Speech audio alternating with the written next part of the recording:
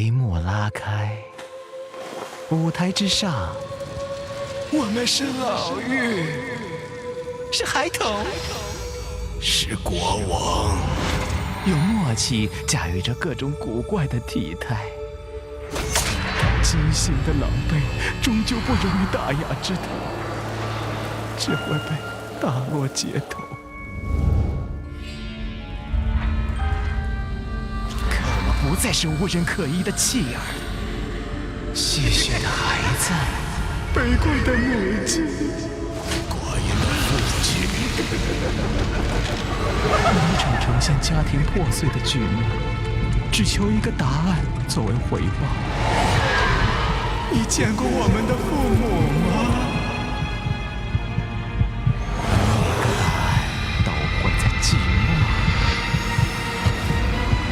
静待审判。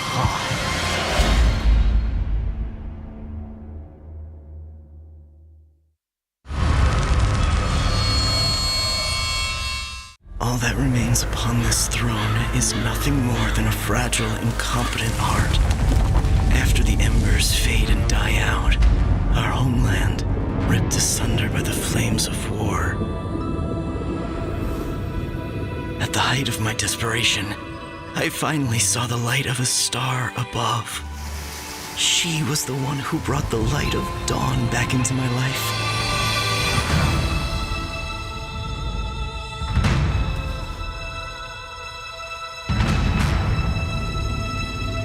But when the sun sank below the horizon, I saw the flames of war burning without end. Flesh torn and blood spilled before me. The illusion of my utopia had lost the favor of the sun.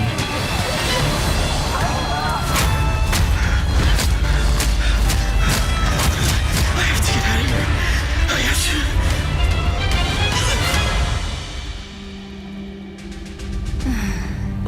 Why do you wish to escape, my dear king? In this everlasting Colosseum, you will forever be my gladiator.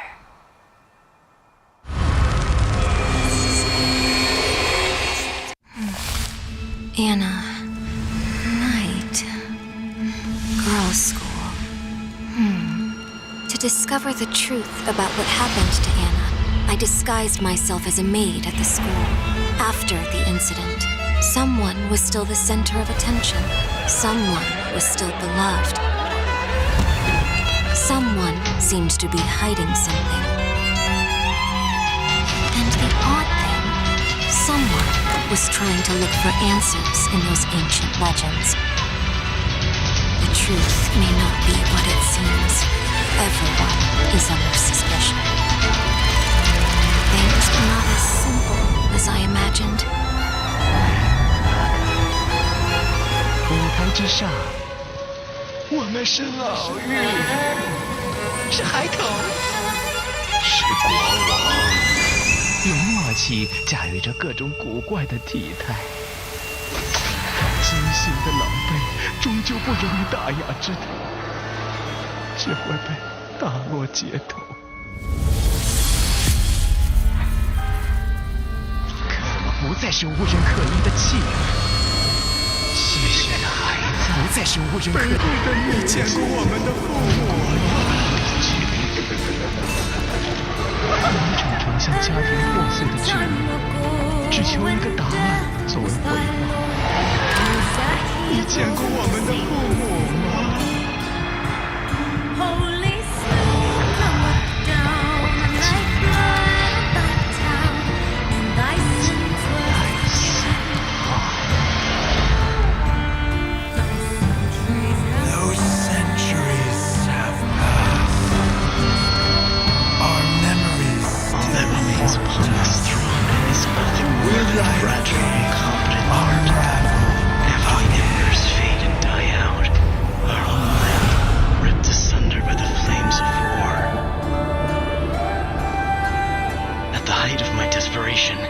？I finally saw the light of a star above.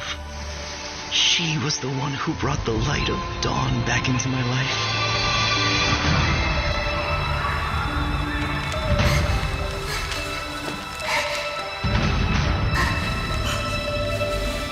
sun sank below the horizon, I saw the flames of war burning without end. Flesh torn and blood spilled before me. The illusion of my utopia had lost the favor of the flesh torn and blood spilled before me. The illusion of my utopia had lost the favor of the slave.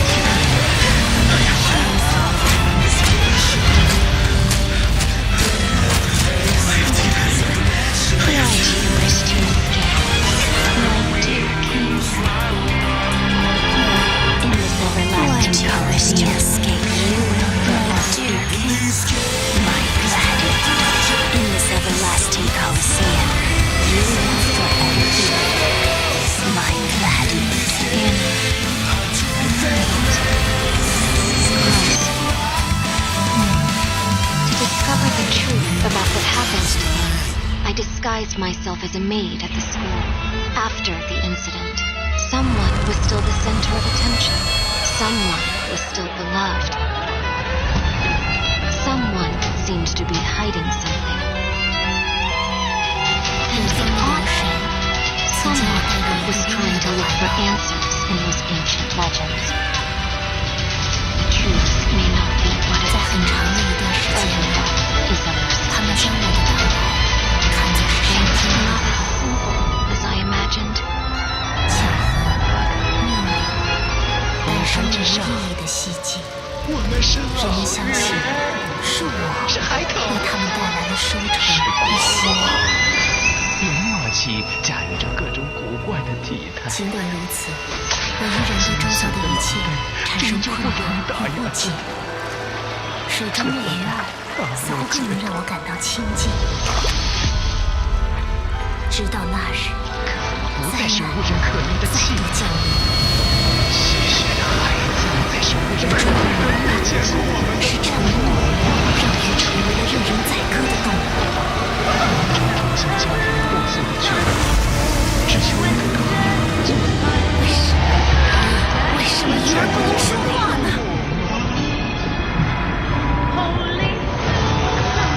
回答我的只是无尽的深渊与黑暗。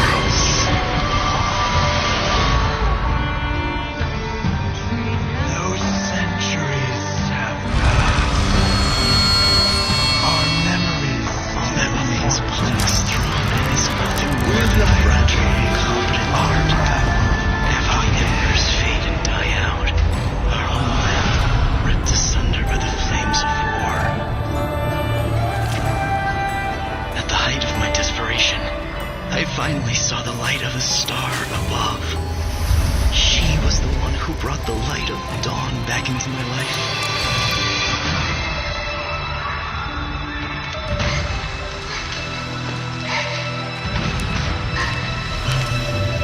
But when the sun sank below the horizon, I saw the flames of war burning without end. Flesh torn, blood spilled before me.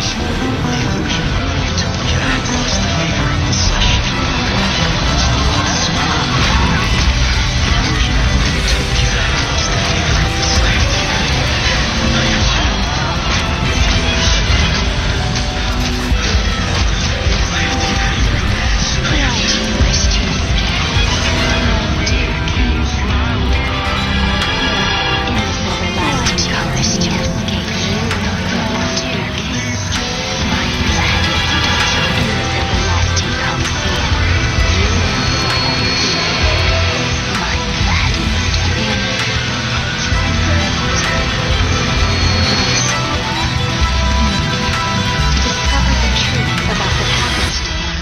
Disguised myself as a maid at the school. After the incident, someone was still the center of attention. Someone was still beloved. Someone seemed to be hiding something. And often, someone was trying to look for answers in those ancient legends. 肩负着责任的使命，却无意想。阴谋与命运交织着。当星辰落下这时，毒蛇露出了尖牙。人相信是我为他们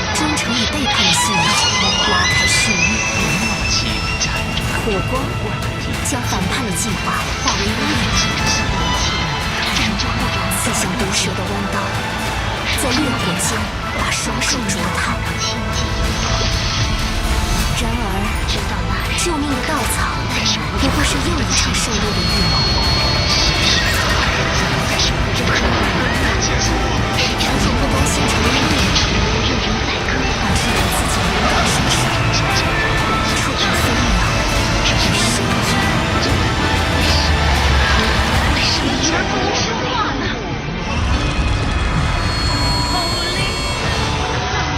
回到我的嘴，是无尽的深渊。Legend has it that he was once home to a prince. The prince had a puppy. One day, the puppy died. The prince was inconsolably distraught and offered a reward to anyone who could resurrect the dog, saying that he would be willing to give anything in return. They believed that a goddess would be reborn as one of them every generation. And as long as the goddess danced for the Lord would be blessed by the heavens. And at the sacred ceremony, she danced and prayed for rain. Soon, rain indeed fell. Hey, it's your turn.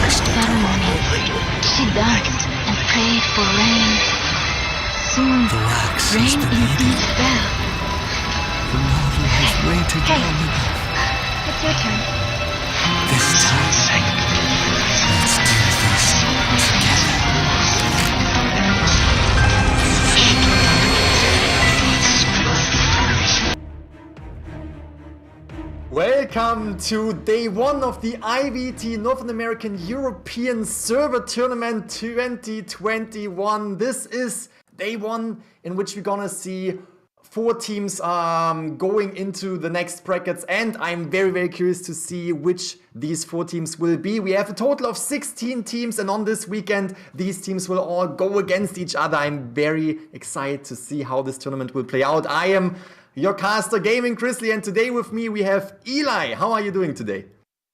I'm doing really well, Grizzly. Very excited to be here. Very excited to see a lot of these NAEU teams play. We haven't been able to see a whole lot of them, since the COA was the last time we saw any, NAEU teams in official tournaments. That was back with B4U, but that team is in this tournament. Also, a lot of very high-level NAEU teams that have been practicing over the past few months, building up for a moment like this. I'm very excited to see how this is going to play out. We're going to have some very high-level competition coming up for you guys. That is for sure. And today we're going to start with ICT Interception versus EXP. And then after that match is decided, we're going to see Phoenix PHX versus B4U. Then we will also, no, we will actually see, are we going to see Phoenix versus B4U or Legacy versus B4U? I have to double check it. There we go. It is Phoenix against B4U, and then we have Legacy versus PPT and Ace versus IT. This is November 5th, which is today's tournament day. And then we're gonna see tomorrow more teams, FCN versus EVA. Then we have WC versus EC, GOE versus MLF, and MRH versus PBM. We're gonna start with ICT versus EXP. What can we expect from these teams? This is going to be a very exciting matchup. I'm really looking forward to the ICT team, actually. For those of you who don't know, the hunters for ICT are actually some older players, John Zhao and Blue Racecar. I'm sure many of you have heard that name at some point along the way, but a lot of those 2 players actually were survivors in the past, and they've developed into hunter mains for this newer team ICT. So I'm very excited to see how these 2 will perform from a hunter standpoint, as well as the survivor side has some older players. Some of you may know Psyche, as well as V4XL, and there's a few other players on that team who have all been up around the peak tier. Very competitive overall. As for EXP, I'm not too familiar with a lot of their players. I know this is definitely a newer team. I'm really excited to see what they can bring to the table as well against a very well-known team or very well-known players such as ICT. That is for sure. EXP is coming in as the newcomer, and I am sure that they will put up a performance. So that's going to be very interesting. And here we can see the lineup in the second half, basically, of the day. Legacy versus PPT, Ace versus IT. A lot of these teams we have already seen, and a lot of these players we have already seen. But as you already mentioned, there will be newcomers. And honestly, I am very excited about this. I am really excited to see new players coming into the game, building a team, and making it into the tournament, and then performing against the older teams that we have already seen. Because at the end of the day, it would be boring if we would see the same teams over and over again. Now we're gonna start with the lineup of Inception, and we can see John Tato, who is John Zhao, on the hunter side right here. You already mentioned it. They also have Blue Racecar and Pinto, Broad, B4XL and Psyche are on the survivor side when it comes to Inception. Very curious to see what these players will bring to the table. Yeah, absolutely. This is a very strong survivor-sided team here. V4XL, a player that's played a lot in the past with the old PR team. Psyche, many of you may know as one of the best rescue players in the North America European servers. So if we see Psyche on one of those rescuers such as Mercenary, that could be very exciting. Definitely take notes, guys. You can learn a lot from this player. Pinto and Proud Sensei as well, very high level competitive players. And Inception survivor side should have put up some incredible gameplay for us today. And I will be taking notes too. That is what is happening during all the tournaments that I have seen so far. I'm always taking notes because we always see new strategies from these top players. And I think we can definitely take notes from all the teams that we are seeing. We are now coming into the team EXP. Mr. Lone Wolf will be the hunter. And then we also have Rashimi, Pinlao, S99, and Yerim. Yerm. I'm sorry if I'm slaughtering the names, but I'm very, very curious to see all of these players in action. And again, taking notes, definitely something I want to do, definitely something everyone in the chat wants to do, because we're gonna see the best teams of the North American European server. Again, these will be the top 16 teams, and over the course of the next 2 weekends, we're gonna determine who will be the champion of the North American European Tournament 2021. Absolutely. So looking forward into these matches. I'm really excited to see, what teams will propel going forward. I think we're going to see some great gameplay from Legacy. Actually, that's one of the teams I really want to highlight that I'm really looking forward to. I'm sure most of you, again, have heard that name at some point, but they have some very good players. They have some very high level gameplay. I've actually seen a lot of them play, a lot of them practice, and they put a lot of work in. So that's a very good team to look out for. And as well as B4U is going to be playing today, a team, kind of a fan favorite for a lot of you who have watched, NAEU, supported KOA, whatever it may be. That's a very exciting team that will, maybe at some point play Legacy in this tournament. I think that's sort of the big rivalry, is B4U versus Legacy. They've always been really close in terms of skill. They've always had very good matchups. So if that will be later on in the tournament, if that ever comes around, that could be very exciting as well. That is for sure. And since you mentioned B4U, we're gonna see Cats in B4U's team. Something I'm very excited to see, because I haven't really seen Cats in these bigger tournaments competing on B4U's side, obviously because he's just joined B4U, and I'm curious to see what he will bring to the table. I know that he's definitely going to bring in some action, some heat. He will most likely bring out the fort. We might see a cowboy. We all know Cats as the main cowboy, really performing well, and that's something I am personally looking forward to see.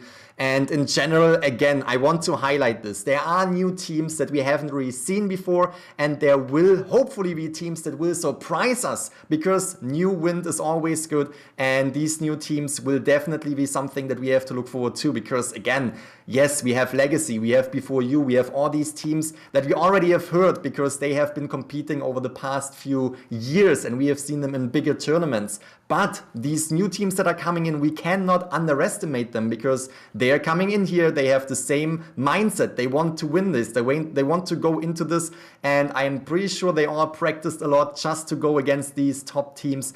And yeah, I mean, as you mentioned it, we have some fan favorites, but I'm curious to see which other teams will move on in this tournament. Yeah, absolutely. That's one thing I really like about these big official tournaments is it really gives opportunities for these newer teams to showcase themselves. Get their name out there and show what they're able to do. So again, as you were mentioning, Grizzly, we know a lot of these top teams that have been around for a while. And have been performing well in the past, but there's a lot of new teams out here that could definitely propel forward. Who knows? Maybe they'll be able to take down one of these giants that are so well known, and that could really be a huge deal breaker for one of those teams. And it's definitely just exciting to see this competition come out here in NAEU. That is for sure. And talking about the teams and talking about the survivors that we will see, we can also talk about the characters. I think, as far as I know, we don't have a single survivor or hunter being banned. So that means the option for all the players are pretty widespread, because usually when we see these tournaments, the newer survivors or newer hunters are banned. I think the last that I've seen with Koa, we have Nayat, a newer hunter, being banned, and we also had the toy merchant and the psychologist and the patient being banned. As far as I know, all of these characters are available in this tournament, and this is always something to look forward to. This is the greatness about this game, that they always bring new characters and they always mix it up, and it's always gonna change the pace and change the strategy, change the meta of the game. And I'm curious to see what we can expect in this tournament, if we will see some of the characters that are newer to the game. Yeah, absolutely. I think we definitely will. Patient and Psychologist have been two very popular characters once they came out. Psychologist, immediately people recognized how strong of a character she was. The fact that you can take 3 hits for free is one of the most broken abilities we've seen so far in this game.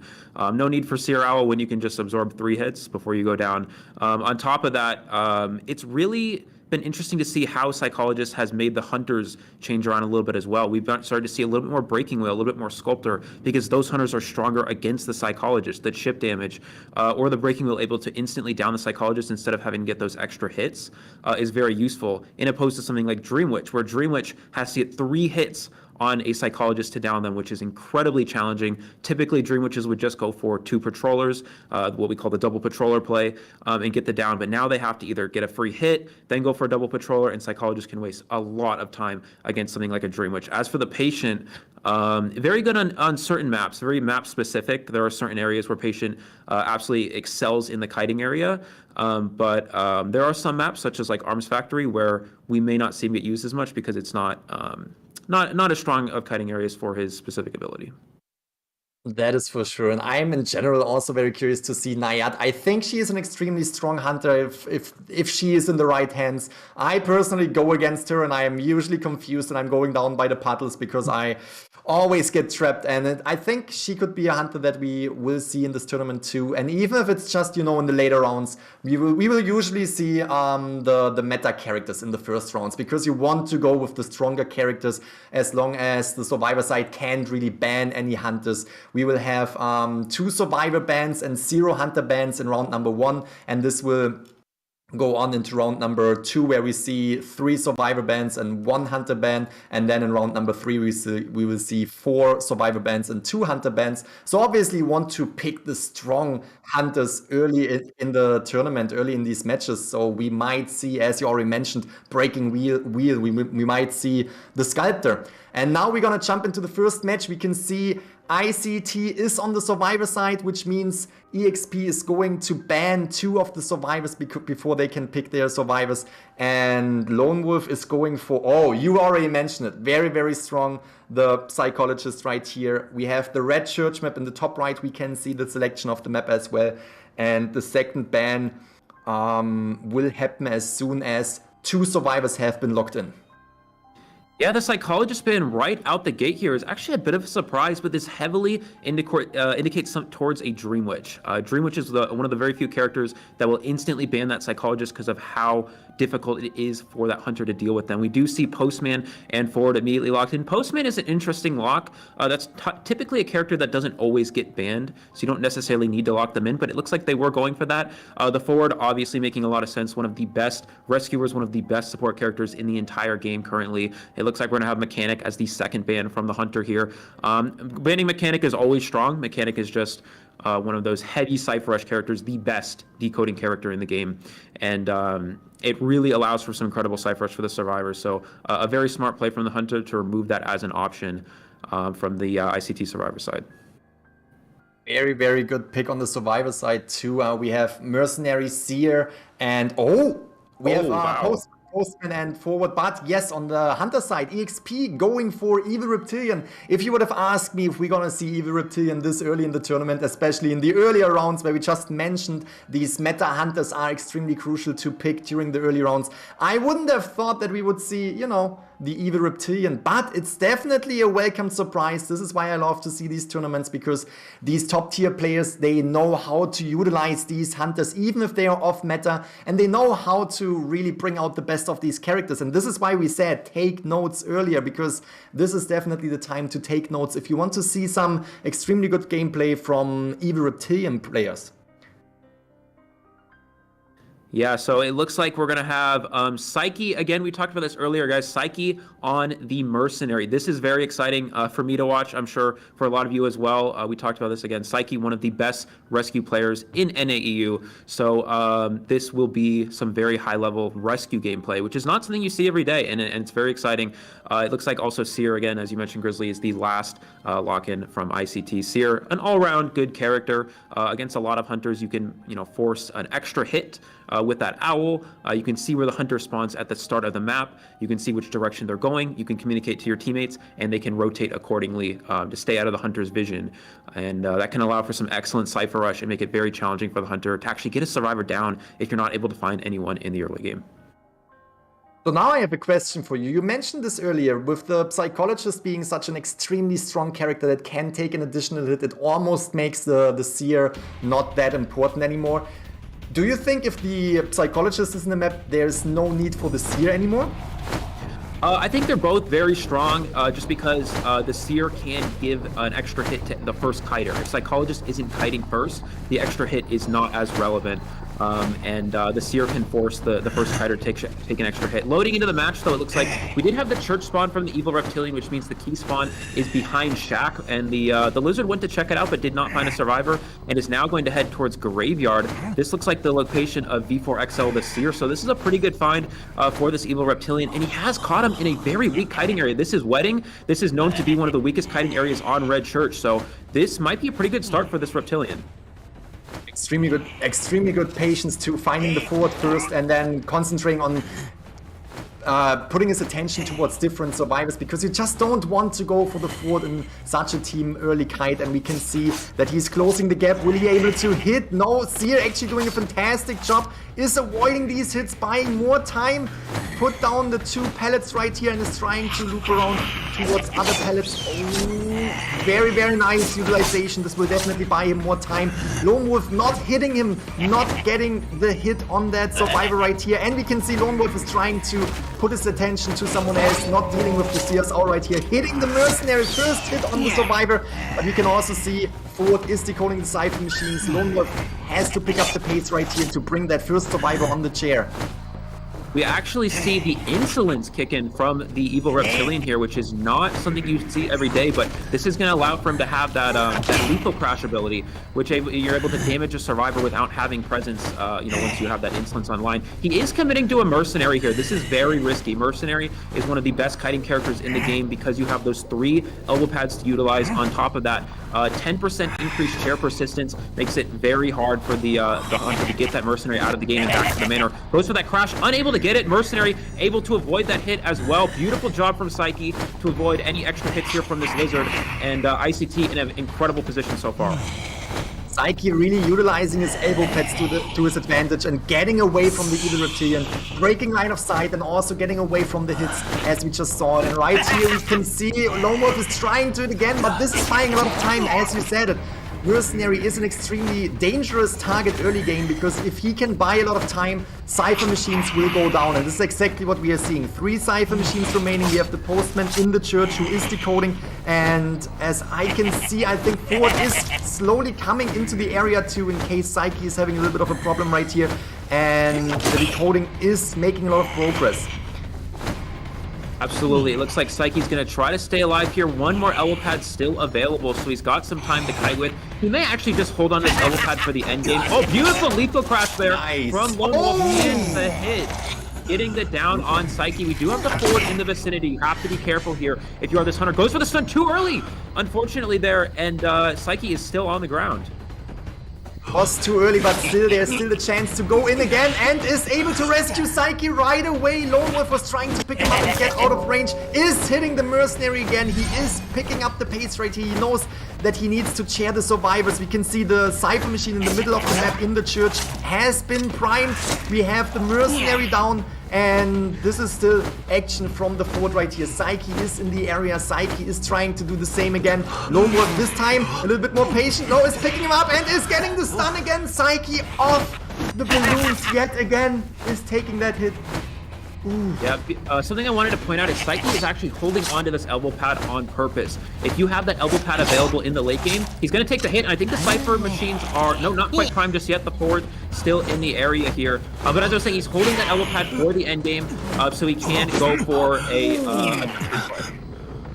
very nice. Blink right there, was able to get away, but the thing is, he utilized Blink right now. We have the Cypher machine primed. That means as soon as the Cypher pops, he won't be able to actually switch to teleport or anything. Like, he used Blink. He has to rely on his skill, and he has to get 1 survivor there.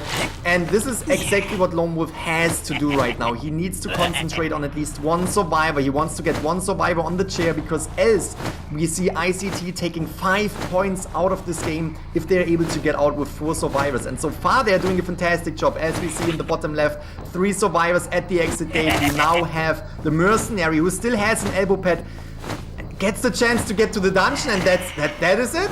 There it is. That is it.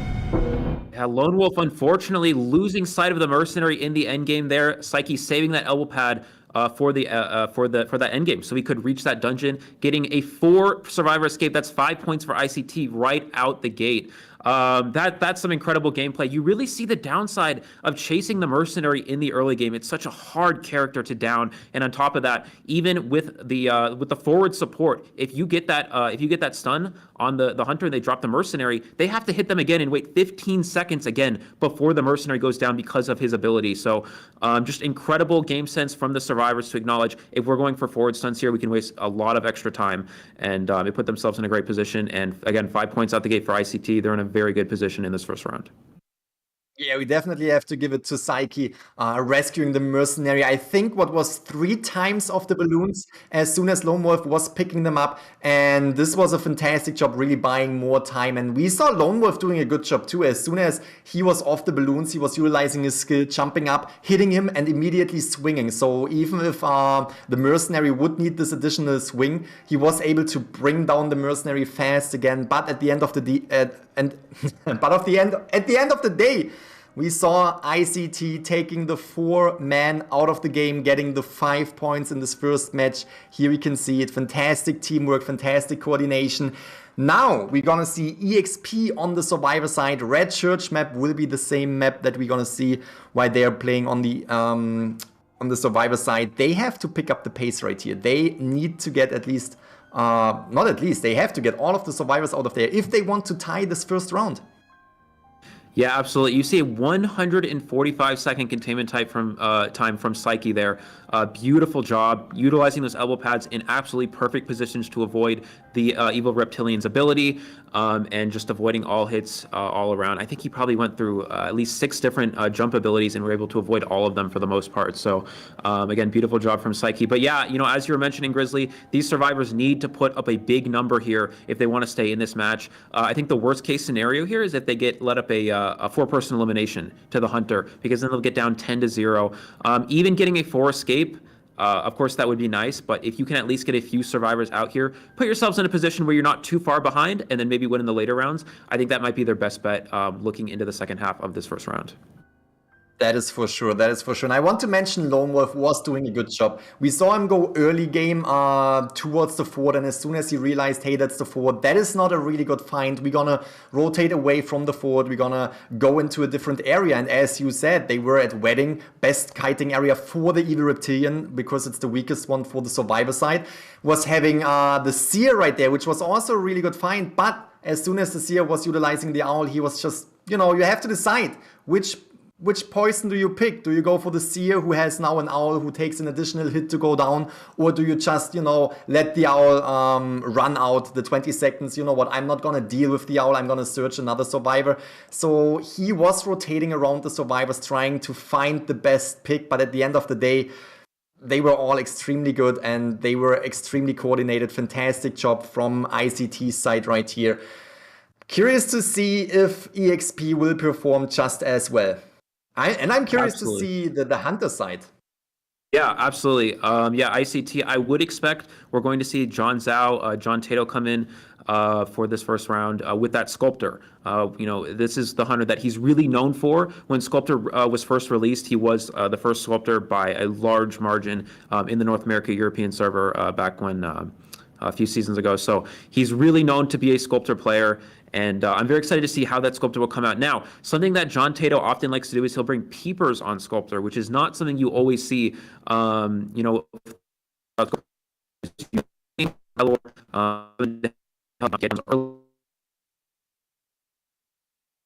Seems like we are having a little bit of a connection issue right here on Eli. As he mentioned, we have the Sculptor, who is an extremely strong character. We have seen the Sculptor being utilized in the first rounds over and over again. She is definitely a meta character, definitely a meta hunter. And talking about the meta, right now we can see Breaking Wheel, Sculptor, and obviously in the Red Church, Breaking Wheel definitely not the best pick, and Sculptor is stronger. So I would love to see the Sculptor on this map right here, and I'm pretty curious to see what the XP will do to counter that Sculptor, if it is a Sculptor, of course. And yeah, it's going to be an interesting first round. Honestly, I enjoyed to see the evil reptilian, and I would love to see the same from ICT's side, where they just bring out someone else, not the meta characters, just bring out a different hunter, because that's what I love to see the most, different hunters, so I can learn these skills too, because we have seen Sculptor over and over again, we have seen Breaking Wheel over and over again, but we haven't seen the evil reptilian for a long time, and if we see him, very little we see of him. So yeah, bring out these hunters, bring out these non-meta characters, but obviously this is a tournament, everyone wants to give it their best, so it makes sense that we're gonna see the meta characters as well. Something interesting I want to actually point out is John Tato is also known to be a Hellember player. And again, we haven't seen Hellember being used a lot in tournaments. However, in a situation where your team has a large lead, maybe he'll pull it out. You never know. He was the first Hellember, I believe, in the last season. So he really grinded that character and put in a lot of work. So if we see a Hellember get utilized, that could be very exciting. I mean, I don't think we've seen a Hellember for a long time in official tournaments, if ever. So that could be very exciting. But as you were mentioning, Grizzly, let's see if they play characters to counter the Sculptor. The only issue is Sculptor is one of those characters that is just so strong against so many of the meta characters. You could literally chase a forward if you wanted to. I mean, forward's known to be one of the better kiters. So it's very difficult to counter Sculptor. There are some ways you can do it, but it's going to be very challenging for the survivors. That is for sure. And I mean, we have seen the Sculptor being utilized in the first rounds over and over again in the Call of the Abyss tournament, for example, where, you know, it's, as we just mentioned, if you go as Evil Reptilian and you see the forward, you decide to, you know, maybe I should find a better survivor that I can chase. Maybe I find a survivor that is better early game, but as Sculptor, you just find your first survivor and you just go for that survivor, because you can utilize your statues to basically shorten every single character's kite, and this is very, very strong. And you mentioned, you were cutting out a little bit, you mentioned that John Zhao utilizes peepers. I would love to hear your opinion on that again. Yeah, so John Zhao has been known to be pretty much the only Sculptor player that will actually bring peepers with that character. I know he has been transitioning a little bit towards Blink over the past few weeks, but if we do see peepers on Sculptor, that could be something that a little bit off meta. I mean, you talk about meta characters, you think Sculptor, Breaking Wheel, Dream Witch, but you also have to think about their traits. For example, a lot of Dream Witches bring Patroller, a lot of Breaking Wheels bring Blink, but and a lot of Sculptors bring Blink. But if you see peepers, that's sort of an off meta strategy with a meta character, which is always very unique. It's a unique approach that you don't see a lot of players bring to the table. Now, how effective it's going to be, I don't actually know, but it could be a very strong strategy. I know it's very good in Sacred Heart Hospital, because you can use those peepers to see where the survivors are when they're trying to break line of sight, trying to loop that hospital area. Something on Red Church, I would expect him to go for more of a Blink strategy, but you never know. We could see the peepers here, and that could be very interesting to see how that will play out for him. That could be very, very interesting. You're very right. And I'm actually very curious to see the survivor lineup. Again, we are in the first rounds. We have 2 bans, and we will most likely see a very, very meta heavy lineup right here on the survivor side. But at the end of the day, there are so many characters that are not necessarily considered meta, but in the right team composition, they can be extremely destroying. We have seen, for example, the priestess, depending on the map. We could see a priestess on the Red Church. We could see an entomologist. I absolutely love to see entomologist helping out her teammates. That's definitely something I'm always looking forward to see. And yeah, in general, just really looking forward to see the lineups of these teams. And again, I know maybe this is not a very popular opinion, but I would love to see these off-meta characters. Yes, this is a tournament. Yes, they should use meta characters. I'm not saying anything against that, but I would love to see other characters. Wildling maybe. Wildling would be an absolutely fantastic pick for me to see, because he's just being utilized not as often in my opinion, and I would love to see these characters more picked in these tournaments. Yeah, one thing I'd like to say, actually, it's a good point that you bring this up, Grizzly, is NAEU is actually known to be one of the servers that likes to play off-meta characters. They're kind of known to have those kind of unique strategies that you don't typically see every day over in the Asia servers, but maybe that's something we'll see. I also want to point out the Entomologist, which you brought up as well. A very, very strong character in the meta right now, especially on Red Church. If you put those bees in the entrances to the church, your survivor can go through the bees and you can trap the hunter, push them backwards, and create a lot of distance. Church loop is known to be one of the most difficult loops to deal with for hunters. So if you have the bees support as well, it just becomes incredibly challenging for any hunter to deal with. And I mean, that is definitely something that the survivor side wants to do right here. They definitely want to give the hunter a really hard time. And therefore, you know, Entomologist could be a fantastic pick. I would love to see that. I would love to see the Entomologist. So again, next up, we're gonna see EXP on the survivor side. They were bringing out Lone Wolf's Evil Reptilian with exactly not really any chances to bring down the survivors. We just saw how well coordinated the survivor side was of ICT, really stunning the character as soon as he was picking up the mercenary or just being there and harassing the hunter and buying more time. And again, mercenary himself was buying so much time, almost 150 seconds of containment time, which was allowing the team to really bring down these cipher machines extremely fast. We saw the postman inside the church just sitting on that one cipher machine. They were about to basically prime 2 cipher machines, giving the hunter this false hope, right? Like you see, hey, there are still 2 cipher machines there. I still have time. Everything is still under control. But then they were popping off that cipher machine inside the church, and then they had the other cipher machine ready. And we can just say that Mercenary was the VIP, the MVP of this match, buying so much time, supported by Psyche, and I'm really, really curious to see if they can actually, you know, turn the tide, turn it around in their favor, or at least into the favor of a tie for this first round. They definitely have to put a lot on the table right here to get a tie in round number 1. Again, they would need 4 survivors through the exit gate. They would need the 5 points as well, just as ICT was bringing it in. And yeah, it's gonna be interesting to see in this first match who will take the points home. Right now, ICT definitely in a good spot, because on the survivor side, getting out of there with 4 survivors is an extremely difficult task. Because if you look at the hunter side, getting 1 survivor, that is something you should always concentrate on. No matter what, you want to get this 1 survivor because you don't want to give additional points to the opposite team. But ICT was able to do it, now putting a little bit of pressure onto EXP. Absolutely. And, you know, EXP did, as we were talking about, bring a non-meta hunter right out the gate. So this could maybe indicate non-meta survivors. You never know. I mean, this could be a team that likes to utilize these non-meta characters. And it could be that, you know, the Evil Reptilian player, that's just their specialty character, and that's what they wanted to bring out early on. But it could be a correlation that I've noticed a lot with these NAEU teams is with the non-meta hunters, they also will bring out a lot of non-meta survivors as well. So who knows? Maybe we'll see Prospector, maybe we'll see the Wildling, as you mentioned, Grizzly. I would love to see that. Now, I would like to talk a little bit about the type of build that John Zhao will bring if he is playing that Sculptor.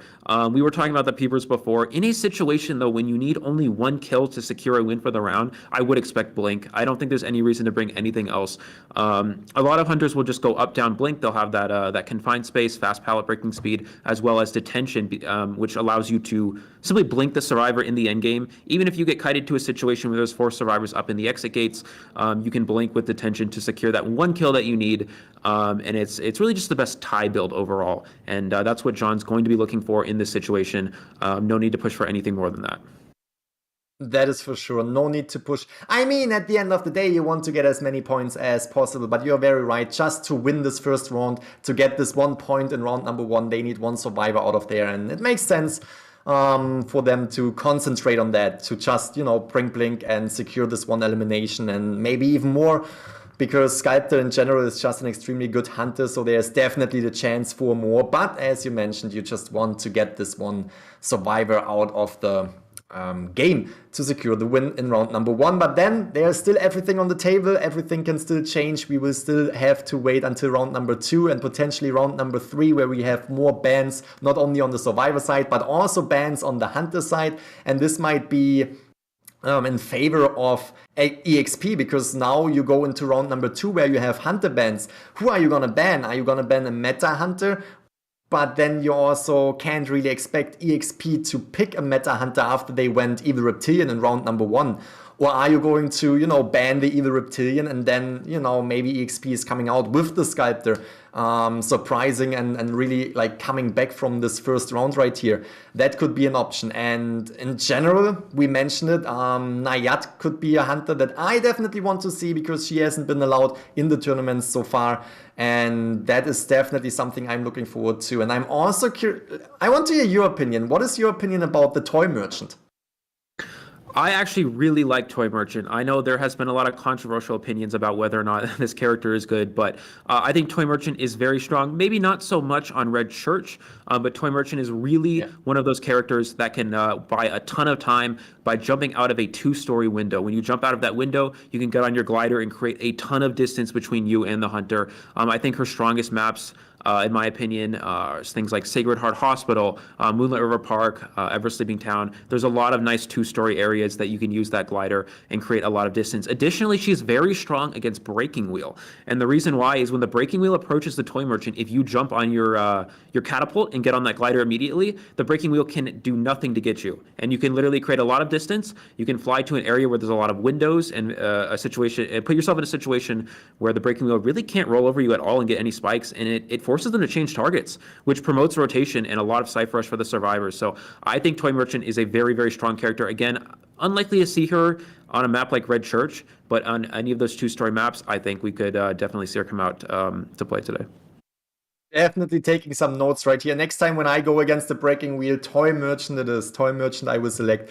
That is some very, very good insight right here on that survivor. I'm curious to see if we will see her in action on these maps in this tournament. I would absolutely love to see it. But of course, we have other characters as well. We saw how quick they were to ban the psychologists. So I'm very, very curious to see if the meta when it comes to survivors, or at least not necessarily the meta, but the possibility to pick characters will change. We have seen the Seer being banned so many times, and basically one of the safe bets is that you see the hunters banning the Seer, but maybe this will change now when we have the psychologist on the map, which is also an extremely strong character. Now we're gonna jump into the second half of the first match right here. We have EXP on the survivor side. John Sao is on the hunter side, and as we already mentioned, we might expect the Sculptor right here, banning the mechanic, really slowing down the decoding progress. Therefore, we can see EXP coming in with the Prisoner, who will bring that, who will make up for that lost decoder. Yeah, the mechanic ban heavily indicates towards Sculptor here if you are John Zhao. Mechanic is just one of those characters that's so hard for these hunters, these chip hunters to deal with because of how strong their Cypher Rush is. And again, as you mentioned, Grizzly Prisoner is the lock-in as that main decoder. We've actually seen Postman kind of take over as a decoding character because they have that decoding letter, which they can give to the main rescuer, give them a 20% increased decoding speed, and allow them to finish that Cypher machine a lot earlier than a normal rescuer would be able to do so. But it looks like EXP going with that Prisoner. Another good decoding character. We haven't seen it used quite as much, but on a smaller map like Red Church, it could be utilized. And there is the Sculptor, as we were talking about, Grizzly, from John Tato. So yeah, really going to be going for at least just one kill here. Let's see how many he can actually get, though. And it looks like Entomologist as well. So if this Entomologist comes in with that support, that could be very strong for the survivors. That can be very, very strong for the survivors. I agree. The survivor lineup, very, very meta picks. I see the first officer is maybe a little bit off meta. Still very curious to see him being utilized. And as you mentioned, I'm curious to see how John Zhao will perform against this team. They need to get at least one survivor out of there. So there's definitely a different mindset, and there's definitely more pressure on EXP's side right now. But we will find out. We can see John Zhao already on to the Prisoner, which is actually the best find for him. The main decoder of the team immediately finds him, is trying to bring him down, and is going for Rashime right now. Yeah, John Zhao acknowledging, does miss that hit there. John Zhao does acknowledge that a survivor does spawn near this back gate area. Wow, beautiful play from the prisoner. Gets the shock on the sculptor inside the pallet and gets the follow-up pallet stun. He did unfortunately absorb an extra statue in the process. But it looks like John Zhao utilizing the peepers. So, whoa, beautiful statue to get the down. Really utilizing these pellets, these small areas where the statues will immediately bounce off and immediately hit the survivors. And we can see Prisoner took a total of 4 statues already. Extremely good for John Zhao. We have the first survivor on the chair right now. He sees where the first officer is. He's putting pressure on the survivors to, again, they need to get all survivors out of the exit gate if they want to tie round number 1, and therefore they are going in for the rescue right here. Seer taking that first hit. The owl is getting cancelled by the statue. Fantastic job. One more statue hit and he can immediately hit them and go down. This might be an extremely good start for John Zhao. No, the rescue is coming through. Fantastic job from the Seer. John Zhao is able to get the double hit on that Seer there and has full presence available. You saw picture-perfect statues there from John Zhao, hitting almost every single one. Beautiful full presence connection on that statue. And he's gonna be able to get the down on that prisoner once that tide turner runs out. This is a beautiful position for John Zhao, and I believe the prisoner might have been rescued after half, if I'm not mistaken. No, I don't think so. Seer was going in extremely fast. I think Prisoner... No, you were right. Was rescued after half. So that is the first survivor that he wanted to secure to get the win in this first round. But again, you want to get more points. You want to get more survivors out of there. And this is just how scary Sculptor with these perfect statues can be. We now have the first officer who's trying to kite around. Is getting away from the... Oh! Took that and is going down. Wow. Beautiful statue. Yeah, that's incredible. Hitting that first officer out of that pocket watch is not easy to do. You have that huge delay between the first officer's actual image and what you see, or what the first officer is actually at. So a beautiful job from John using those full presence statues to target him down, getting that hit, and is able to chip the entomologist in the process. These have been absolutely on-point statues from this sculptor, and this is exactly what this Inception team needs to see here from John Zhao. Already in a strong position, possibly going for a 4-person elimination. He's going to completely give up on camping here and go for this entomologist. Going for the entomologist is opening up the chance for the Seer to actually go in for the rescue. You have to give it to the survivor team too. They were very well coordinated. They rescued immediately as soon as they got the chance, and they also killed the Seer right here. Entomologist is not really getting the chance to buy more time for the team though. They need to still bring down 3 more Cypher machines, and this looks extremely good for John Zhao. We're gonna see him destroy the bees, so they are not a problem later in the game. The bees are almost gone. Now we can see that S99, the first officer, is trying to get in, trying to come in for the rescue again, utilizing that pocket watch and trying to get away from the statues, but it's just almost impossible. It seems impossible to avoid these statues from John. You really see the power of that full presence sculptor. Once you have those target statues, you can connect the vertical and horizontal statue to follow to the closest survivor, and that's really what John's been abusing here. And there's the down with the chisel on the first officer. All he has to do is down this Seer, and he will have that 4-person elimination he's greatly seeking out here. So beautiful statues again from John Zhao, dropping another peeper just for extra vision, better control of this map. He's not going to allow the Seer to try to get a free rescue here. And there's the first hit. Can he get the stuff on the Seer? If he's able to do so, that should just secure the win. Wow, that is definitely going to be intense. Okay, Seer is able to rescue the entomologist, but still they are in a very tough situation right here. Seer might actually go down if he's taking another statue. Concentrating on the entomologist.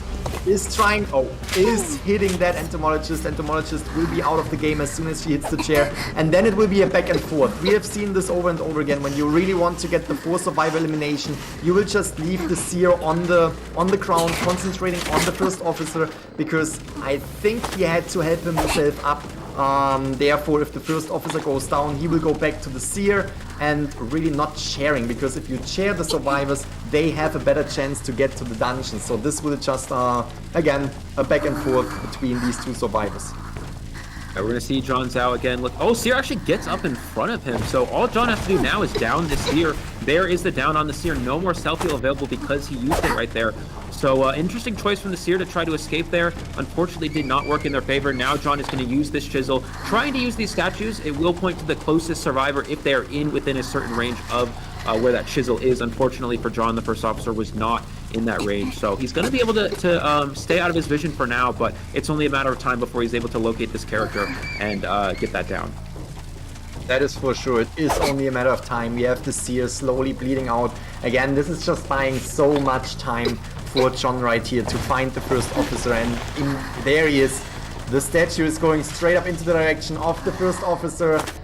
First officer can try to escape right here, but eventually it's a very, very difficult situation, and there goes the first officer on the chair, and as soon as he is chaired, we will see the Seer getting on the chair. This is a 4 survival elimination. This is extremely strong for ICT right here, because this means in round number 1, they were not only able to take the win and the point home, no, they were actually able to take all the points. 10 points for ICT, and we have 0 points for EXP.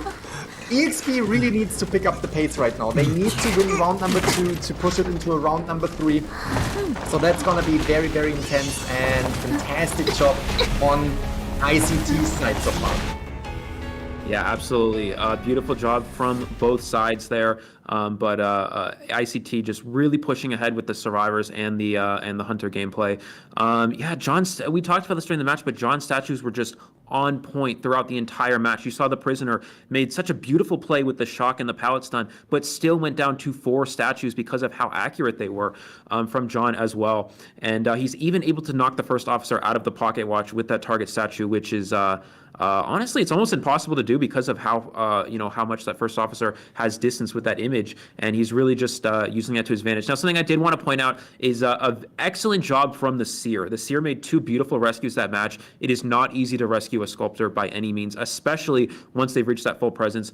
He was able to dodge most of those full presence statues, was able to get the rescue off both times. So really trying to push the team forward there. Unfortunately, they did come up a little bit short there. And yeah, as you mentioned, Grizzly, 10-0 for ICT right out the gate here. They're in an incredible position moving forward.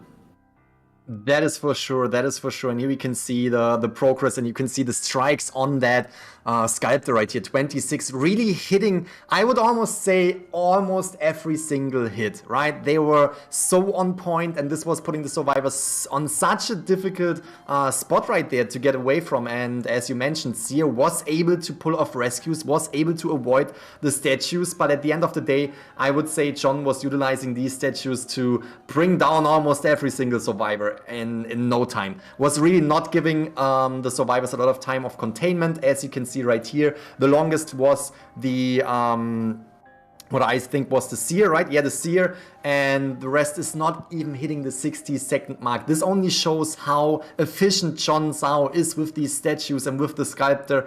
And again, this is putting them into a really good spot for this first round right here, because they are taking home the victory, and if they are able to pull the same off in round number 2, they will proceed in this tournament. Therefore, EXP needs to pick up the pace. They need to change their strategy. We saw a lot of off-meta characters, for example, the Evil Reptilian. We also saw the first officer, who I didn't necessarily expect in round number 1. Maybe they're gonna change up their strategy right now and go for the more meta characters, or they're going to try the same, go with the off-meta characters, which I personally prefer. I already mentioned this because I already I love to see these characters come into play.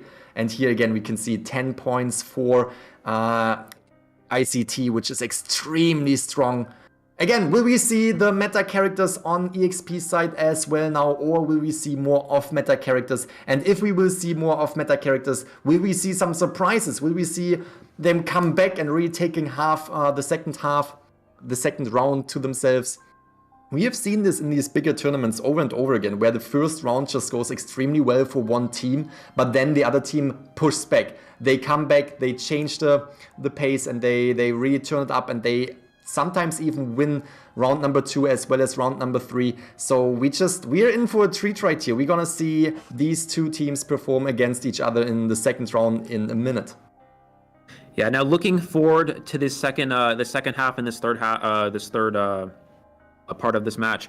What's going to have to happen for EXP here is they really need to win these next 2 rounds. They cannot be in a situation where they tie a round and then try to win the 3rd round, because if it comes down to that situation, then it'll go based off of the points. Because even if EXP wins 1 round and then ties a round, it'll be all tied up at that point in terms of rounds. So then it'll be in a situation where whoever has the most points wins. And because Inception has a 10-0 lead right out the gate here, that's almost an impossible point difference to actually come back in. So if you're EXP here, your goal is to actually win the next 2 rounds and not play for any ties whatsoever. You really just need to try to excel as much as possible. It's just, we talk about the rounds, right? Where it's like, oh, this team was able to get a certain amount of points in this round, and this team was able to win by a certain amount of points in this round. But it really comes down to, like how many extra points do they have? In this instance, it's 10. So just having to win rounds is incredibly crucial for EXP here. That is for sure. You pointed out, if they are tying around, it's going to be a no-brainer basically for ICT, because then they would only need 1 point to actually get out of there if there was a tie in round number 2, for example. So that's extremely good. Again, the pressure right now definitely being on EXP, but diamonds are made under pressure. So maybe you're going to see a turnaround. I'm very, very curious to find out. If anyone can do it, it is EXP. I'm curious to see what they will bring to the table in round number 2. Again, will it be meta characters? Will it be off-meta characters? Whatever it will be, they definitely have to pick up their pace and get points. And as you mentioned, very right, they basically need to win round number 2 as well as round number 3 to decide that for themselves. That is for sure. Yeah, a lot of pressure for this team moving forward. Again, Inception in an incredible position. I am interested to see what the EXP Hunter will opt to go for here. You did play Evil Reptilian in the first round, and that is a tie Hunter, so it's very hard to actually get wins with that sort of Hunter. So in a situation where you really want your team to be able to win and you put your survivors in a strong position, you may play more winning style Hunters, such as Sculptor, such as Dream Witch, such as Breaking Wheel. Those are the 3 Hunters currently around the S tier level that are known to be those winning Hunters that have that win potential. So will this EXP Hunter break it out? We'll have to see. I don't know if Inception will opt to ban the Evil Reptilian. It's pretty obvious that I think Evil Reptilian is the specialty hunter, specialty character for this hunter. But in a situation where Inception wants to play for ties and wins, I mean, they don't really need to ban tie hunters. I mean, they can afford to play it kind of safe here and give them those specialty hunters as long as they're not putting themselves in any sort of losing positions. That is for sure. And you mentioned it.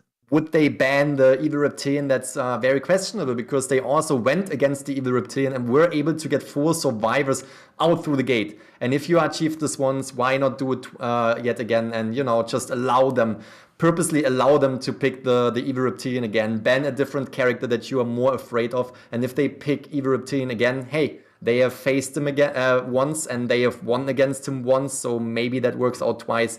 So yeah, I agree. I don't think that we're gonna see the Evil Reptilian being banned, and they could go for the Evil Reptilian. But you mentioned it is a tie hunter. You don't want to pick a tie hunter right now because you don't want to get a tie. Not in round 2, not in round 3. You really want to concentrate on victories. So I'm very curious to see what EXP brings to the table when it comes to the hunter side. Maybe we're gonna see. I'm very curious to see, even if the Evil Reptilian is allowed for them, if they will pick the Evil Reptilian again, just because we saw how well ICT was able to counter that Evil Reptilian.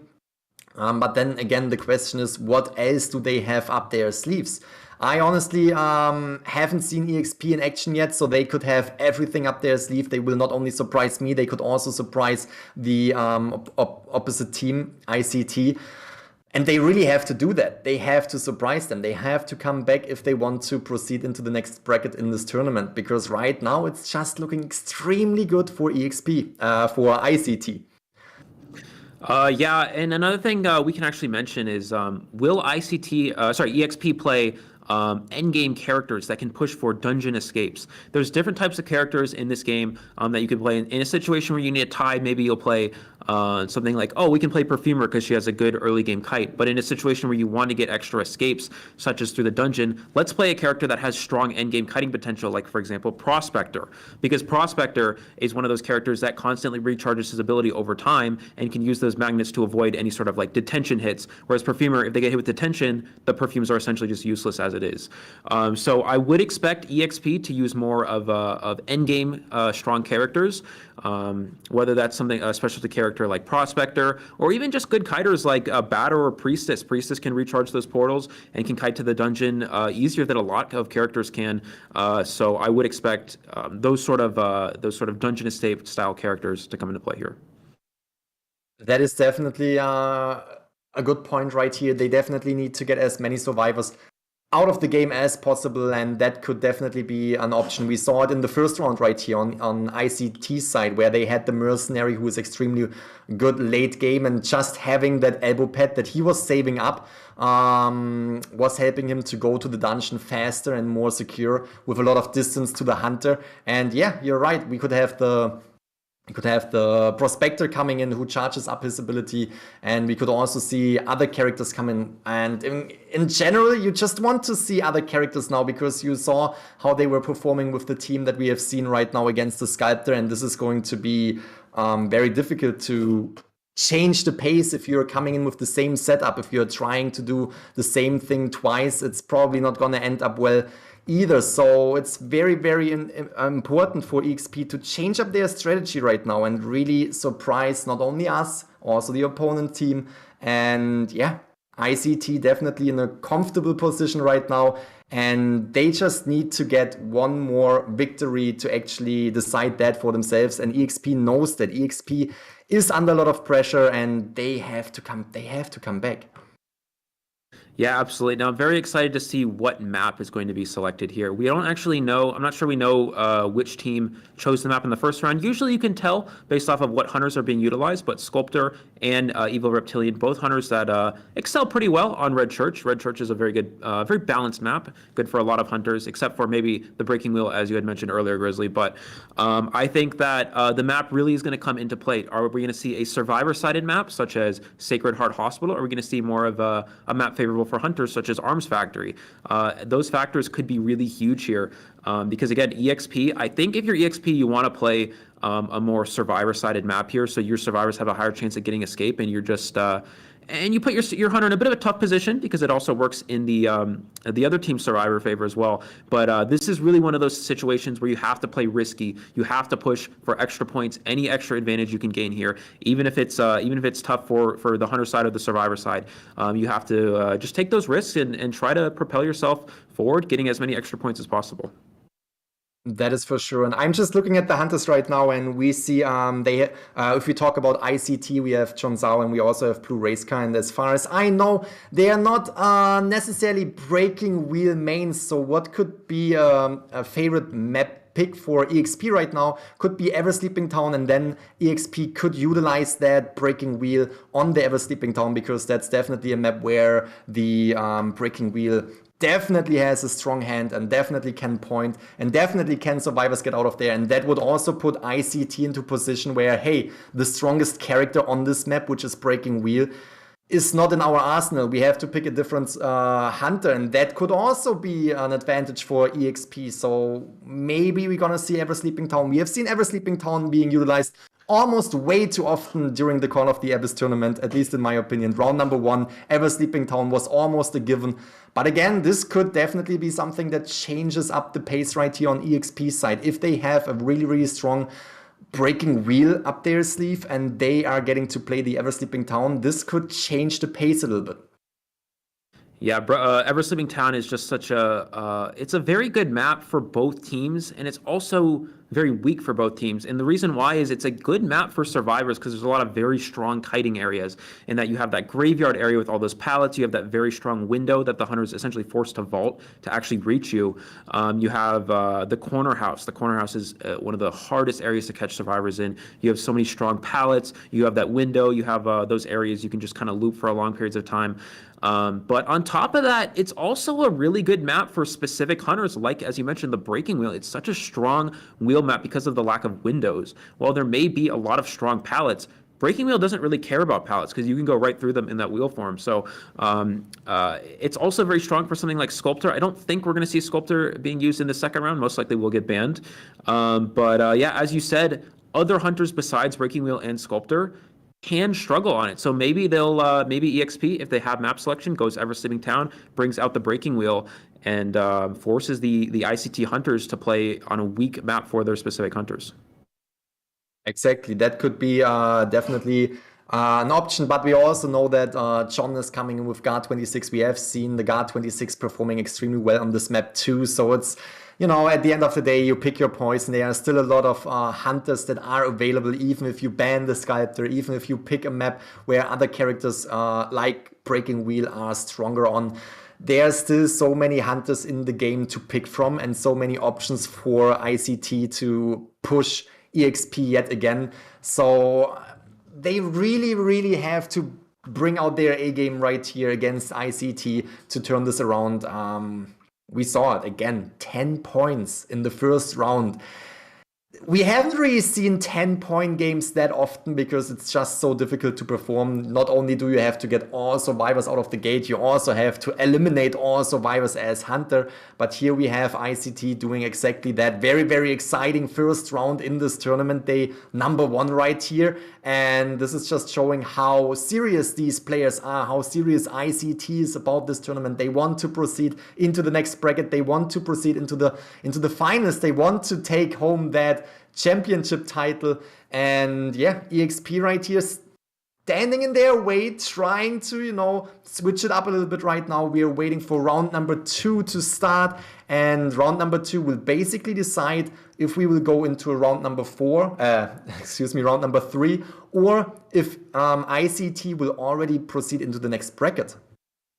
Yeah, so EXP has to, again, at least secure a draw for this round if they want to force a third round. But even if they're able to secure a draw, like we said, they're still in a very weak position at that point because they're still down 10 points. So they're going to be playing for the win, but it's very difficult against this ICT team. We saw their survivors. We were talking about it before the match. Their survivor side is so strong, and you can really see why. They have excellent communication, excellent just skills overall. I mean, the kiting skills, the forward skills is just on a whole nother level, and it's very difficult for any hunter to deal with. So ICT is just looking so strong here. On top of that, John Zhao with perfect statues. Now, again, John Zhao is known for that Sculptor, so I actually am curious to see if they will switch to Blue Race Car or they'll continue with John Zhao, possibly playing Bon Bon, or maybe even that Hell Ember in these later rounds. But I think it's going to definitely depend on the map as well. So we'll see who has that as an option, what the map ends up being here. But yeah, EXP really needs to pull out a win here in this round if they want a chance to, you know, move themselves to the next day of competition. That is for sure. And since we have seen EXP utilizing the Evil Reptilian, there are options for other hunters that we have seen in the past. For example, we saw Ripper being a very strong hunter, Soul Weaver in the past. Maybe you're going to see some off-meta characters that are still extremely strong hunters. But for now, we're going to see EXP on the survivor side. We're going to see Blue Race Car, actually, Blue Tato right here, coming in as alternative hunter on ICT sides, very well known for the older hunters, as I just mentioned, for example, Ripper, as well as Joseph the Photographer. That could be very interesting in round number 2. We saw the bans, which are mechanics, slowing down the decoding speed, as well as the entomologist. And now we can see on the survivor side, we have the prisoner coming in as substitute for the mechanic, as well as the seer right here, trying to prolong the survivor side kites. And we see, as you already mentioned, Sculptor being banned, extremely dangerous Sculptor. You definitely want to ban that. And on the survivor side, Mercenary being banned. Therefore, we can see yet again the first officer and a barmaid. Barmaid is very interesting here. And we're going to see Gamekeeper from Blue Race Car. This is one of the most exciting hunters I've seen get utilized. We did see it get used one point during Koa in the finals, but early on in a tournament like this is almost unheard of. So this is very exciting. I believe it looks like the map is Moonlit River Park as well. This is the best map for that Gamekeeper because there's so many short walls that the Gamekeeper can easily hook over. Now we do see the Barmaid from EXP here. They had an option to go Psychologist, but they opted for Barmaid instead. Again, we talked about Psychologist just being such a strong character is sort of the better version of Barmaid in a manner of speaking. But it looks like it could be that EXP more comfortable with the Barmaid character, so they're gonna take that risk, go with that Barmaid there. But yeah, Gamekeeper from Blue Race Car. This is going to be a very exciting match. As you mentioned, Grizzly, we always love to see those off-meta hunters get utilized. That is for sure. And here we have the Gamekeeper coming in, already going into the direction of, which is the Seer right there. And that's actually not the worst find for Blue Race Car right now, and really pushing that Seer, sees the Seer and is continuing to chase down that Seer. You want to bring down a Survivor early in the match, and again, Seer not necessarily the worst pick. We can see he is utilizing his skill. He is putting down these peepers and now trying to hook.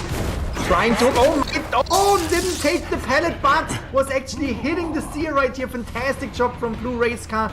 Great patience and knowing that, you know, you don't want to go for that. And oh, actually placing a trap right here, leaving the pallet right there in case someone is vaulting over that, and also putting a trap right behind it. And now it's just really hooking through the carousel, getting the hit on the Seer. First Survivor is down. We still have 5 Cypher machines up. This is already looking very good for Blue Race Car. Beautiful game sense from Blue Race Car to acknowledge that he has the ability to hook through that carousel. A lot of people don't know exactly how, you know, what objects Gamekeeper can hook through, but Blue Race Car obviously knows his Gamekeeper very well, acknowledges I can hook through this carousel if I time it right and angle it properly, did exactly that. And a downside to that is once you hook the Seer, sometimes they're not able to get that owl off because their ability gets canceled for a slight second. Gets the hook on the first officer in the pocket watch as well. This is the second time we've seen this from the Inception Hunters, getting hits and the tear shot. Wow. What a timing right here, bringing down the first officer who was trying to rescue the Seer, and this is putting the Survivor side into an extremely tough situation because the Seer will most likely be eliminated while they already have the next Survivor, the first officer, on the chair. But Blue Race Car actually going back to secure that Seer, to protect the Seer, and he can see that the prisoner is coming in. Another extremely good find right away because he's the main decoder. Hooks the prisoner, is giving him a hit, and now he's a one hit. Ooh, very, very good job from Blue Race Car. Again, putting them into an extremely good position for this first half, round number 2. Prisoner does still have a shock available to utilize. Here goes for the hook. Gets the hook! Wow, incredible angle. He's going to wait for that shock to wear off. Picking up the prisoner here. He's going to be able to place him on the rocket chair here. Leaving the first officer on the ground is also a smart play.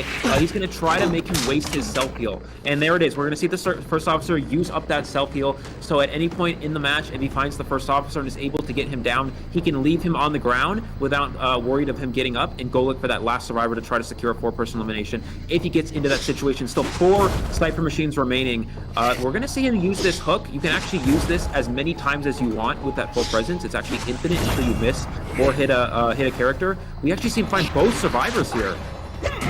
Extremely good choice, right? As you mentioned, you can utilize the hook to move around on this very, very big map extremely fast. Like on maps like the Mineral Park, you just want to pick certain hunters that can move fast, and the Gamekeeper definitely being one of them. And now bringing down the barmaid, concentrating on the first officer. As you mentioned, as soon as the first officer is down, he doesn't have to care about him anymore. He can just leave him there. He can concentrate on the barmaid, and this is exactly what he's going to do. He's going to pick up the barmaid because she probably won't be able to get up in time. There's not enough time for her to self-heal, and this will be the second match for ICT on the Hunter side, in which they eliminate all 4 survivors, in which they actually get all points from that match. And this is putting EXP into an even tougher situation because now they definitely need to get a 4 survivor elimination as well to proceed into the round number 3. And if they are not doing it, that will mean that ICT will win. And even if EXP wins the next round, the next half with 5 points, they still need to win in round number 3. It's gonna be extremely difficult. It's gonna be extremely difficult now with ICT being in the lead like this. EXP is going to need to win the next 15 points in a row just to tie it, not even to win. Yeah. They're gonna. This is not looking good. Unfortunately, they're gonna have to go 15-0 to force a fourth tiebreaker round. Something that we actually missed during that round is when the barmaid was going for the rescue, they actually used that speed drink, which brought their health down by a quarter, and he was able to get the hook in the instant down on the barmaid. She was actually at full health at that time, but a little bit of a mistimed drink there from the barmaid allowed an instant kill. Beautiful game sense from Blue Race Card to acknowledge that that's going to happen. Goes for that hook and was able to get again an instant down on the barmaid to stuff that rescue. Just a fairly quick kill on the Seer. Was never even able to utilize the Owl Grizzly. I mean, he was able to get that down before the Owl was even. It was an option, but he wasn't able to get it off before he got that hit. So stuffing those rescues as well, preventing the saves, preventing the Owl from being utilized at all, is just an incredible gameplay from Blue Race Car. You just mentioned it, the patience as well as the timing of Blue Race Car. Talking about the Seer, Seer was on the chair. We saw the first officer coming in for the rescue. He was getting hooked while he was utilizing his skill. First officer was having his skill cancelled out by the hook. And then while he was trying to rescue, he got Terror Shock. Again, the timing of Blue Race Car right here with the Terror Shock on that rocket chair as well as the hook on the barmaid really gave him an edge, really gave him the upper hand right here, really pushed the survivors. They were having, as far as I remember, only one survivor Cypher machine popped off, so that was definitely a lot of pressure on EXP side from the Gamekeeper, as you mentioned, an off-meta character that is not necessarily being utilized too often in tournaments like this, but on the Moonlit River Park, a really, really good pick because you can utilize this hook over and over again to get from one point to another extremely fast. Other good characters on this map would be, like the Bloody Queen. We could see Wu Cheng, we could see these characters that can just go from one point extremely fast to another. And yeah, with that being said, we just saw a Gamekeeper on, one of the first matches in this tournament. I'm very, very happy because, again, off-meta characters are always fun to watch. And we can also see that Blue Race Car is doing a fantastic job with these characters. And yeah, now we are proceeding into the second half of round number 2, and as you mentioned, EXP needs to get 15 points in the following matches, which basically means they have to win every single match from now on with a perfect score, either for survivor elimination or for survivor escape. And that's definitely a task they have to manage. That is, it's a mountain to climb right here. Will they be able to do it? We will see. We will see if they can turn it around, but it's definitely going to be a challenge against ICT. Yeah, now the question here comes down to what hunter is EXP going to play here? You need to get a 4-person elimination to keep your team in this, in this competition. So, what hunter do you go for if you're the hunter? It's like you have that evil reptilian, which you utilized in the first round, but again, the survivors did so well against it. This is a pretty good map for the evil reptilian. So, maybe we'll see it get utilized here, but it's not a winning hunter. It's a tie hunter. You really need to play hunter that has a 4-person kill potential, and there aren't a lot of hunters like that. So I actually would expect ICT to probably ban one of those heavy kill hunters like Breaking Wheel or Sculptor, just so they don't fall into that trap of potentially getting 4K'd. But I really don't think Evil Reptilian would be a great option just because of how hard it is to pressure the ciphers and how hard it is to actually get a 4-person elimination. That is for sure. And on the same, at the same time, you have to think about what happened in round number 1, right? They picked their Evil Reptilian, which was already a surprise pick in my opinion, and it didn't really surprise ICT. They were pretty well able to counter that Evil Reptilian, and I think if they would go against an Evil Reptilian in round number 2, they would be able to counter that Evil Reptilian again. So therefore, as you said, not necessarily the best pick. It is a good pick on this map, but not necessarily the best pick for this composition right now. So yeah, the question is, which hunter will we see? Maybe we're gonna see, a Bloody Queen. That could be really good on this map. We can also see Wu Cheng, who can go from one point to another, but at the end of the day, they just have to bring the pressure. They have to put pressure on ICT. And you mentioned it, Sculptor, Breaking Wheel, these 2 characters could bring pressure, but we can expect to be one of them to be banned. And I would actually say we can see, in my opinion, a Sculptor ban. And the question now is, does EXP have the Breaking Wheel up their sleeve? He is a difficult character to master. Once you have mastered him, he's extremely dangerous, but definitely a difficult character to master. So yeah, we just have to wait and see what EXP is bringing to the table when it comes to the Hunter pick in round number 2, the second half. Yeah, now looking at the map being Moonlight River Park, I actually think that Inception actually picked this map just because we did see the Gamekeeper, and this is the best map for Gamekeeper. So it would make sense that Inception had the map selection. So on a map that EXP most likely didn't have a choice in picking, it's just so hard to turn this around for them here, unfortunately. It's still definitely a possibility, but another issue is on such a large map like Moonlight River Park, it's very hard to get 4-person eliminations because it's so incredibly hard to pressure those ciphers because of how far apart they are. So on smaller maps like Arms Factory, for example, that map would be a little bit easier to get a higher kill because you can easily pressure ciphers. You can go between the exit gates with less amount of time in the end game because they're so close together. But Moonlight River Park is so spread out. It's just so challenging to deal with as a hunter. And well, it may be a good map for securing draws for survivors. As the hunter side, when you need a 4-person elimination, it's a very high hill to climb here. That is for sure. That is for sure. If you would play on this map right now and you know you have to get a 4 survival elimination, which hunter, let's just say Sculptor is being banned, which hunter would you go for? I personally would play the Breaking Wheel. I myself play a lot of Breaking Wheel. I really enjoy that character, as well as the Sculptor. But yeah, with the Sculptor being banned, you have to play Hunter that has 4K potential. Dream Witch is always strong, but this isn't the best Dream Witch map because Dream Witch has a hard time, again, pressuring the far spread out ciphers. Now, there is some situations on this map because it's kind of divided into 2 different areas. You have the first stop side of the map and the last stop side. The Dream Witch can down a survivor on one side of the map, place them on the rocket chair, then pressure every single survivor on that one side of the map. And what that does is it makes it so the survivors are forced to decode on the other side, and they get into a situation where they 3-cipher themselves. And they have the remaining 3 ciphers on one side of the map that the Dream Witch was pressuring early game, and they're unable to finish those last ciphers. So that's why Dream Witch isn't too bad of a character on this map, but it's just so far spread out. I think you have to utilize something like Breaking Wheel, just because Breaking Wheel, again, there's almost no windows whatsoever on this map, which gives a lot of easy spikes for the Wheel. And Wheel is one of those characters that has some of the best 4K potential in the entire game. Yes, that is for sure. That is for sure. And it's a great map too, because it's just so, as you said, so spread out. And the Breaking Wheel can just go from one point to another, basically from one end to another end of a map extremely fast in its wheel form. So I agree. That would definitely be a really good pick. Not that I would pick these characters because I am not really, the best when it comes to playing Hunter. But then on the other side, like we are talking about EXP really trying to get the best out of this game, trying to get the most points. And with the most points, we are talking 5 points of 4 survival elimination.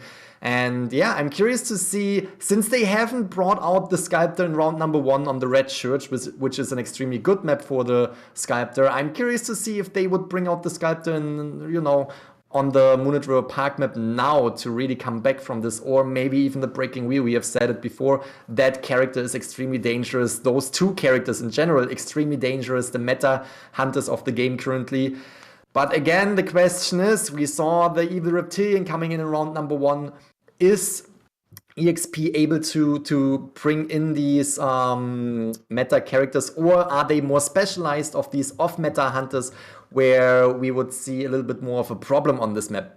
Again, we also saw the Gamekeeper, who is not really a meta hunter, who is pulling in all these survivors and basically pulling in the 5 points when we looked at ICT's side. So maybe EXP is copying that, not necessarily copying it, but mirroring it and bringing out the Gamekeeper as well, an off-meta hunter who is extremely good on this map. But again, they need to get the 4 survivor elimination, and that's definitely a big task for them right now, especially if we look at the rounds before, how well ICT was performing on these maps. And now I don't expect ICT to ban the Evil Reptilian here. I think they'll most likely go for a safe ban like Breaking Wheel or Sculptor.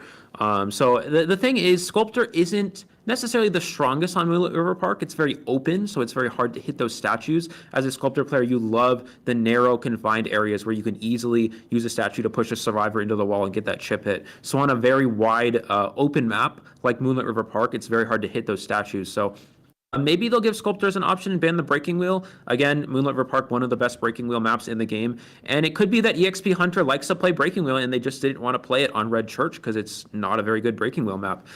So it could be definitely a possibility here. We don't know. So anything's still a possibility. I would love to see breaking wheel. It's personally my favorite hunter in the game. So if we see breaking wheel get utilized here, that could be very exciting and probably give EXP the best odds of staying in this match.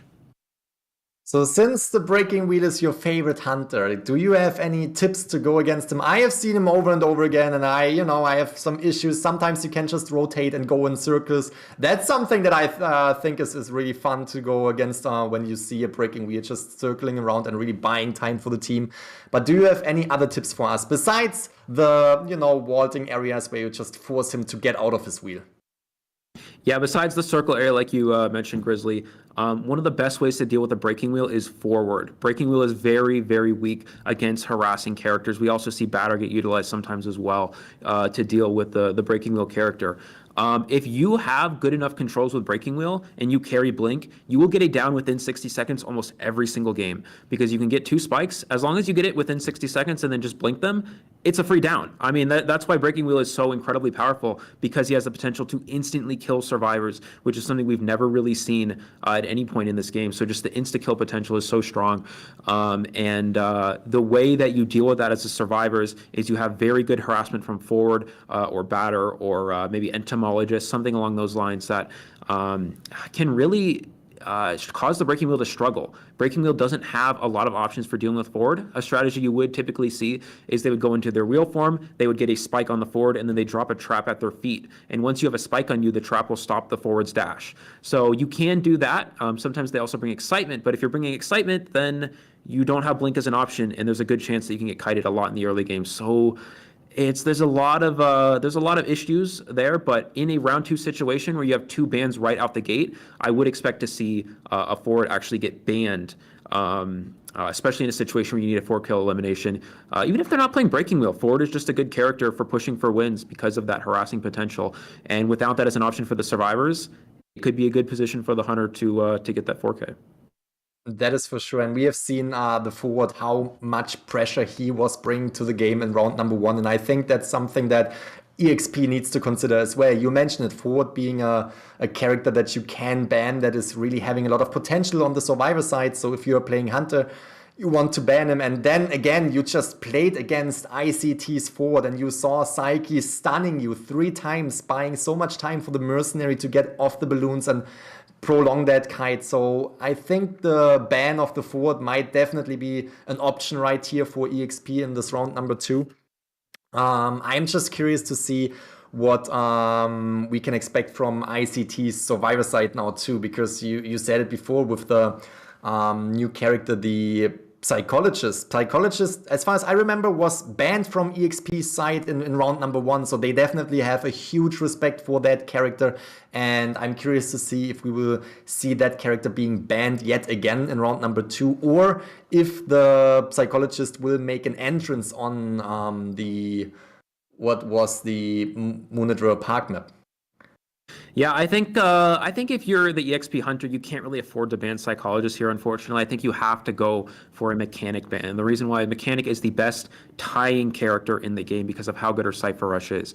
If you find the mechanic early game, she's not a strong kiter. We know that. She has slow pallet throwing speed, slow vaulting speed, and you can get her down very quickly as a hunter. However, with that bot in play, it does an entire cipher machine by itself. So it essentially puts the survivors in a position where they only need to decode 4 ciphers to win the game.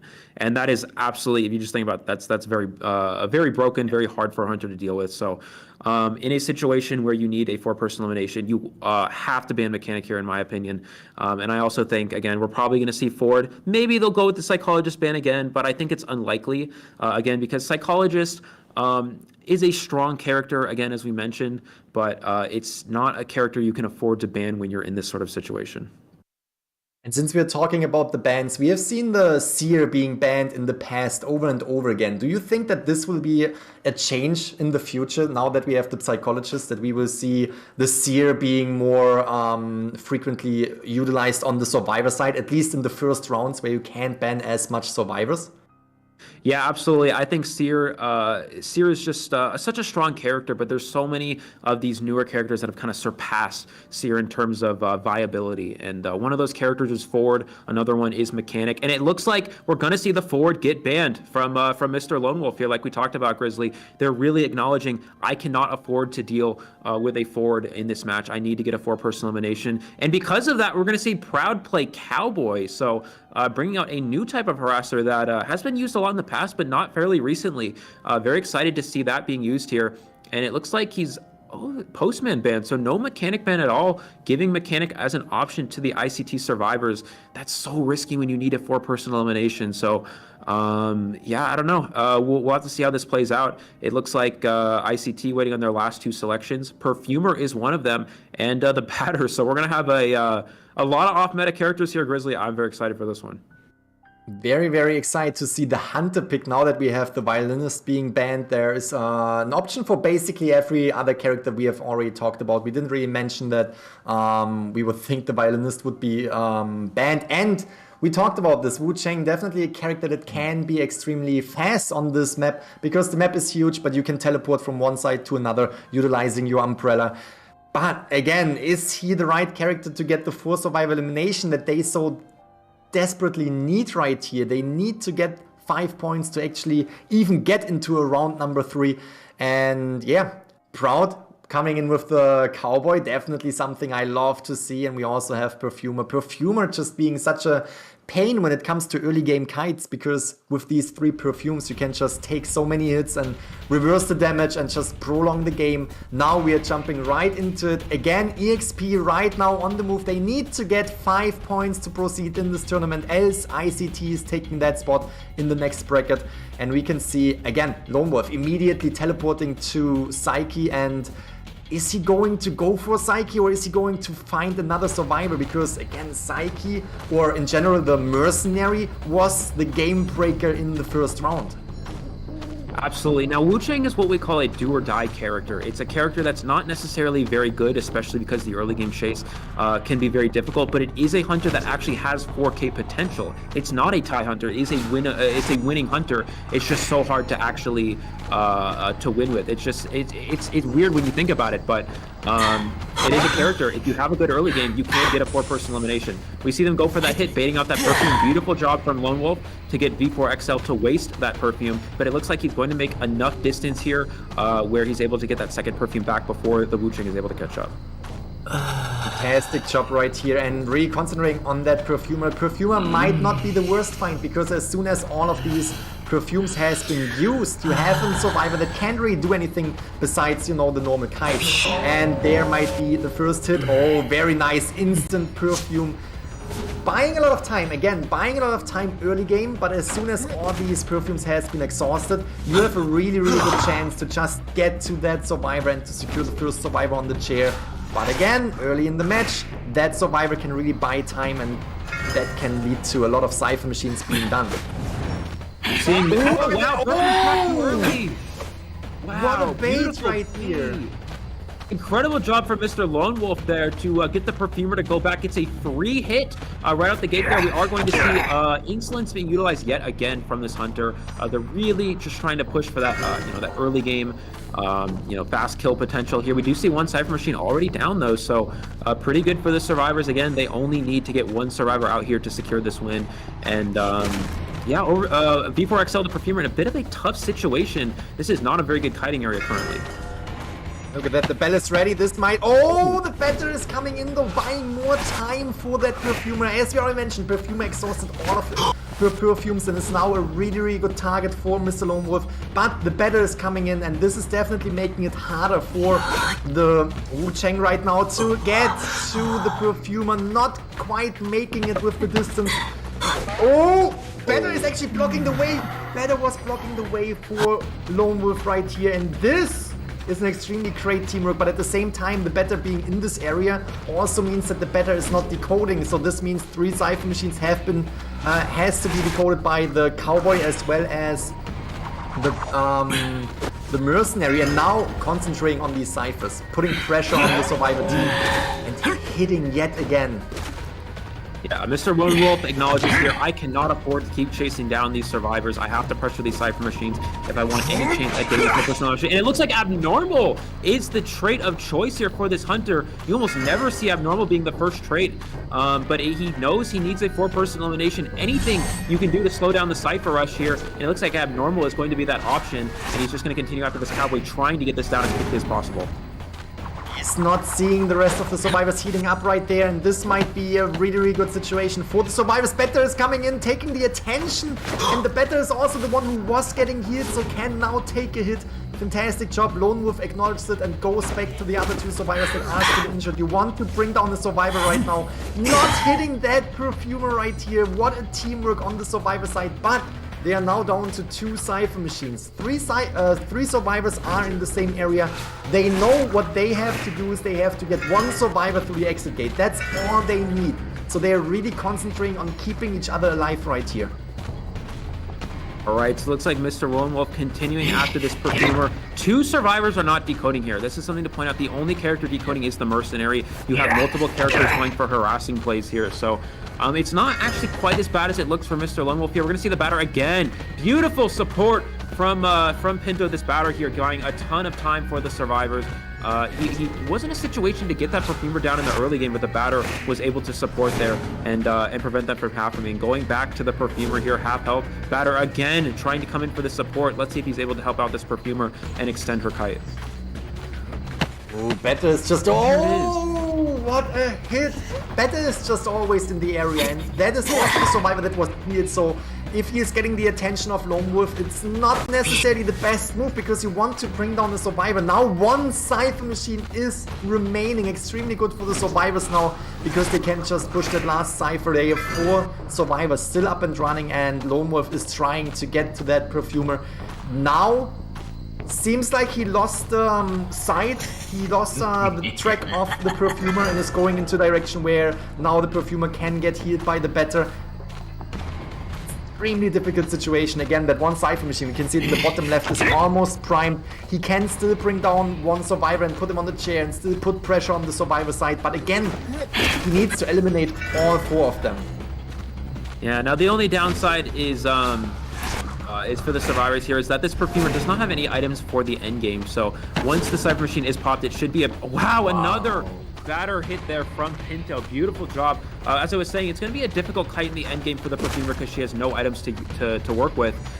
So it should be a pretty quick down for the Wu Chang once they pop that Cypher.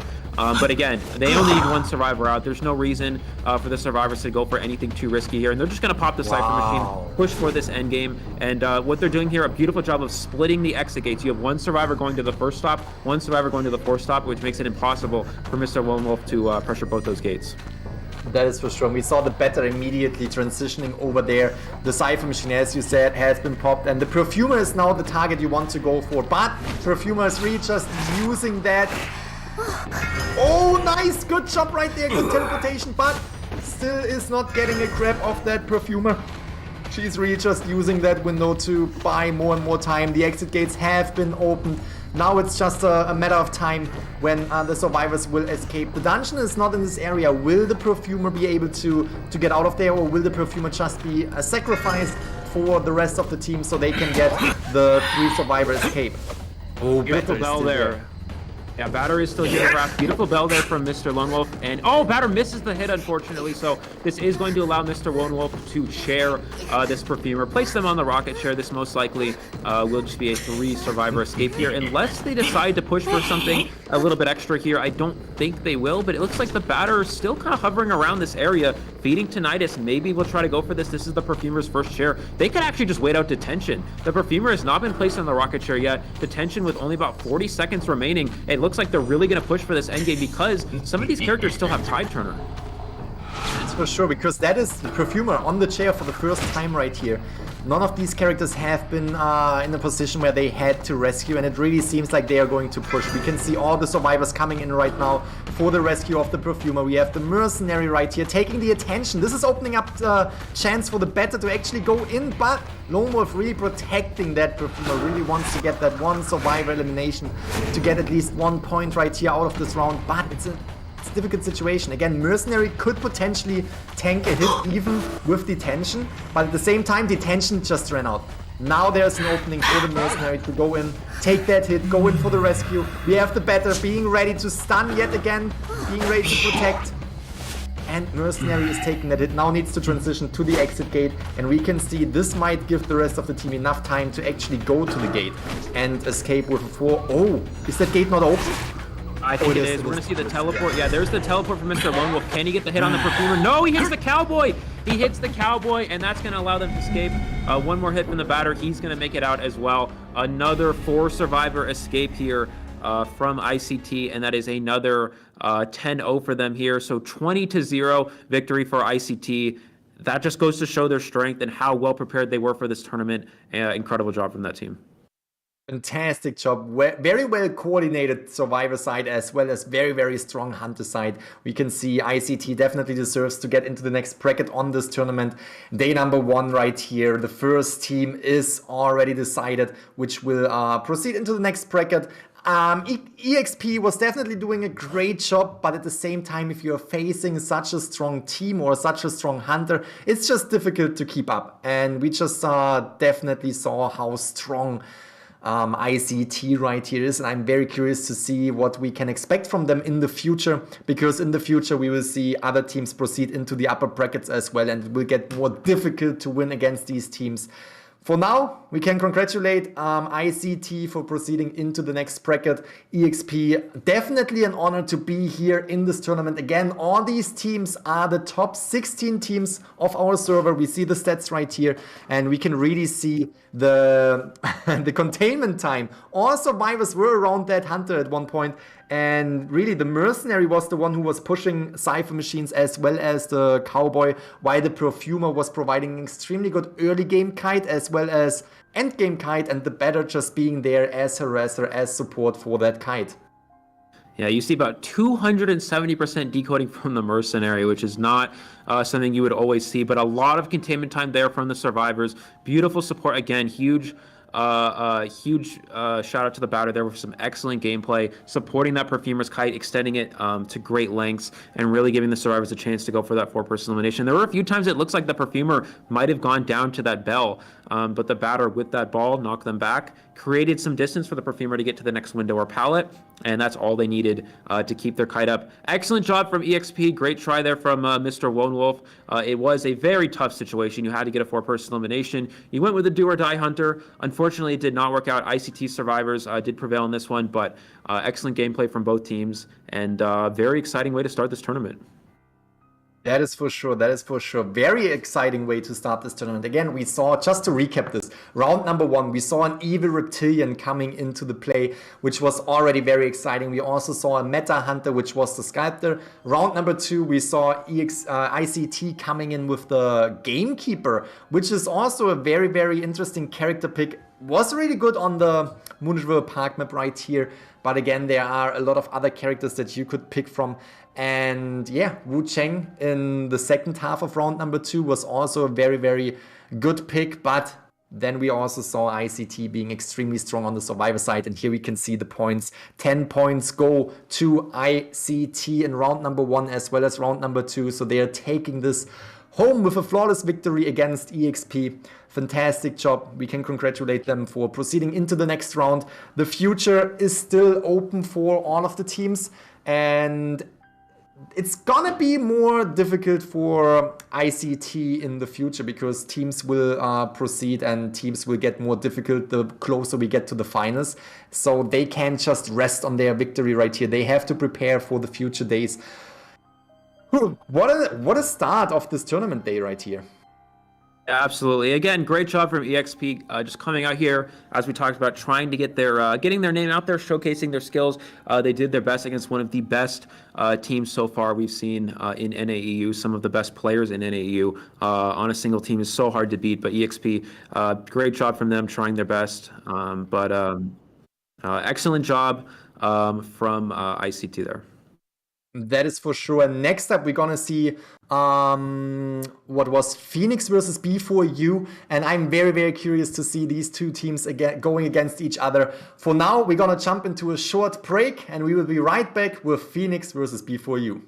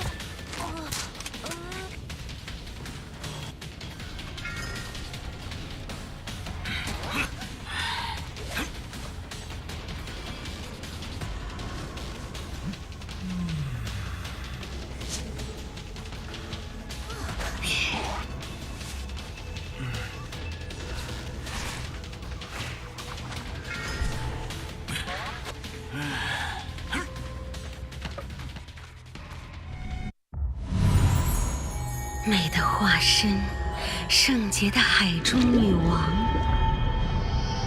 人们把你视为恐怖的灾祸。然而美，无人可以立下善恶的判词。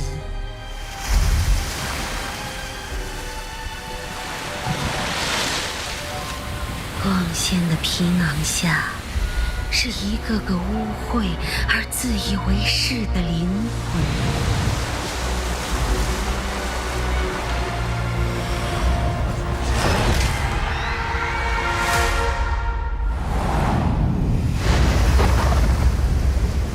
请让我记上这份小小的晚餐。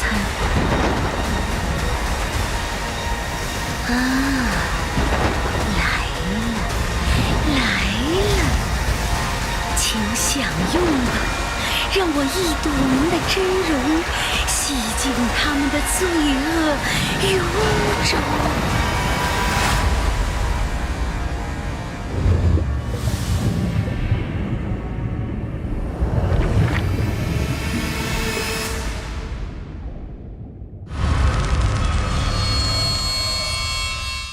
I finally arrived at the manor mentioned in the commission letter. The fairly complete main building became my first foothold here.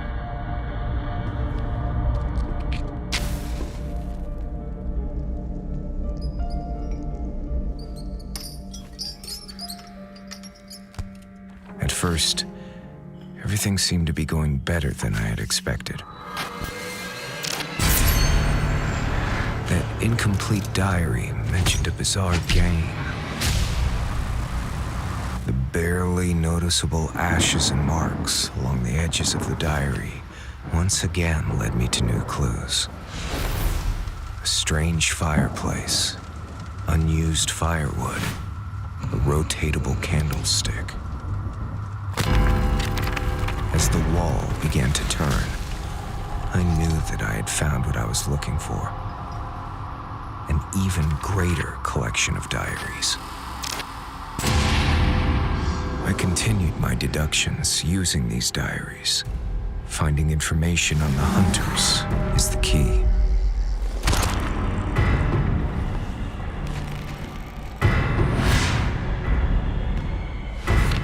Yet, it creates more questions than it solves.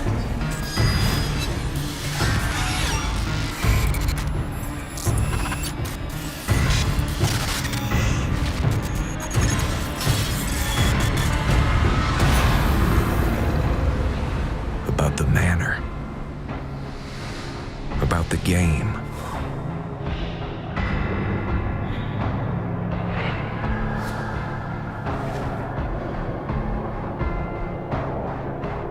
And about me.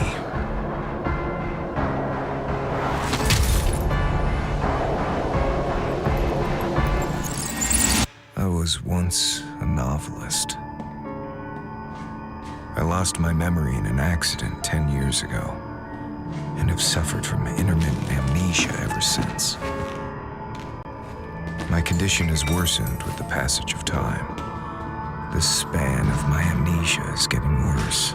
Finally, through the eyes of my neighbors, I realize the exact nature of my condition. It's not about amnesia, but that person has awakened.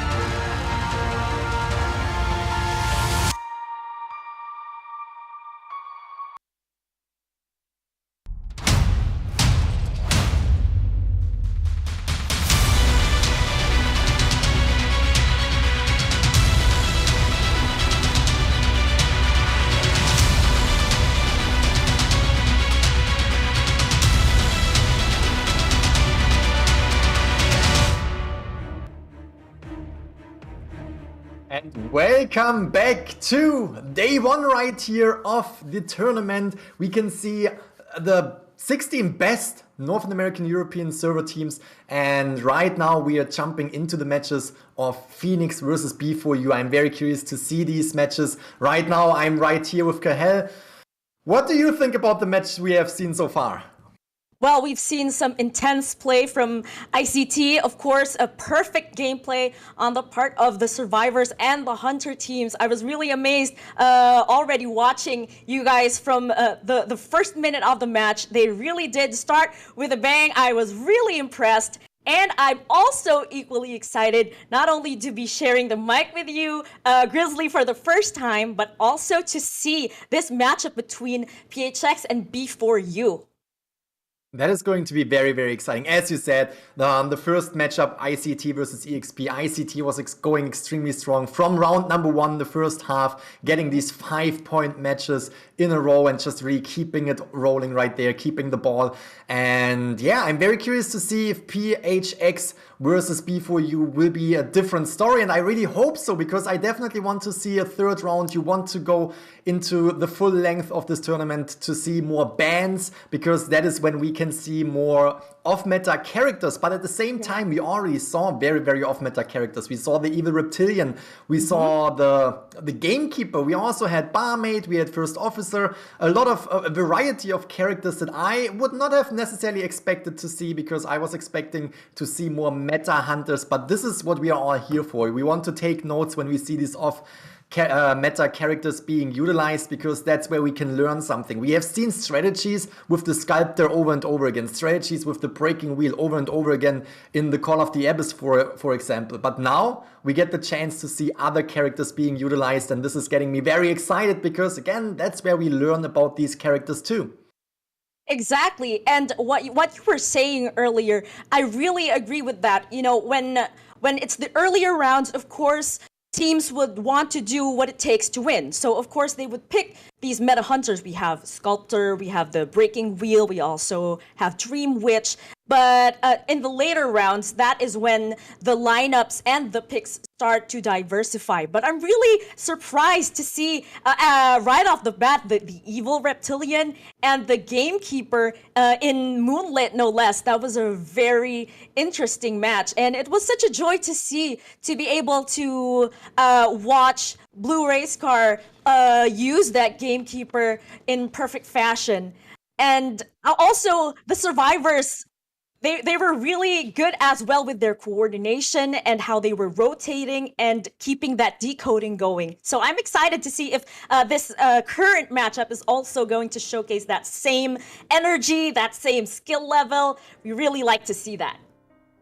That is for sure. And we're going to get into the lineup right here. We have Ravi, Fini, Santi, Akari, and Nunsha on PHX Phoenix side right here. I'm very, very curious to see this team go against B4U. B4U, a very well-known team. We have seen B4U representing the Northern American European server during the Call of the Abyss tournaments in the past few years. So the question is, will B4U remain the top team on the server, or will Phoenix already in this first day right here show them that, you know, new wind needs to come in and we need change in the basically meta teams of our server? And again, I'm very curious to see what Phoenix can bring to the table right here and how they will face B4U. Exactly, and I imagine the pressure must be immense on the part of PHX here, facing against B4U, like you said, a KOA team. They have participated in the previous KOA, so this is actually a lot of pressure. And I imagine this is also an honor, because this is a good opportunity to learn. This is a good experience. They are going to be up against one of the top tier teams in NAEU servers. So this is really going to be exciting. We have Ching, Schmitty, Paul Blim, Myleg, and Roland. Actually, Grizzly, I as a player have been watching Schmitty's tutorials, so PHX really has their work cut out for them. The pressure is going to be immense. So I'm excited to see what they've got planned, especially because, of course, when you're competing against a top team, you really want to be doing your homework. You want to be knowing what their picks are, what their bans are, their strengths or weaknesses. So I'm curious to see if PHX has done their homework for in their matchup against B4U. And I mean, that's a very, very good thing to point out right here. You want to do your homework, you want to learn about the opposite team, and that is a good thing for PHX right here, because B4U was in the public light in the past and has been performing in these tournaments, so you can rewatch these matches, you can learn how they play, and you can start to predict their movement and start to predict their plays. But not only do they have Xing as Hunter, they also bring Sprinter, which we have seen in the past performing extremely well. Sprinter being such a good Hunter, coming in with Sculptor, Dream Witch, as well as Bloody Queen. And on the Survivor side, I want to mention this. They now have Cats, which I'm really looking forward to, because Cats are very well known. You mentioned it, Schmitty. You can learn from him on YouTube with his YouTube videos, but also Cats coming in with the Cowboy. I'm very curious to see if we will see a Cowboy, but he also performs extremely well as a forward, so I'm curious to see which character he will bring out. Again, Cowboy might be something we will see in the later rounds when it goes into, you know, round number 2, maybe round number 3, when the other main characters that you would like to pick are banned. And in general, B4U is very, very well round up when it comes to the survivor picks and the hunter picks. I'm very curious to see what Phoenix has to offer against B4U. That's right. And we've also mentioned, and Eli also mentioned, that B4U haven't played in a while. So this is really exciting because I'm sure they're gonna want to come back strong. They're gonna want to prove that their position in the IDV competitive scene is still solidified. So you did mention that Cat used forward. We know that the forward is a frequent pick in the earlier rounds. We really do want to provide that assistance for whoever the hunter might be chasing, and also want to provide a good rescue for the first chair, and probably pull off some clutch rescue and kites in the end game. So the forward is actually really good pick, and I'm looking forward to see that. I see what you did right there. Looking forward to what they are picking as well. And we can see B4U is starting on the hunter side. So Xing is coming in, and we are starting on the Ever Sleeping Town map. I already mentioned this before. Ever Sleeping Town has been seen, especially in the Call of the Abyss, being the first map over and over again. So what we can expect right here from Xing is his breaking wheel. And we can see the first ban was Mercenary. Now we have the Mechanic bringing down the decoding speed. But obviously, if you get the chance to use the Priestess on Ever Sleeping Town, you just want to go for the Priestess because she's extremely strong with these huge buildings that you can utilize your portals on.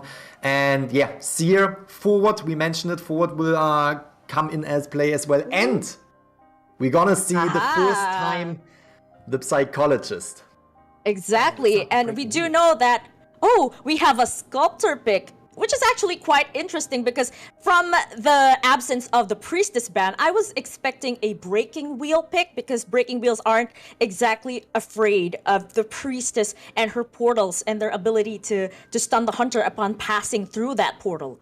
So this is actually an interesting choice on the part of Xing here. It looks like he's got something to prove. I'm excited to see how this is going to turn out.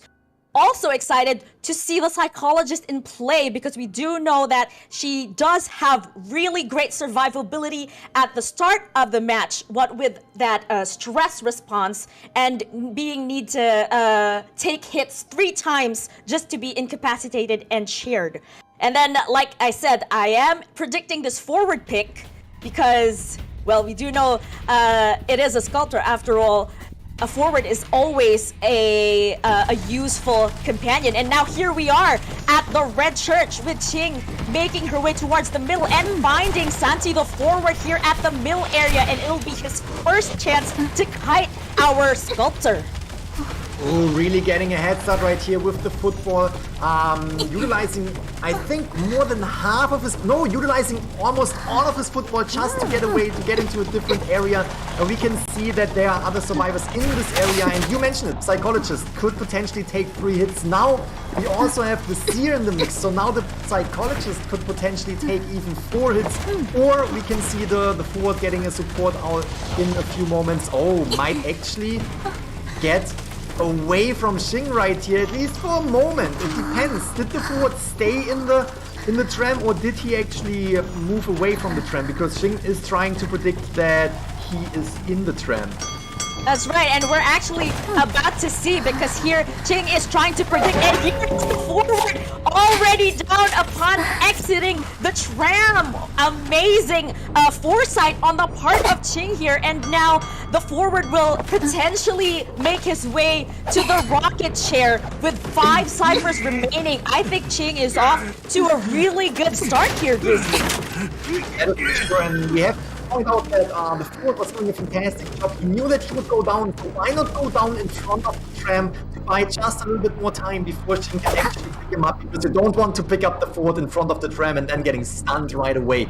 Now we can see the skill, the shizzle right here, really putting pressure on the Seer while he is decoding and slowing down the decoding progress of the survivors. On the other side, we can see the Psychologist pushing that Cypher machine.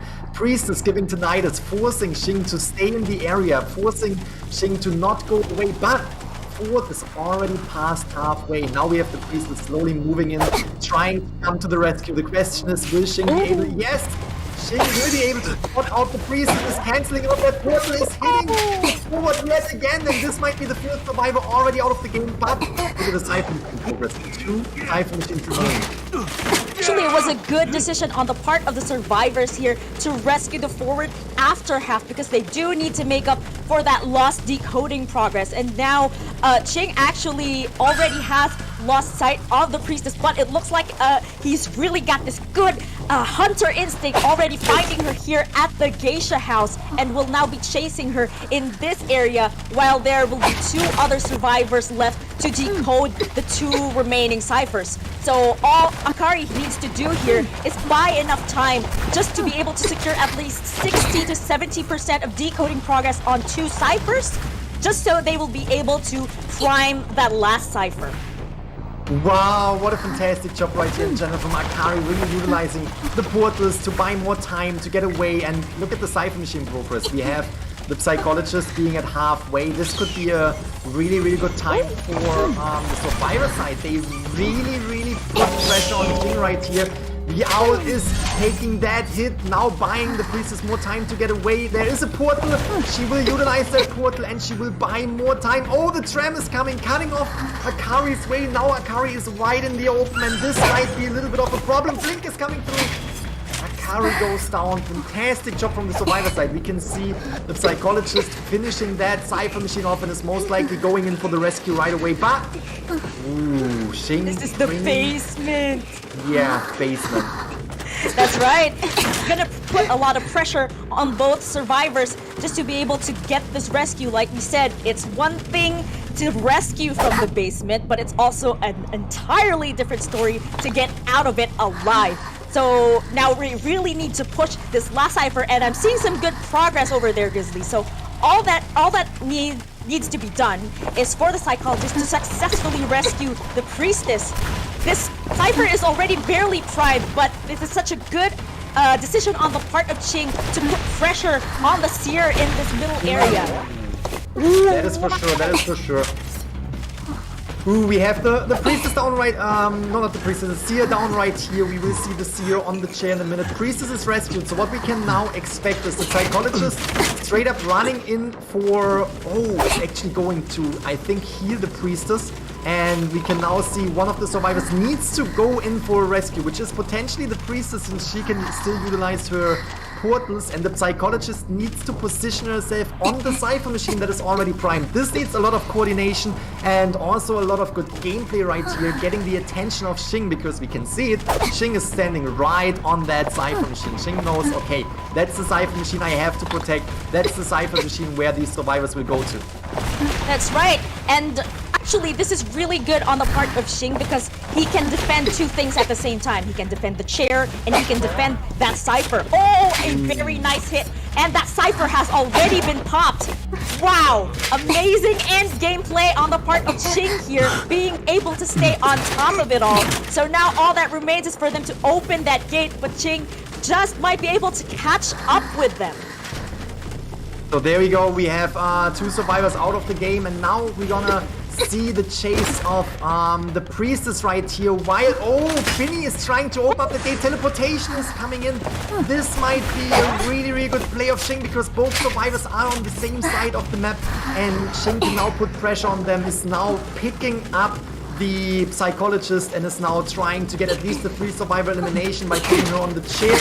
But then on the other side, Priestess is already injured. She can go down with 2 statues, and Xing is still having a lot of time figuring out where the priestess is. Priestess could potentially go towards the dungeon area, because if psychologist is getting sent back to the manor, the dungeon will open up. But Xing is still trying to, you know, protect the psychologist on the chair, as well as trying to put pressure on the priestess.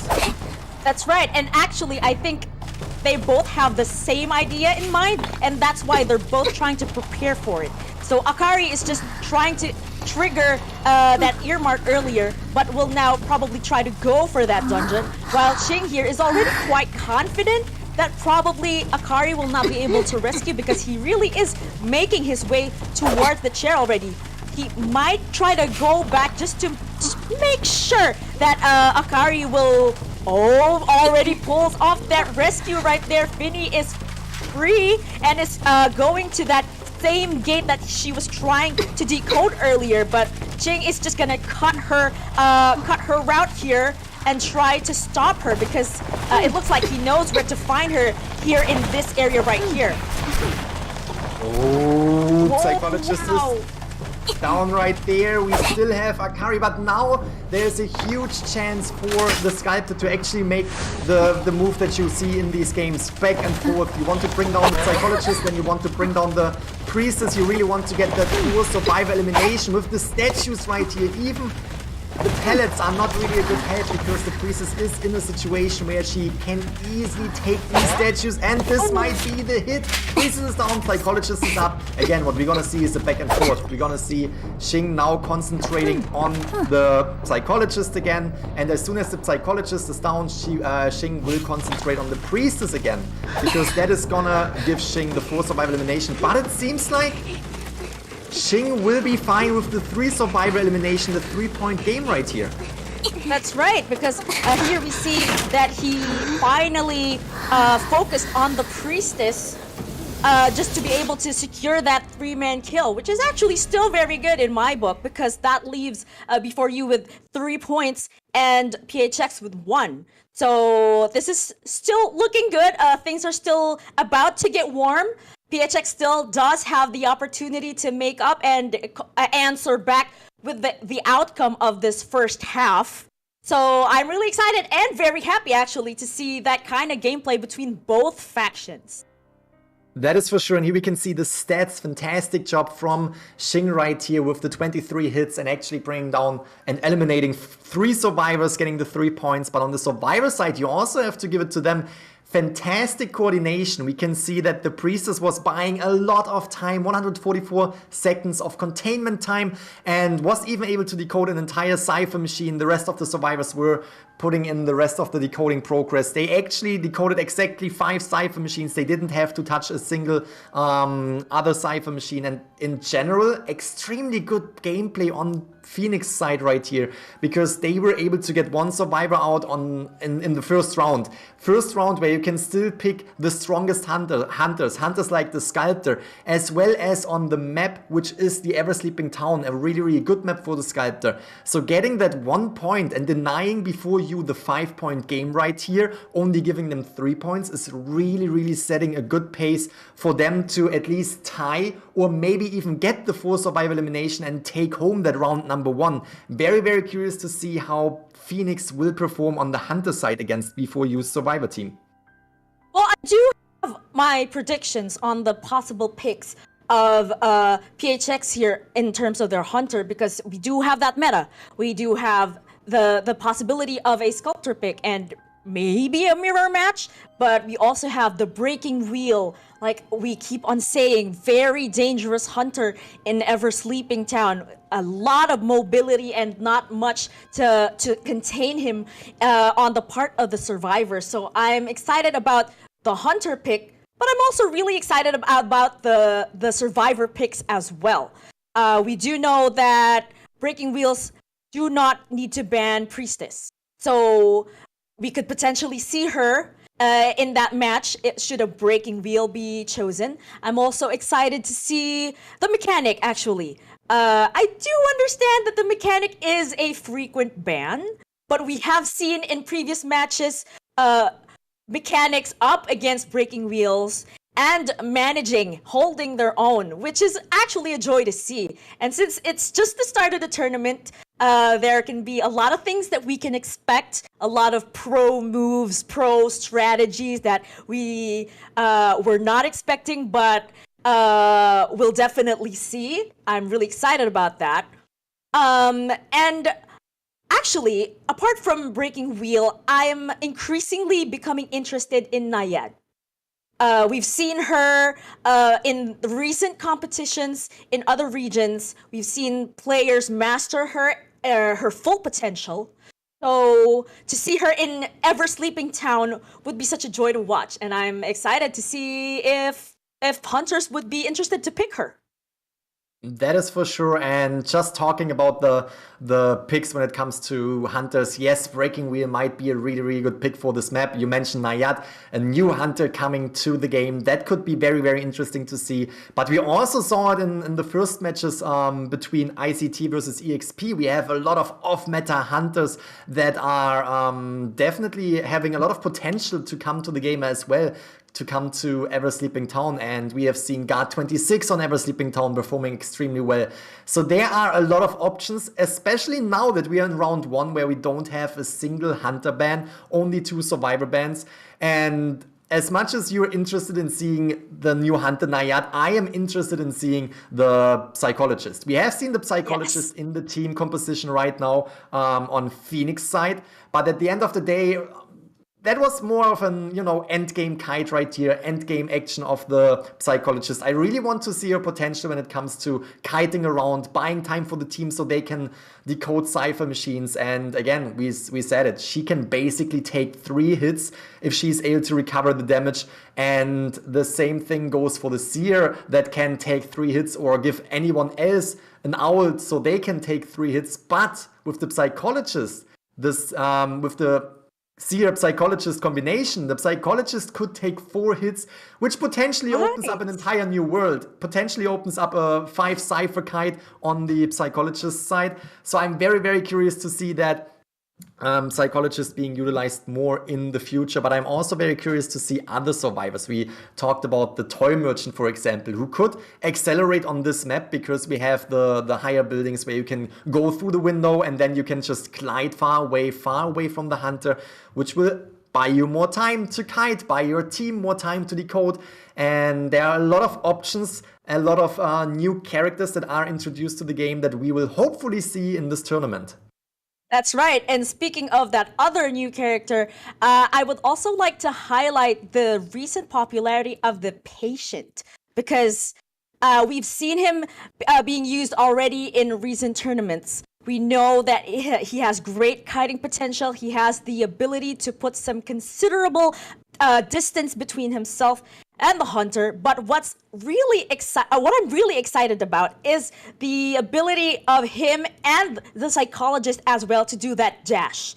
I think apart from their abilities that they already have, that dash that is unique to just the 2 of them is something that can be really a game changer. I've seen players simulate this lots of times, and they could turn ties into wins just by using that dash, especially when they're running towards the exit gate or when they want to just create distance in open areas. I'm curious to see if somebody would use Patient, because if ever, that would be a really good combination with the psychologist. That is for sure. The question is, will we see more psychologists ban, which will disable that boost that they have when they are together, because then you only have the Patient on the map who is not getting that boost when they are together. And at the same time, usually in these tournaments and these tournament matches, you don't necessarily want to see survivors being together, only if they're really there to help, like a forward. You see forward being very, very helpful, very, very harassing when it comes to picking up survivors. And we saw the better in the previous match as well, where the hunter can't really focus on hunting down the survivor because the better is in the area. The thing with the Patient and the psychologist is they don't really have the ability to harass. So the situation that they are together is not really necessarily helpful, only in this one particular situation where they get the boost. But is that actually what you want to go for? Do you really want to be together just to have a little bit of boost, or would you rather pick, a forward or maybe a better, or maybe even a wildling or Prospector? There are so many other options where it makes more sense to be together with a survivor than just a little bit of a speed boost, right? So yeah, I'm also curious to see the Patient. I'm always curious to see all of the characters in the game being utilized, not only the meta characters, the characters we see over and over again, but then you also have to question, is that really a good pick right here, especially when you're on a tournament stage like this, where you want to win, you want to get the best performance, you want to get the best score out of your matches. Generally speaking, I am not necessarily convinced that the patient will be played that often, but I would definitely love to see him because his unique skill, his hook, is definitely something that can change a lot in kiting moments as well. And I'm just curious to see B4U on the survivor side now, as well as Phoenix on the hunter side, because what we have seen right now is a one survivor escape, which means if B4U is able to get a tie, they will take home this first round. They will get a point for the first round. But at the same time, in round number 1, it's always a little bit more difficult to get a hold to get away from the hunter, so that could be a difficult spot for B4U too. So maybe Phoenix is also able to get the 3 survival elimination, which would be fantastic because that would tie round number 1 and we would get pushed into round number 3 for sure. Or Phoenix maybe even taking home the 4 survival elimination and taking home round number 1 for themselves. That's right. And now that you mention it, when you said round number 3, always in my head, what I always think is that I actually look forward to those round number 3s, because this is where we start to see those unique picks that you were talking about. Who we might see my patient, because he does have that potential in endgame. Like you said, it's not really a good idea to be sticking together in the start or even the middle of the match, because you really do need to get that decoding done. And then just to highlight that fact, the psychologist and the patient really need to be super coordinated when it comes to their location. So you're right, I would agree that yes, there are some better picks out there. And then we see the forward, we see the wildling, like you said, the prospector, and even the batter. We've seen him already. So they could be the better picks in the earlier rounds, but in round 3, that is when we could expect some more unique picks. And not just on the survivor side, but also the hunter side, because there will also be more chances to ban the hunters that you really don't want to deal with. And this is where we start to see more picks like Bon Bon, or I've seen really interesting hunters in previous tournaments. We've seen the Feaster, we've seen Geisha, we've even seen Undead, and that is a huge surprise in itself.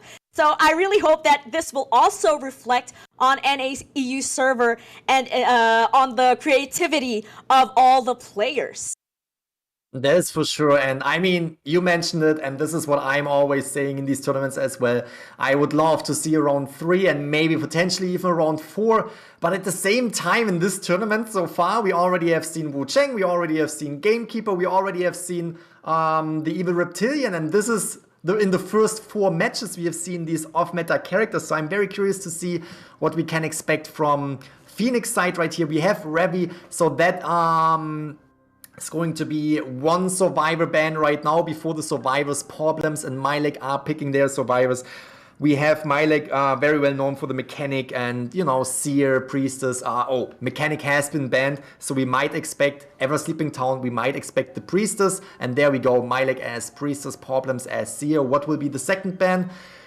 We will see. Psychologist. I'm having my predictions already here in my head of mine, because to ban Psychologist means that you really don't want to be dealing with the satellite healing, as I would call it. So I am guessing we might be able to see our Dream Witch, or well, I do know for a fact that Undead is afraid of Psychologist, but I'm not expecting to see him so early in the game. So, and see this kind of lineup. This is actually a very strong lineup. They will prioritize contain. Oh, here we have the Sculptor pick from Revi here. Same as B4U, because we do know the potential of the Sculptor.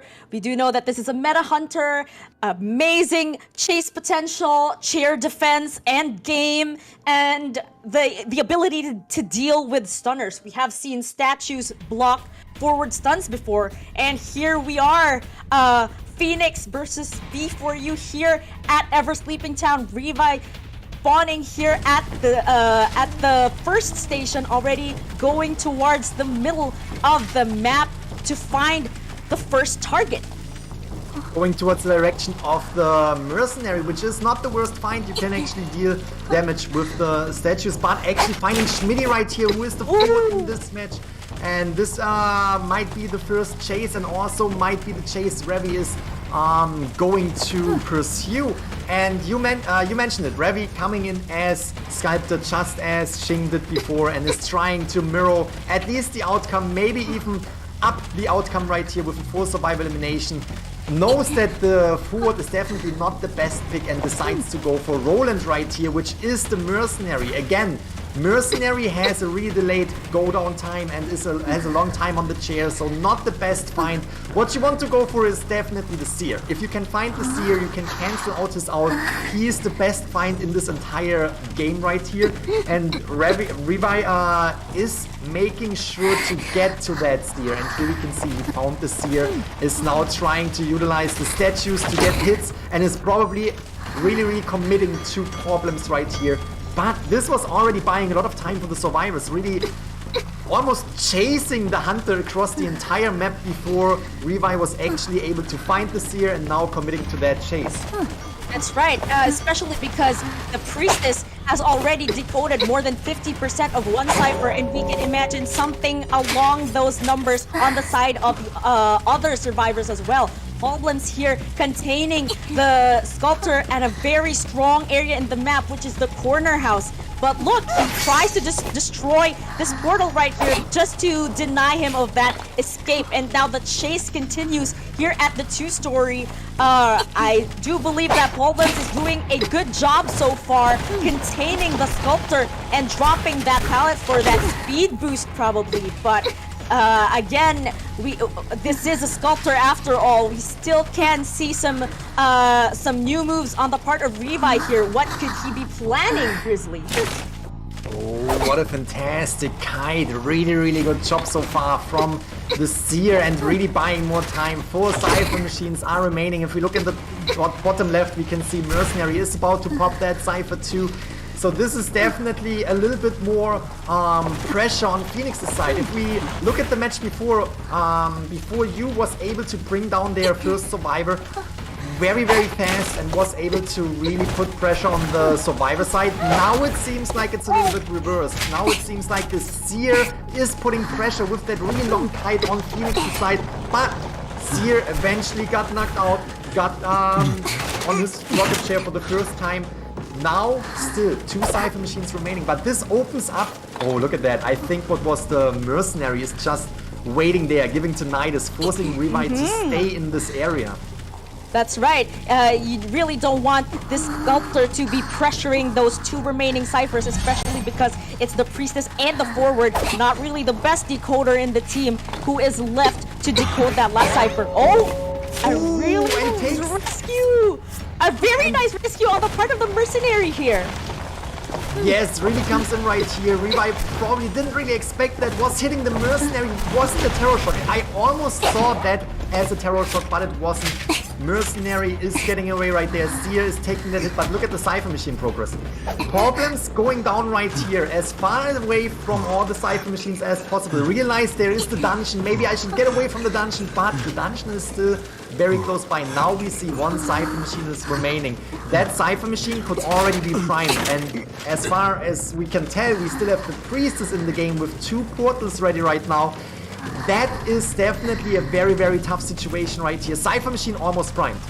That's right. And actually 2 survivors can go for that rescue. And looks like Roland here is just triggering Tinnitus, because that gave the priestess the opportunity to rescue, to pull off that portal rescue in the basement. And now there's that cipher pop that I was waiting for. And now it's everybody's, every man for himself. You really need to get to that gate to trigger the end game and possibly come out with a 4-man escape, if not 3. So now the pressure is on the sculptor here to try to guard both gates as best as he can.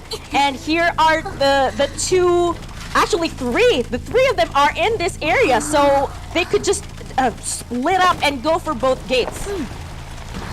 Ooh, Problems is definitely the survivor target you want to go for because he already was on the chair. The thing is, they split up on the exit gates and now, oh nice, CSO is coming through and is actually taking that hit right here from the CNT. Oh, that might actually be not happening. Not happening. Oh, wow. So that was a fantastic job on the part of Revi to deny the Seer of that dungeon escape because that has still secured him 1 point for his team. And now B4U comes out of this match with 3 points and 1 point for PHX. Wow, fantastic job. You're right. Phoenix was doing a great job. They were utilizing the Sculptor just as B4U Xing was utilizing the Sculptor in this first round. We definitely see a more meta-based survivor team as well as, you know, Hunter pick right here. The thing is, we saw how the pressure was on the game when B4U Xing was utilizing the Sculptor. Early game, immediately concentrating on the survivor, bring down the survivor and having that survivor on the chair.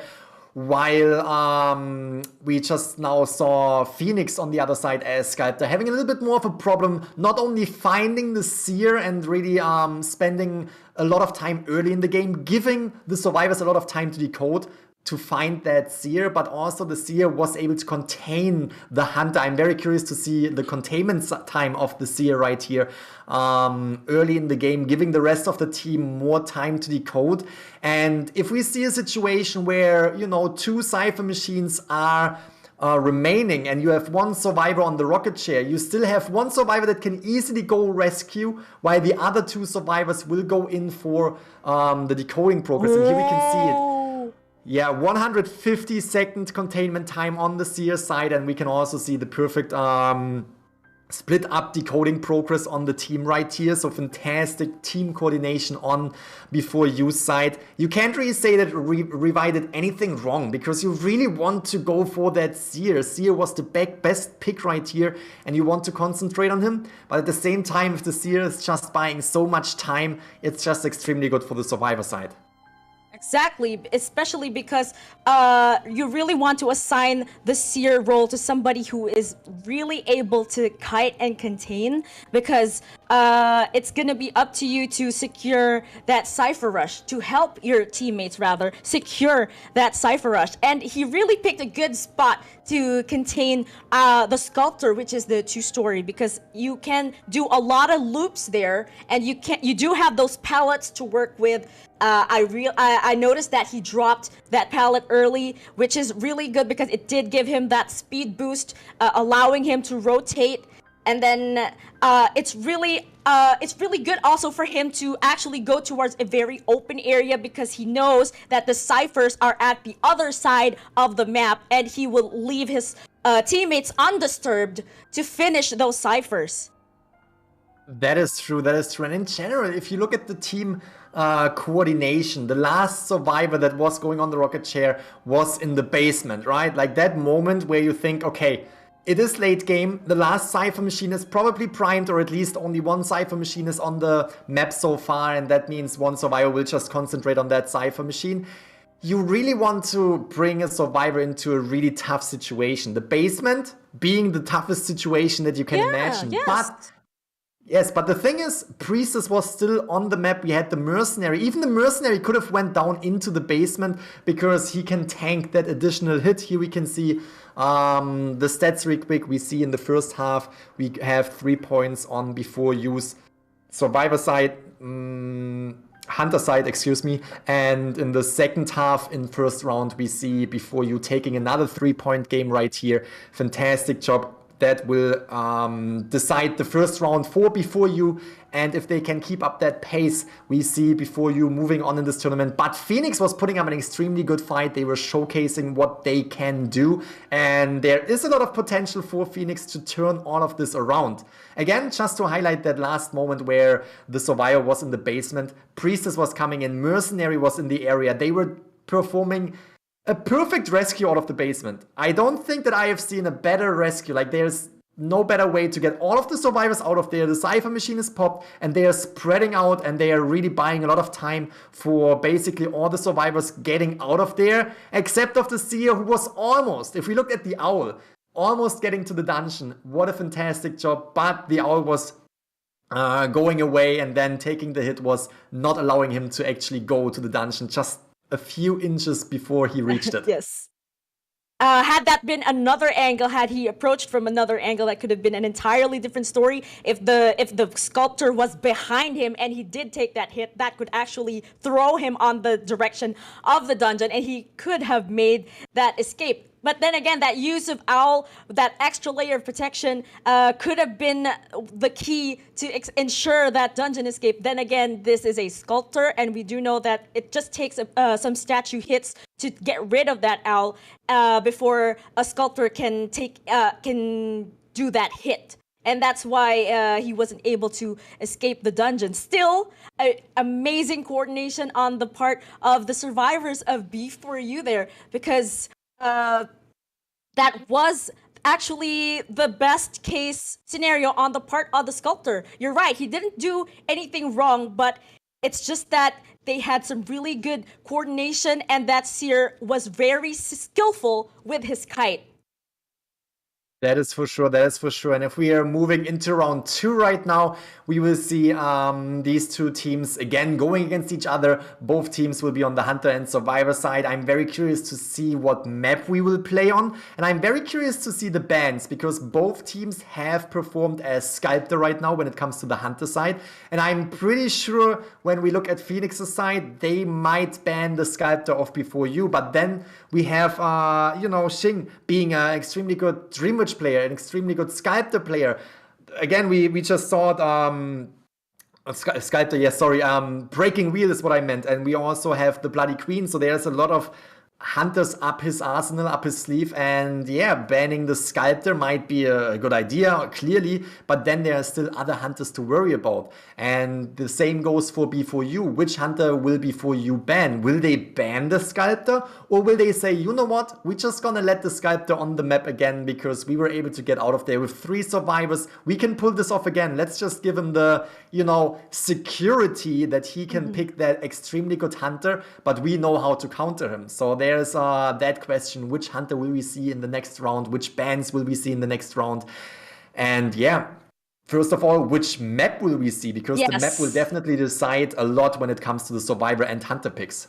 That's right, I was actually about to say it's really gonna depend on the map.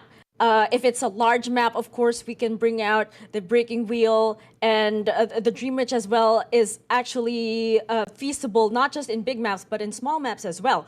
But it's really gonna depend. I'm actually very excited to see Arms Factory the most, because this is a very Hunter-sided map.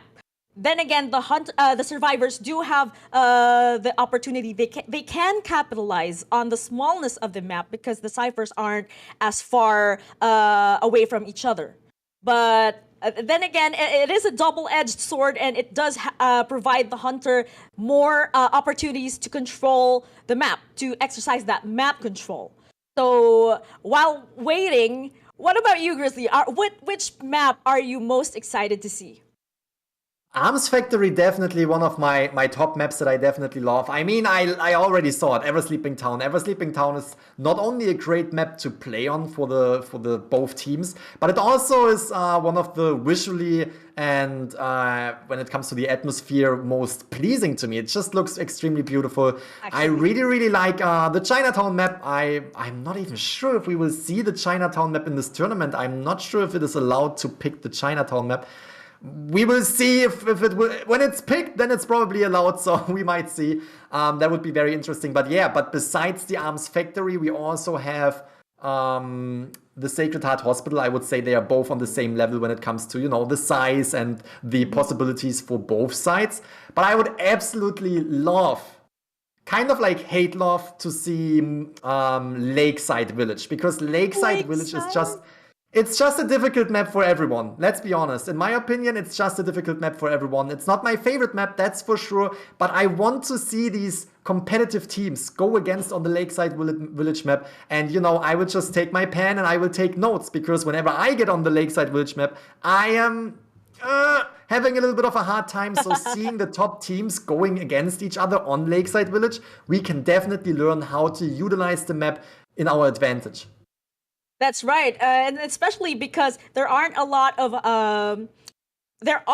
palettes, yes, but these are dangerous palettes. Okay, lots of things from the hunter can go through. We have the butterfly from the geisha. We have the hook from the gamekeeper. We have the foggy blades from the ripper. So I really do understand why this is your love-hate map. Then again, you really can capitalize on the size. We know that a mechanic has huge potential because she can establish that much distance between herself and the doll, provided that the doll is safe. Then again, it's such a huge map that just getting the doll around is going to take up a lot of juice. So we can expect a prisoner pick for such a big map as Lakeside, because he does have that cipher control. He has that vision on the cipher progress, and he can manage those ciphers effectively should he be safe. And then, of course, the forward, still a good pick. In Lakeside, Priestess, of course, with those portal rescues. I'm really excited to see a portal rescue here in the tournament because, you know, that really is a clutch move on the part of the survivors, especially if it's a last chair. So that could really change the game, right? Yes, that is for sure. And last chairs always can change the game. If there's a really, really good rescue happening, it's just exciting to watch if you body block and if you just take or tank the hits for that one survivor and you protect him and you really get him going until the last cipher machine is primed. Yeah, always highlight moments in my opinion. And you mentioned it, the survivors that we might see on this map, and in general, the survivors that we might see on, you know, all of the maps. We might see the entomologist. I want to see more of the entomologist. She is an extremely strong hunter.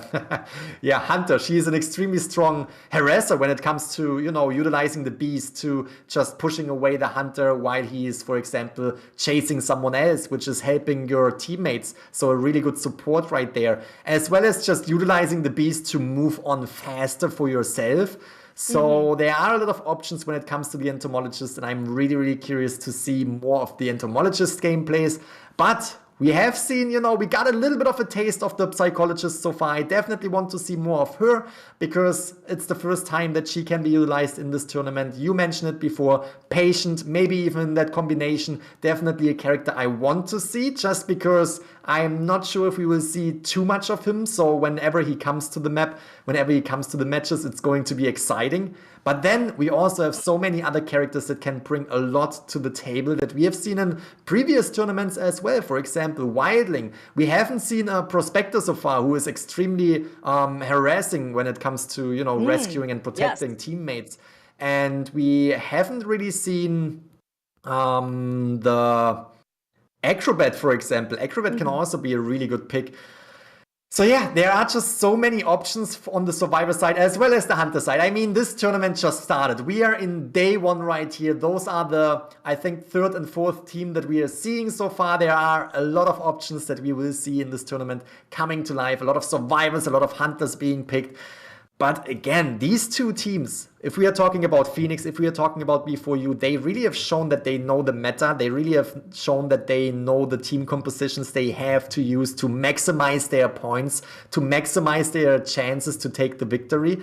And I expect, when I'm looking at these two teams, I expect to see the most meta pick that is possible in round 2, because, you know, obviously you have the ban, you can't really go for the most meta pick, but the most meta pick that is possible since you have 3 survivors banned and 1 hunter banned. That's right, and because there are 3 survivors banned, that's already 3 possible meta survivors out of the mix.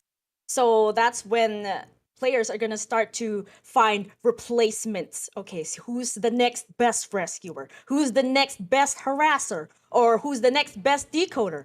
And that's when we start to see maybe the explorer, or apart from the prisoner, we have yet to see the postman in terms of the decoding and how he is able to help characters like the forward and the mercenary. We've seen forward and mercenary duos almost for most of the matches we've seen in previous tournaments. They are that dynamic duo that I've been mentioning ever since. So I'm expecting to see that. And to have the postman in that lineup really will help with their decoding, especially if they're not the ones being chased. That is for sure. Yes. Well, yeah, and go ahead. Sorry.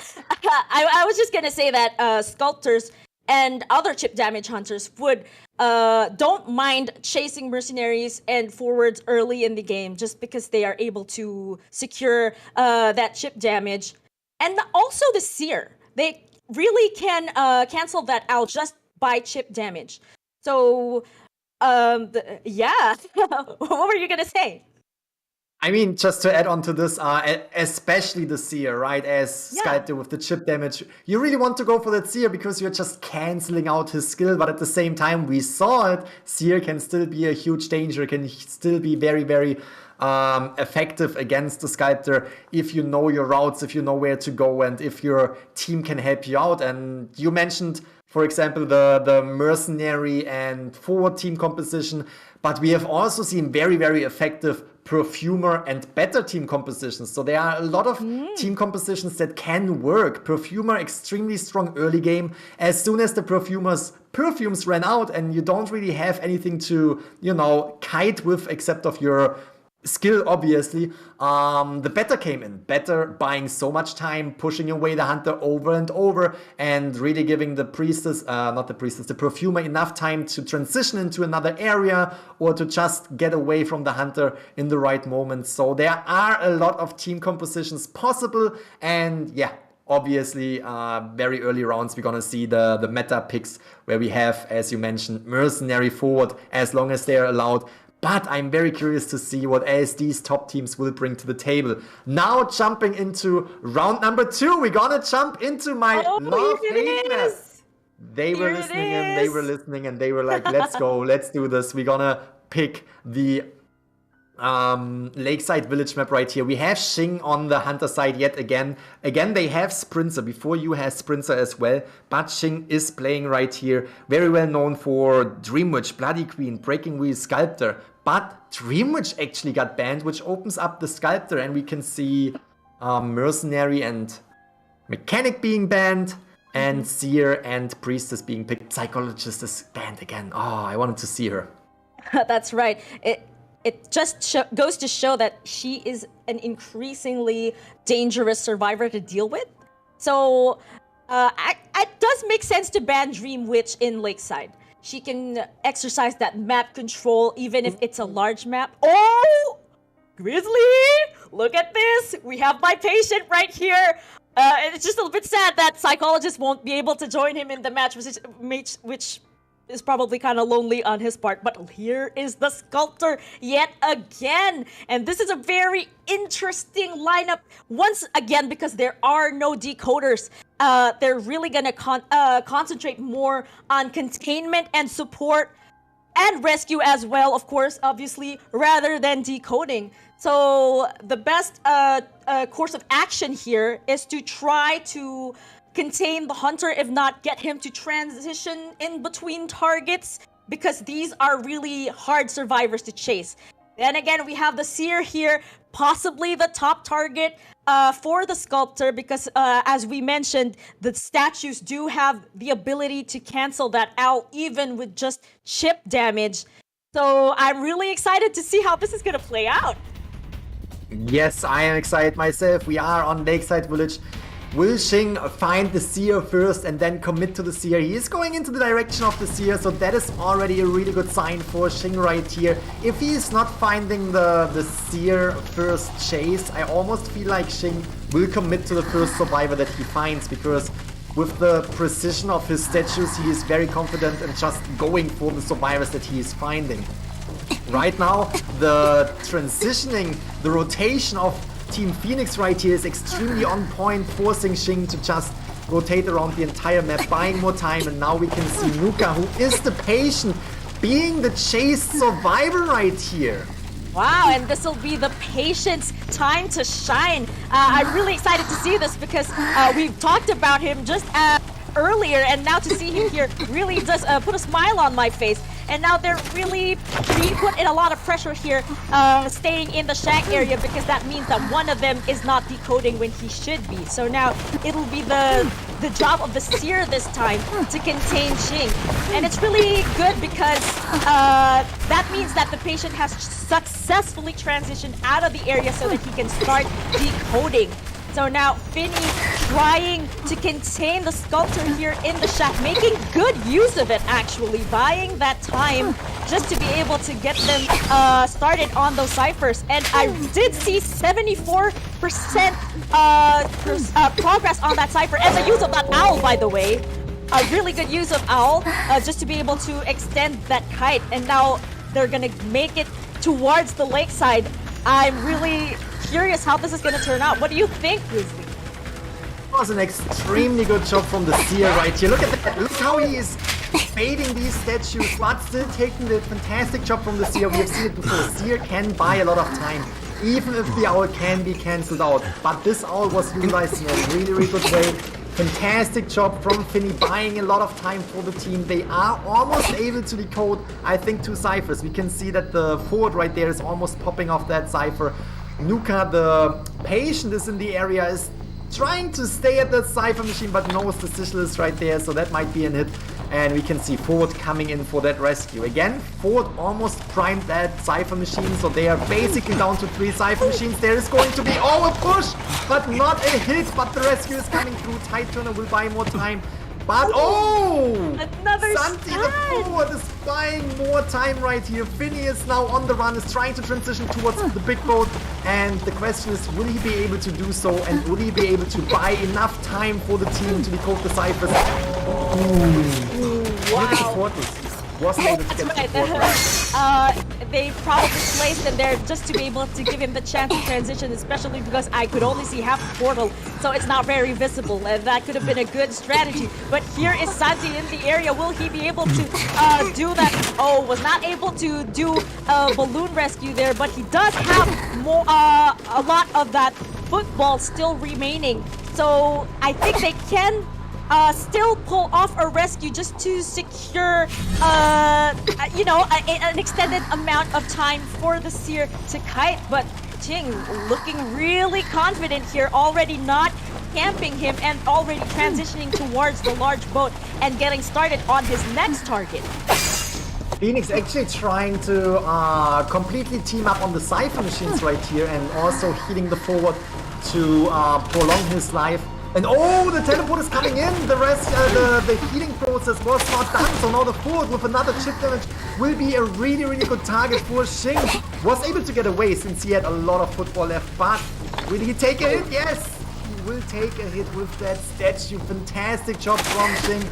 A lot of patience. We saw how Phoenix was trying to, you know, let the Seer on the chair and really focus on decoding, but Xing is not dealing with this. Xing is immediately putting pressure on the survivors yet again. And look at this, how far away the survivors are. We have the, what I think is the patient, right? The patient in the area, but that's gonna be a rescue they have to go for. Already used that hook to get in the area and has already absorbed that hit to do the rescue for the Forward. Nice rescue on the part of the patient here, but now the pressure is on Santi to, a nice hit from Xing right there, securing that that kill on the part of the Forward. And now only one more cipher remaining. They could still turn this around. They could potentially turn this into a tie, and it's now going to be up to Xing to stay on top of it all, just to make sure that he will at least be able to secure a 3-man kill, if not 4.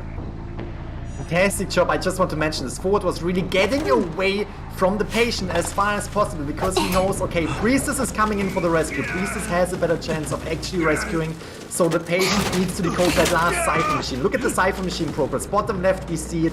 Fantastic job from Phoenix side right here. Now the question is, will the Priestess be able to Oh, teleport is coming in, preventing the Cypher Machine from being primed. This is giving definitely a good opening for the Priestess.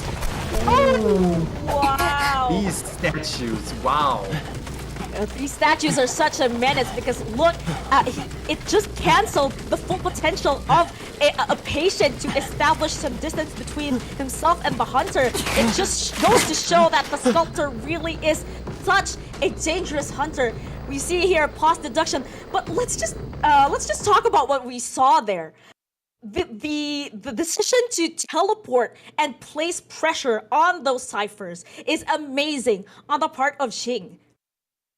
That is for sure. That is for sure. I mean, you have to think about it. You could just sit on that chair and wait for the Priestess to come in because that's the reasonable play, right? Priestess was having the least damage and could come in for a rescue. You could sit on the chair as Sculptor, not as Survivor. I mean, you know, like waiting on the chair for the Priestess to come in and then, you know, probably bring down the Priestess. Cypher Machine is popped off, the rescue is happening, and then you have 3 survivors running around. Even if you have a good chance of actually, you know, bringing down the Survivor and securing that second survivor elimination, you have a better chance if you teleport to the Cypher Machine you know is going to be popped off, because now, yes, the one survivor will be rescued, but you prolong the game. And basically, like a rule right here that you could mention is, you know, the longer the game, the better for the hunter. So prolonging the game as hunter and scaring away the survivor from the Cypher Machine that they can pop off is definitely a good play, because now you can bring down that survivor, you can put that survivor on the chair,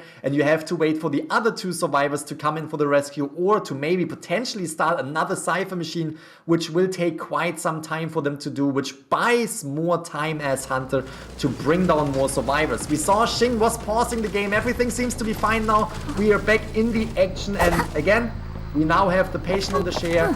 And this is what I'm saying, right now, Priestess was taking the damage. Now it's already a better situation for Xing, right? It's already a better outcome because the Priestess will go down with 1 hit. That's right. And just being able to put that kind of pressure with the health that is remaining on both the Priestess and the forward really does put Xing at a position of strength right here. Oh wow, was able to use the statues to down the Priestess before she's able to pull off that rescue, but the ciphers have already been popped. But Xing was able to utilize the tension to down the Priestess. Will the forward still make it? That was a really, really bold move. It could have been very, very different. Imagine, imagine the Priestess being able to get to that pallet and then, you know, stunning the hunter or maybe rescuing the patient from the chair. This could have been very, very different, but Xing was reacting quickly and was bringing down the Priestess right there. Yet again, now putting down the Priestess, taking care of the forward was the right play, and that's absolutely fantastic for you right here, because they are taking home a 4-point game, and not a 4-point, a 4 survivor elimination, 5-point game. And this is putting so much pressure on Phoenix right now, because Phoenix needs to get at least a 5-point game as well in the second half of round number 2 to tie it and to make it into a round 3 to potentially proceed in this tournament into the next bracket. So far, before you is putting a lot of pressure on Phoenix right here. So that's going to be very interesting. We all know diamonds are made under pressure, so there's still everything on the table for Phoenix, but they really need to get into this game on the hunter side right here, and they really need to get the 4 survivor elimination now. That's right, and a tie isn't just gonna cut it. They need to secure that 5-man kill, and now here we are with the match stats. Take a look at how dangerous the Sculptor is, because we're only seeing 2 digits of containment here, the best being 78 on the part of the Seer. Really impressive, but then again, it's gonna take a lot more to gain the upper hand, especially against a Sculptor. That is for sure, and as you mentioned, Seer with 78 seconds of containment time is extremely good, right? Against such a high-tier player. such a well-performing sculptor, right? That is a really good time. But if we flip the chart from the match before, we saw how the Seer of B4U was able to contain around 150 seconds. And there you can also see that the outcome of the game was completely different. So fantastic job yet again on B4U's Hunter side, Ching right here as sculptor. Coming in as sculptor in round number 1 and in round number 2, really showing off how extremely well coordinated you can be with these statues. At the same time, Phoenix was doing a fantastic job. The Seer, I want to highlight this. The Seer early game was doing a fantastic job. We had the patient who was taking the attention of the Hunter for a moment, and then also, you know, having these 2 survivors in the shack area, which was putting a little bit of a, you know, pressure point onto Phoenix, because now 1 survivor wasn't decoding that could decode. You were pointing that out before, so that is definitely something you have to mention. But then the Seer was taking the attention of the Hunter and providing an extremely good kite, as well as baiting the owl and taking the hit and getting away right there. But at the end of the day, we saw B4U Xing coming in with a 4 survivor elimination right here. And this is putting a lot of pressure on Phoenix right now. I imagine they must be feeling that pressure that you're talking about. But I really want them to come out excited out of this. I want them to bring their A game. I want them to do their very best just to push for that round 3 where it's going to start to really get interesting. And then what you were saying earlier about that incident at the shack, it's true. Actually, that is how, although it was an outstanding kite from the Seer, the fact that the patient was there and was decoding actually put them at a bit of a disadvantage in terms of the decoding progress. So maybe it could have been a different story had the Seer brought the Hunter to a better kiting area away from all of the ciphers that were being decoded by his teammates. Now, of course, there's this kind of situation in competition and in ranked matches, of course. There really are some times where you have no choice but to bring this Hunter to this the strong area just to be able to do that containment. But on the other side of that, if there's somebody that is decoding in that area, that player, of course, needs to adjust and get started on a new cipher. So... well, the fact that there is some cipher progress on that current cipher in the area is okay. You can come back for that cipher or have a teammate take over.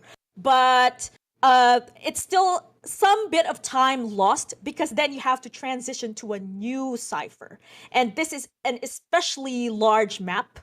So it's not the best scenario, but it's understandable. So it's still a really good outcome in terms of early game. I'm really happy with what I've seen, what I've witnessed. This is really good progress on the part of the survivors at the early game, and that is why they were almost able to secure a tie. And that's why we almost thought that they could turn this into a tie. But Xing really is an amazing hunter with such amazing skill, and he knew that could be the outcome, and that's why he tried to stay on top of it and tried to counter and deny that tie by making advanced, calculated decisions that really did pay off in the end. That is for sure. And I mean, I just want to highlight this. The Shack situation, that is for sure. Everyone knows that that's not the best situation that you can find yourself in. But at the same time, you have to consider the very beginning of the game, right? Seer was transitioning basically across the entire back of the map, which was forcing the Hunter to also transition a long distance, which was buying enough time for the rest of the team to decode. So they were all having a really good start decoding. So having 2 survivors in this one area for a moment, that is fine because they had a really good head start at the very beginning. It is fine as long as the other survivor is, you know, getting the chance to actually get out of the situation unharmed and is finding a new cipher machine that can be worked on. And in general, I think the coordination of the survivor team was extremely well.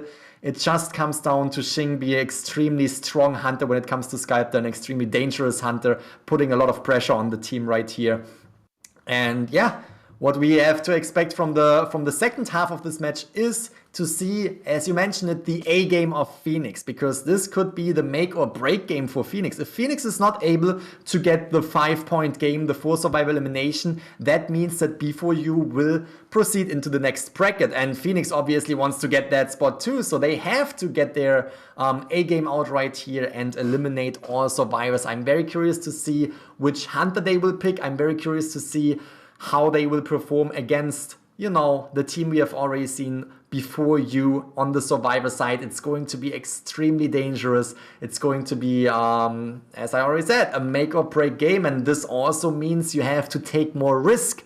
If you have to put all survivors on the chairs and get them back to the manor, well, then you can't sit on a chair and, you know, wait for one survivor to just get sent back, because you have to put pressure on the rest of the team too. It would be a different situation where you say, you know, you just have to eliminate one survivor. That's very, very stressless. You can just go for one survivor and sit on that chair and wait for someone to rescue and focus on this one survivor. But they have to get the 4 survivor elimination. So the entire dynamic of this match will change on Phoenix's side. They have to put more pressure on the survivor. They have to put more pressure on the cipher machines that they are decoding.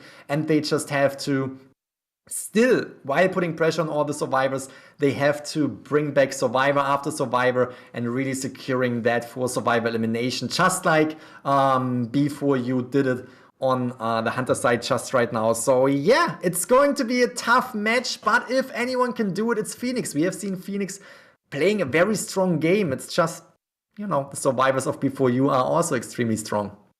That's right. And Eli did mention while we were discussing offline that Phoenix does keep a tight competition between themselves and B4U. So the pressure really is on them. I'm also actually really excited to see B4U survivor lineup try to manage a 4-man escape this time, because they were able to easily secure a 3-man escape in the previous match.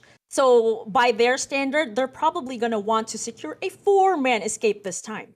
So they could potentially ban the Sculptor this time for this map, because they know that Revi is able to secure a 1-man kill. So knowing that this is already probably Revi's one of the hunters that he has mastered the most, they're going to want to ban that, and they're going to want to do a lot better to really solidify their place in the next round. So I'm really excited in terms of their lineup. Well, I'm still expecting a meta lineup, depending on who is going to be left to choose, depending on the bans. But Yes. I'm also really excited because we did see Patient. It's anybody's game this time. I really was not actually expecting that, but we did see him nonetheless. So it will be such a pleasant surprise to see a creative pick this early in the match. One of the other survivors that I'm actually hoping to see is Toy Merchant in Lakeside, because that catapult has a huge potential at the big ship. Okay, so if you get chased in that area, you could use the catapult to just get out of that area and secure your safety. Or you could also use it at the logs, at the small boat area, because there are a lot of walls there, and you could really break sight from the hunter. So I'm really excited. And then we also know about the ability of the toy maker toy merchant rather to provide items for his teammates. Then again, that means that the survivors probably shouldn't pick characters that can't carry items, because other than that, that ability of the toy maker is kind of pointless. So what do you think about the toy maker in Lakeside? Definitely agree with you. She will be extremely strong on the boat, especially the big boat area, because you have the possibility, without even utilizing your catapults, to just get on the boat, ward the upper floor of the boat and just fly away, really buying enough time to get away and creating distance between yourself and the hunter, which will buy more time for the survivors. So yes, she is definitely a very, very good character on this map. She is accelerating a lot on these maps where you have a second floor where you can just, jump down and use the glider to get out of this area. So yes, she is definitely a very, very good pick. But the question is, in round number 2, you still have enough characters not being banned to pick from that might be better. And as we already mentioned, Phoenix as well as B4U are heavily meta picking players. So I don't really, I would like to see it, but I don't really expect to see the Toy Merchant. And what you mentioned with B4U, where B4U was able to get a 3-man, a 3 escape. And maybe they will try to get a 4-man escape now. That is definitely something they will. I mean, obviously, everyone is trying to get the 4-man escape right here because that's just a statement itself. But at the same time, as much pressure as Phoenix is feeling right now to eliminate all of the survivors, as little pressure is B4U feeling right now because they actually only need to get one survivor out of the gate to secure the victory in round number 2, which would lead them to proceed into this tournament. Now we can see B4U Cats is in the team, which is potentially a forward, potentially a cowboy. There we go. We have the forward from Cats since Mercenary and Mechanic have been banned. We also see problems coming in with the Priestess. Sculptor has been banned as we were expecting it because Phoenix Sculptor was dangerous. Not gonna lie, he was dangerous. Yes, B4U's team was able to kite him for quite some time, especially this year. But nonetheless, he was extremely dangerous. So you want to respect ban that Sculptor on the map that is Lakeside Village map, right now. And we can see Seer is banned. That means you have your team composition. Here we are with the Psychologist and the Patient. I'm really excited to see how they will avoid those that terrain, the obstacles on the terrain. There are a lot of those scattered across the map. So I'm expecting. And Naiad, here are the picks that we're actually excited to see, Grizzly. We have Naiad, we have the Patient and Psychologist team. I'm excited to see how this is gonna play out, especially because this duo, the Psychologist and the Patient, just might be the counter to those puddles because it'll be a quick way to transition out of that dangerous area. And now here we are at the lakeside with Naiad spawning at the corner of the map, making her way towards the shack area where Cats is actually staying. So it'll be his job to contain Naiad here at the shack area and buy as much time for his teammates to get these ciphers going. That is for sure, and I'm very curious to see which survivor she will go for first. We can see Schmitty right there. Seer, do you want to go for the Seer as Naiad early in the game? It's definitely a pick that you can go. Oh, it's not even the Seer.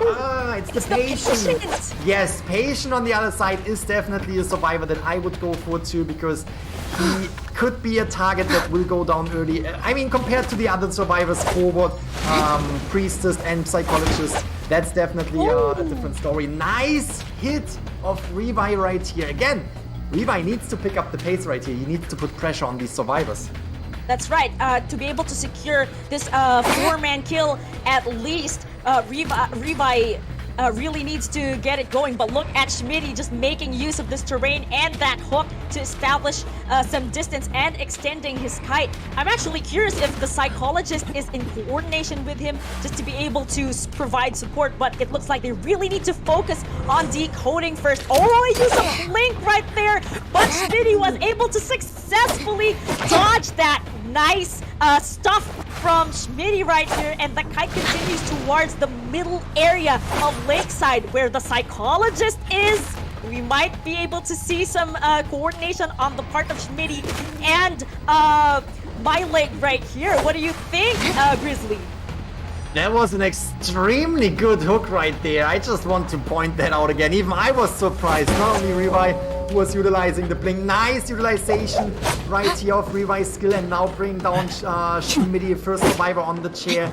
Definitely is looking really good right here for Revi, because now 4 Cypher machines are remaining, and we can see that there is a lot of pressure on Before You right now.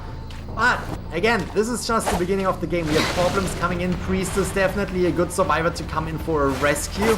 Is trying to utilize that skill again, but oh, very nice shoot down, and is actually getting the rescue in a really, really good way. Schmitty is now the target you want to go for. Will he utilize the skill? He can't.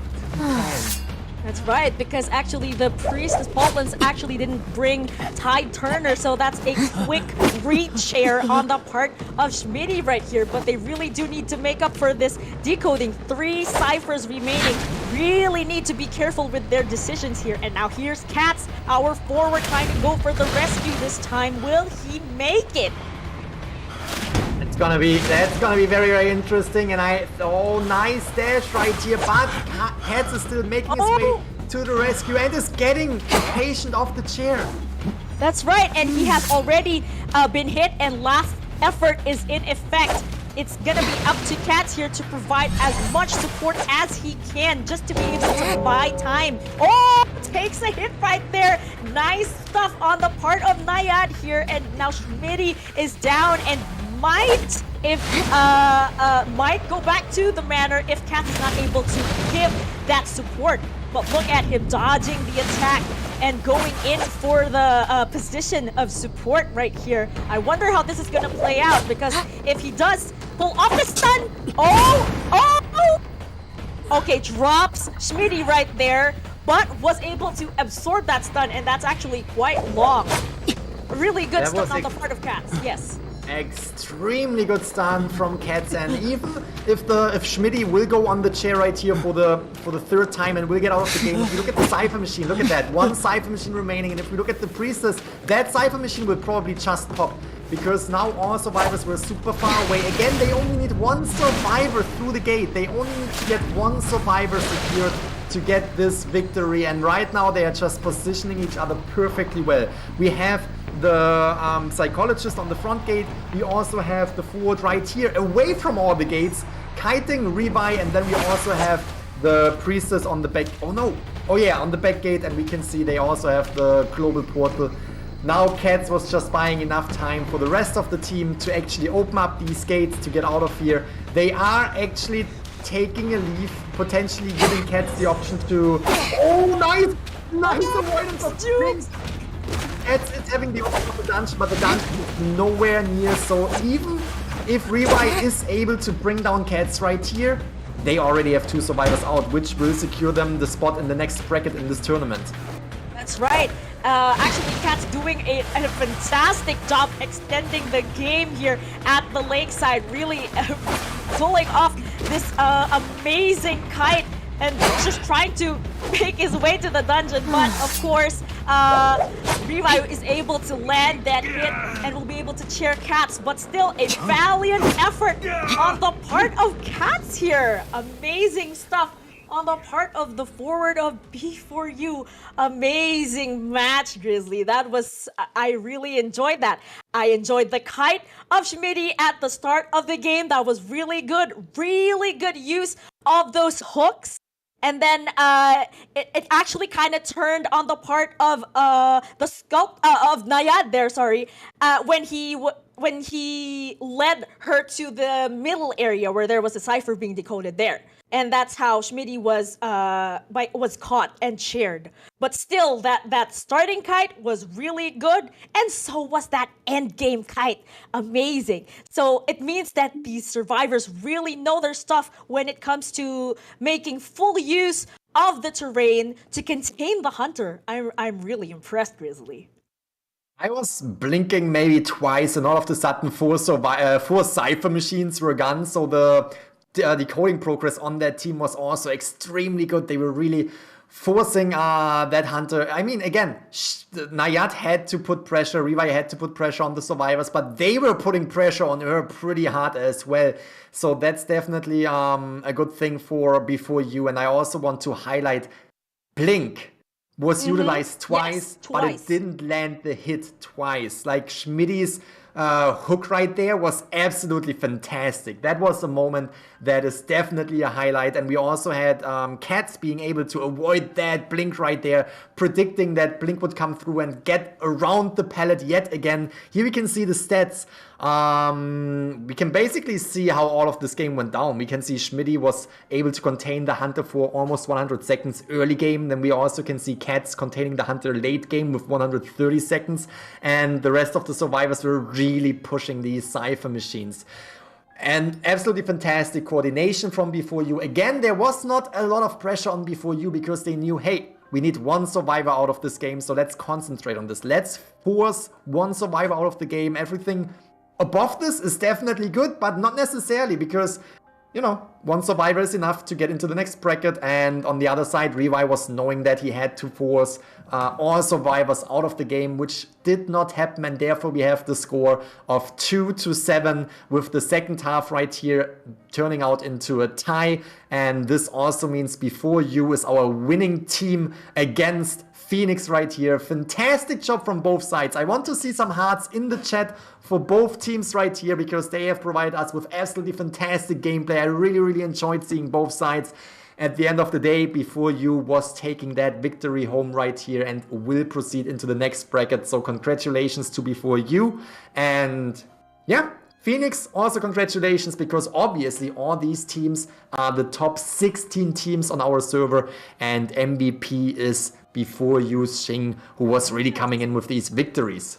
That's right. 3 pallets destroyed, 42 strikes, 17 total knockdowns, and an average elimination of 3.5. Really good number right there, Grizzly. It just goes to show that Before You, even if they haven't played in a while, definitely haven't lost their touch. So I'm expecting Phoenix to come back stronger when they do come back in the tournaments to come. I know that it is such an honor to be able to compete with these top teams. And again, congratulations to Before You for advancing to the next round. We're really excited to see how this is going to play out. More Identity 5 action in the next matches to come.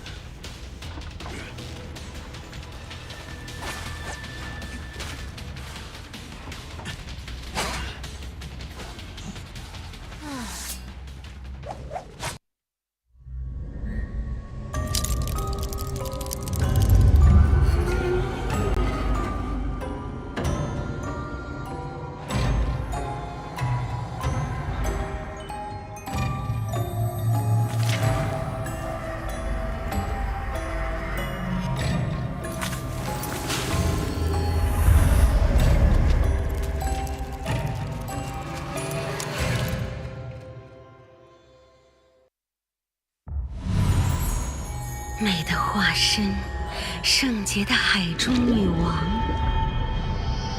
人们把你视为恐怖的灾祸，然而美，无人可以立下善恶的判词。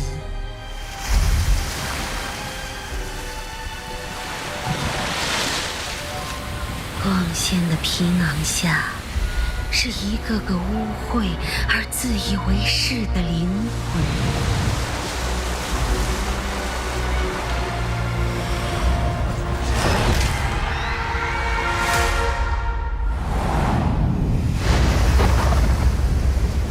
请让我记上这份小小的晚餐。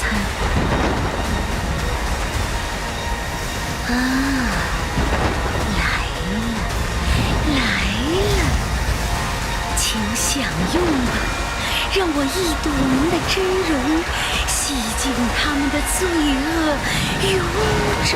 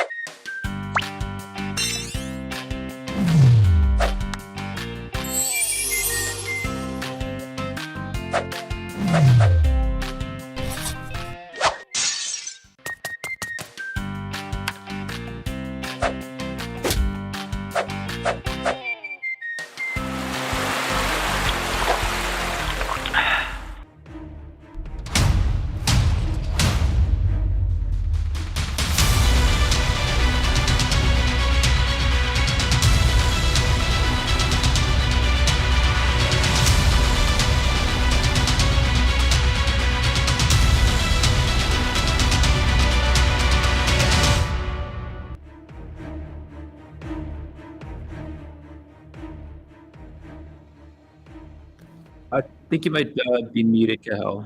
But welcome back, everybody, to round two. Cahel, I think you were muted for a second I'm there. back. Go ahead. Continue what you were saying. I was just saying, welcome back to the audience. Hello, everybody. Welcome back. This is day one of IdentityV tournament NAEU. And with me back here today is Eli. Now, we've seen such an amazing two matches between B4U and PHX. And now we have the current matchups, which is LCY and PPT. Now, you're the guy, you're the go-to guy when it comes to insider information about these players. What can you tell us about these teams? All right. Well, very good question, Cahel. Legacy, for those of you who know, is one of the most prominent teams in the North America European server. They have some very well-known players, such as iAlien, who is arguably one of the best hunters on the server, has a very good sculptor, is known to be one of the best sculptor players throughout the server. Very versatile as well, can excel really well in the later rounds with things like Axeboy, Bloody Queen, Dream Witch, along the, those kind of hunters as well. All for One is the other hunter, along with, he plays Breaking Wheel, and he's known to be arguably the best Breaking Wheel player on the server, has had a lot of success, and has really kind of dominated the leaderboards as well. Very strong survivor lineup for Legacy as well. I know they put in a lot of work into a lot of their practices. So I'm very excited to see how they will come out here. As for PPT, a bit of a newer team, so I'm not quite sure what to expect from them, but this should be a very exciting matchup, and I'm really looking forward to this. And of course, when it's a new team, you always really do get everybody excited because we want to know what you can show us. We want to know what you can showcase, if you can bring anything new to the table. So that's really exciting to see. Of course, we do have the basic predictions of these teams using characters that are in the meta. But we've seen some creative picks today. In your match with Grizzly, we've seen an evil reptilian, and we've seen a gamekeeper, definitely not in the meta, but was still equally surprising and really fun to watch. Now, it has been a meta-centered match between B4U and PHX. Can we expect the same from Legacy and PPT? I definitely think we're going to see a lot of meta characters from Legacy. They're the one team that's known to just strictly stay to the meta, and it's worked very well for them so far. Okay, so it looks like Eli is having a bit of audio issues, but I think what he's trying to say here is that Legacy really does stick to the meta, and that is what we can expect to see. Now, again, this is really a common occurrence in tournaments, but it's still equally exciting because, not two matches can be the same. And now we can go straight to the team profiles. Here we have iAlien, TMX, Win, Tokyo, and Green. A really strong survivor and hunter lineup. I'm really looking forward to what their picks and bans are going to be for this current match.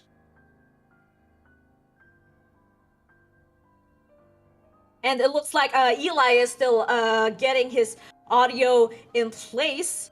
But like I said, I'm really excited to see what these survivor lineups are going to come up with, especially depending on the map. And then since PPT is a fairly new team, we have no data yet on their current picks and bans, but here are the players here. IRA, Claire, Bloody Mask, Black Flag, and Marinette. Really cute names, I would say. And I'm actually pretty excited to see if they are meta users or not, because if they are, then I would expect some mirror matches similar to the picks and bans of Legacy.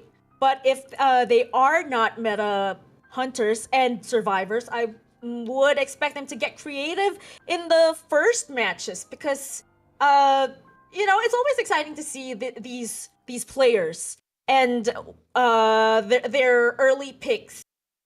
especially because there are only two survivors rather that will be banned in the first round. So there isn't much time to get creative here. But definitely, if they do advance to the second and third matches, it's gonna get really interesting because there will be more bans, more opportunities to get rid of hunters and survivors that you don't want to deal with. So, Eli, get back to me. What are you thinking?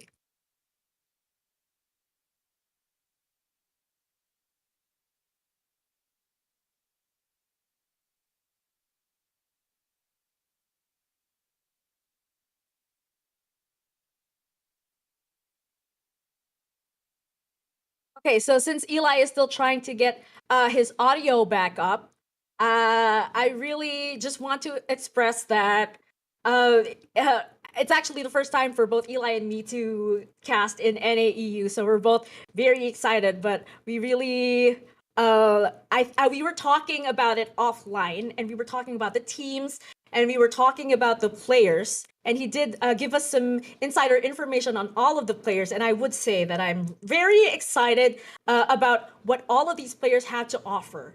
And so far, we've seen outstanding gameplay from ICT, from B4U, and now I expect no less than the same energy and skill level from Legacy, especially because Eli was actually saying that these are the top teams, these are the top tier teams in NAEU server. Now, if they would show us that that amount of energy that we are expecting, then it would be such a great show. So now,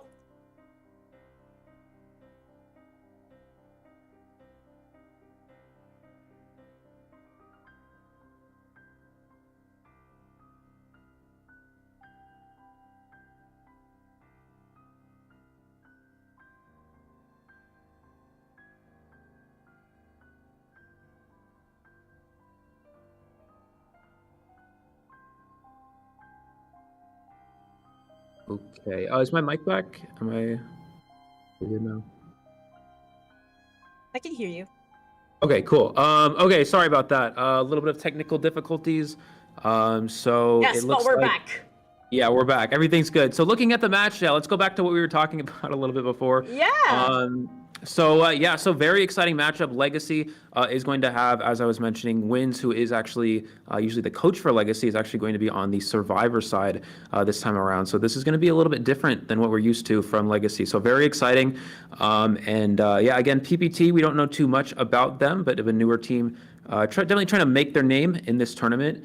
But it should be a very exciting matchup nonetheless. And I think we saw, if I'm not mistaken, iAlien was the lead hunter for Legacy. So that's going to be very exciting for, I know a lot of you guys, is iAlien's definitely a fan favorite, has always been a very strong hunter in NAEU, and looking forward to the gameplay.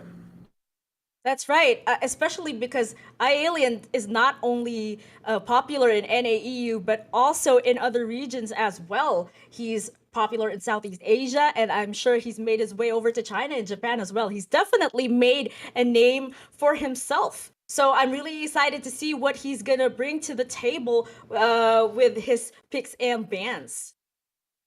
Yeah, absolutely. So as for PPT, again, we don't know too much about what to expect from their players. But we did see a bit of an off meta from one of these newer teams, earlier on today. So maybe with another newer team, we'll see some more off meta picks. I'm very excited. Again, I love to see, as Grizzly mentioned, I myself also love to see off meta characters because we don't get to see them very often. And, That's right. And bringing something new and unique to the table is always very exciting for a lot of viewers as well as myself. So yeah, again, I don't know what to expect from them, but it should be a pretty good matchup, and yeah, we'll have to see what happens.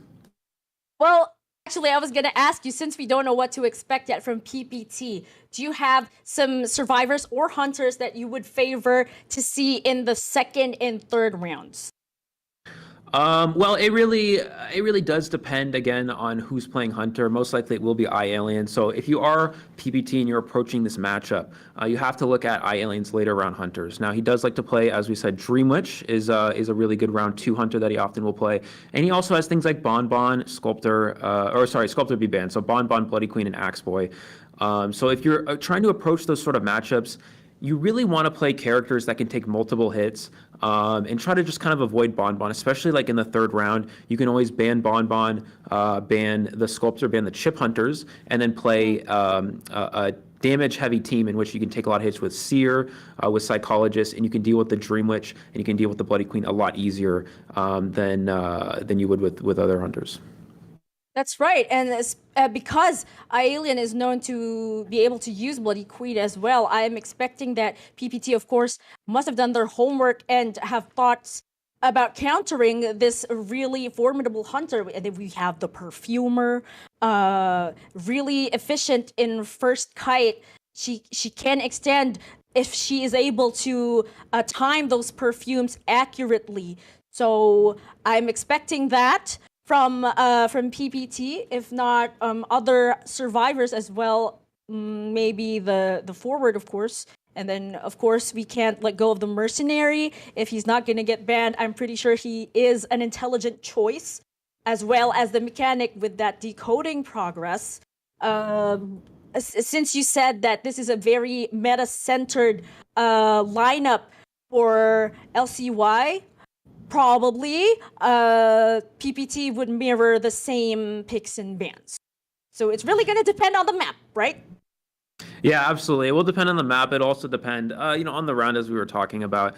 I think if you're PPT, you may want to go for more of a unique strategy. Again, you're going up against one of the best teams in the entire server, so it's you have to really kind of go out of the box here and push for a little bit more unique and risky strategies that could pay off in the long run for sure. So it really just depends on what they're comfortable with as well. A lot of what NAEU is a lot of players will go with characters that they're comfortable, what we call comfort picks, and they'll play characters that they're comfortable using, whether even if it's off meta, such as Prospector or Cowboy. We saw that a little bit earlier.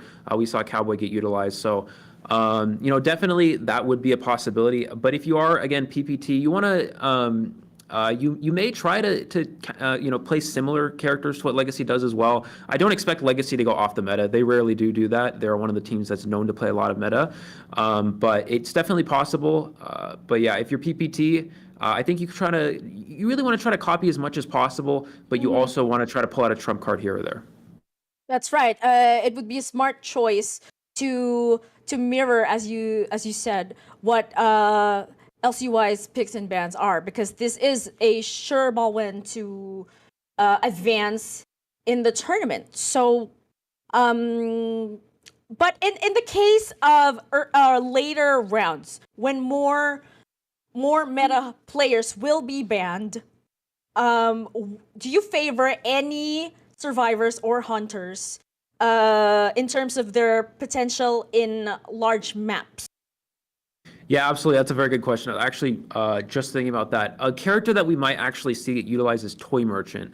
And the reason why is Toy Merchant is very good on the later round maps. A lot of the earlier round maps will consist of smaller maps, maybe Ever Sleeping Town, but you'll also see a lot of Red Church, Arms Factory, maps that Toy Merchant isn't quite as good on. She really enjoys the 2-story buildings, which you can vault out a window and then glide on that parachute, or on the glider rather, and make some distance between you and the hunter. So I think Toy Merchant would definitely be a character we'll see in the later rounds, depending on the map, for sure. I also think Patient will get utilized a lot today as well.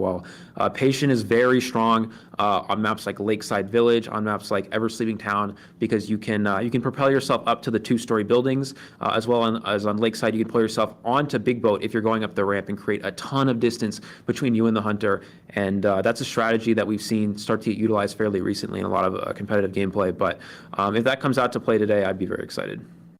Actually, we did just witness that with the use of the Patient. Schmitty was the one who used the Patient in the previous match, which was really exciting to watch, because he really did pull off that amazing kite. And as you would predict, he is able to establish that really good distance, a ton of distance between himself and the hunter, and was able to dodge a very important blink. So the potential of a patient is really immense. Yeah, absolutely. It really just depends. And unfortunately for Schmitty in that last match, he actually got caught in a pretty bad area and was still able to do a good kite. That middle cipher, that middle area on Lakeside Village is very weak for a lot of survivors. But he wasn't quite in the best area for using the patient's abilities, but still managed to make it work. So it looks like we're going to have, I think PBT is going to be playing Hunter first. So looking at how this is going to play out, depending on what Hunter they play, assuming PBT goes with a meta Hunter, which would most likely be the Sculptor, I would expect to see a mechanic ban. And as for Legacy, I know they love to lock in that forward. They're a huge advocate of playing forward, using that for support, using that for rescues, and pushing for wins in the early rounds. So I think we're definitely going to see a forward get utilized, whether it's LCY Green or LCY Alex using that forward. We're definitely going to see it probably in this first round. Well, I also would call myself an advocate of the forward. I really do think that he is really crucial in a lineup because he is able to provide that support and is able to rescue as well. Not much on the decoding progress, obviously, but we do know he has his value in the team. So to see a forward this early in the match is something to be expected, yes. I'm also expecting him to be teamed up with the Mercenary. They are the dynamic duo of the decade. They are just so effective together. So to see them again here in IVT would be such a joy to watch. And then as for the decoders, I do know that Mechanic is going to be a frequent ban. You really don't want to deal with her not in a large map, not in a small map. She's just really so efficient with that doll, provided that it's safe and well hidden. So I'm expecting that to be banned. I'm also expecting a Priestess ban because, although we didn't see that in the previous match, but I'm still expecting that Priestess ban because she is able to pull off that portal rescue. It could be a clutch to the end game. So really annoying survivor indeed. Don't want to be dealing with that. I suppose in the whole of the meta, the one that's the least intimidating in the current meta is the Seer. Okay, so because chip damage hunters are able to pursue him easily if they are that skilled. What do you think about this? Would you agree?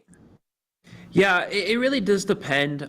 Sculptor actually can struggle a little bit against Seer sometimes, and the reason being is that as a kiter, as long as you kite in the open and avoid taking any statue hits, you can force the Sculptor to hit you 3 separate times if you're utilizing that owl. So and a lot of what players will do is they'll have the owl, the hunter will go into attack recovery, and the forward will do a stun after the attack recovery runs out, and it gives the Seer a ton of distance to transition away. Now against something like Bon, that would be a different story.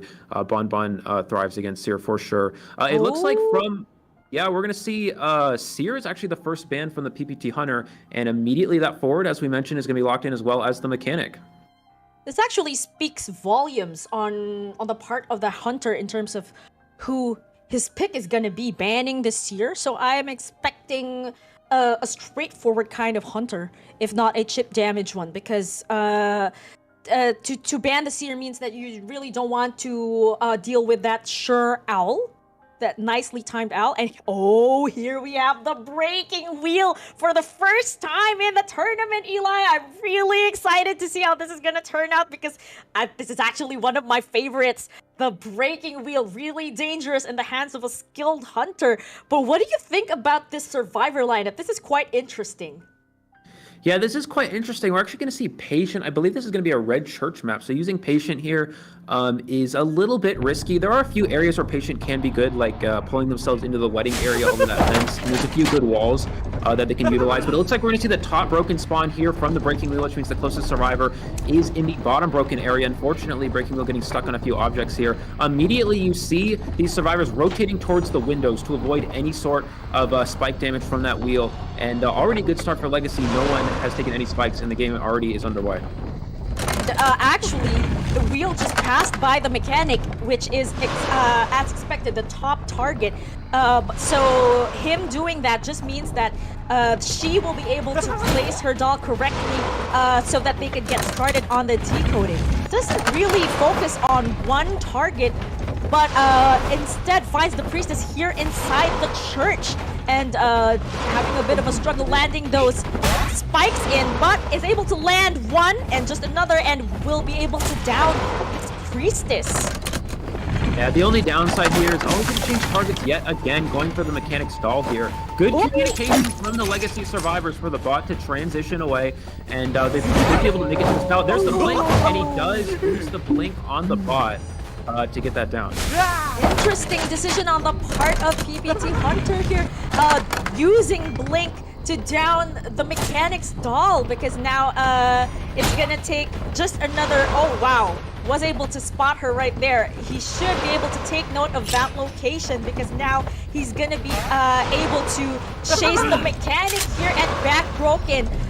Struggling a bit with maneuvering the wheel here, but I'm really excited to see how he is able to manage this first chase. Beautiful jukes from the mechanic, not giving up anything too free here. Does have one spike on them already, but keep in mind the braking wheel has already used their blink. There is no blink available, so once you get this second spike, which they are able to do here, they're still going to have a hard time getting this mechanic down. You have to trap them, and there is no CRL available. It looks like, trying to push for this portal here. Can they make it through the portal and to the world portal as well? Beautiful play from Legacy. A nicely placed portal here. Beautiful coordination on the portal. Part of Legacy, because that was able to create distance, but again, this is the braking wheel, a high mobility Hunter already finding the mechanic here at the side of the red carpet, and notes that the forward is in the area and may potentially harass him if he can't deal with him this early in the game. So now it's going to be up to the braking wheel here to manage the situation, because this can be a menace. The forward can be a menace in the red carpet area because of his football. Absolutely. Looks like the forward's gonna stun. Oh, so the mechanic can use their self-heal. Excellent communication from Legacy. The mechanic is now back into Graveyard. This is the best kiting area on the map, so this is an incredible position for Legacy. And they're not able to get the down as well. Mechanic's still alive here. 3 Cypher machines already remaining. Mechanic's gonna try to transition to these next pallets, but most likely will take 2 spikes. That's right. This is actually a pretty good area to contain the braking wheel, especially because there are a lot of walls to go around. But again, this is a braking wheel, very strong Hunter, and is now able to cheer the mechanic. And do note that the doll doesn't have much left in it, and it's just really a click away from expiring.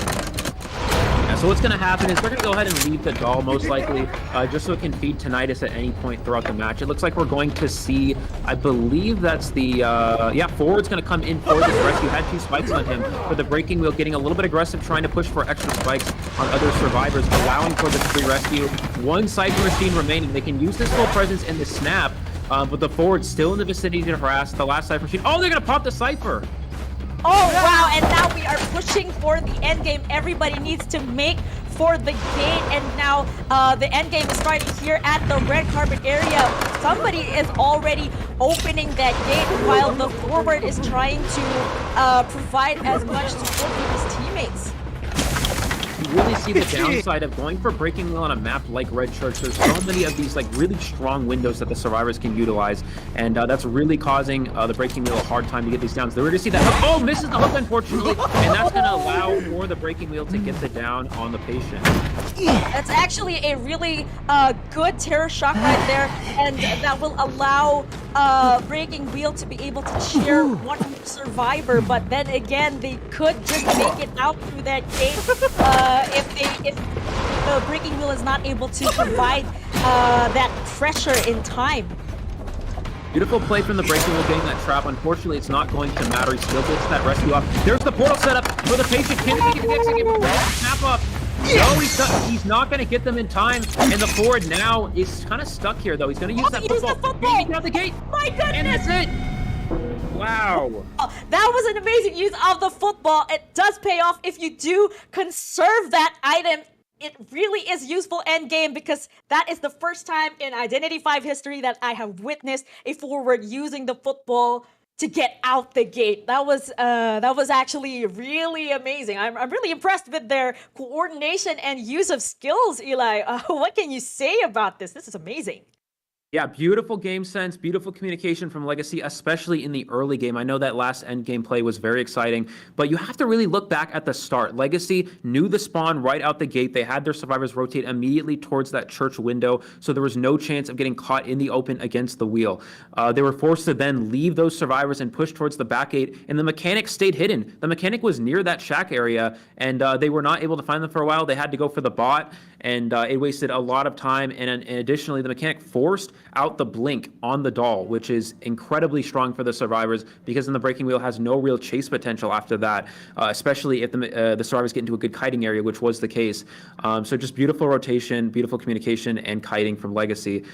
Good try from the breaking wheel, but you really see, again, the downside to playing a hunter like Wheel on a window-heavy map like Red Church.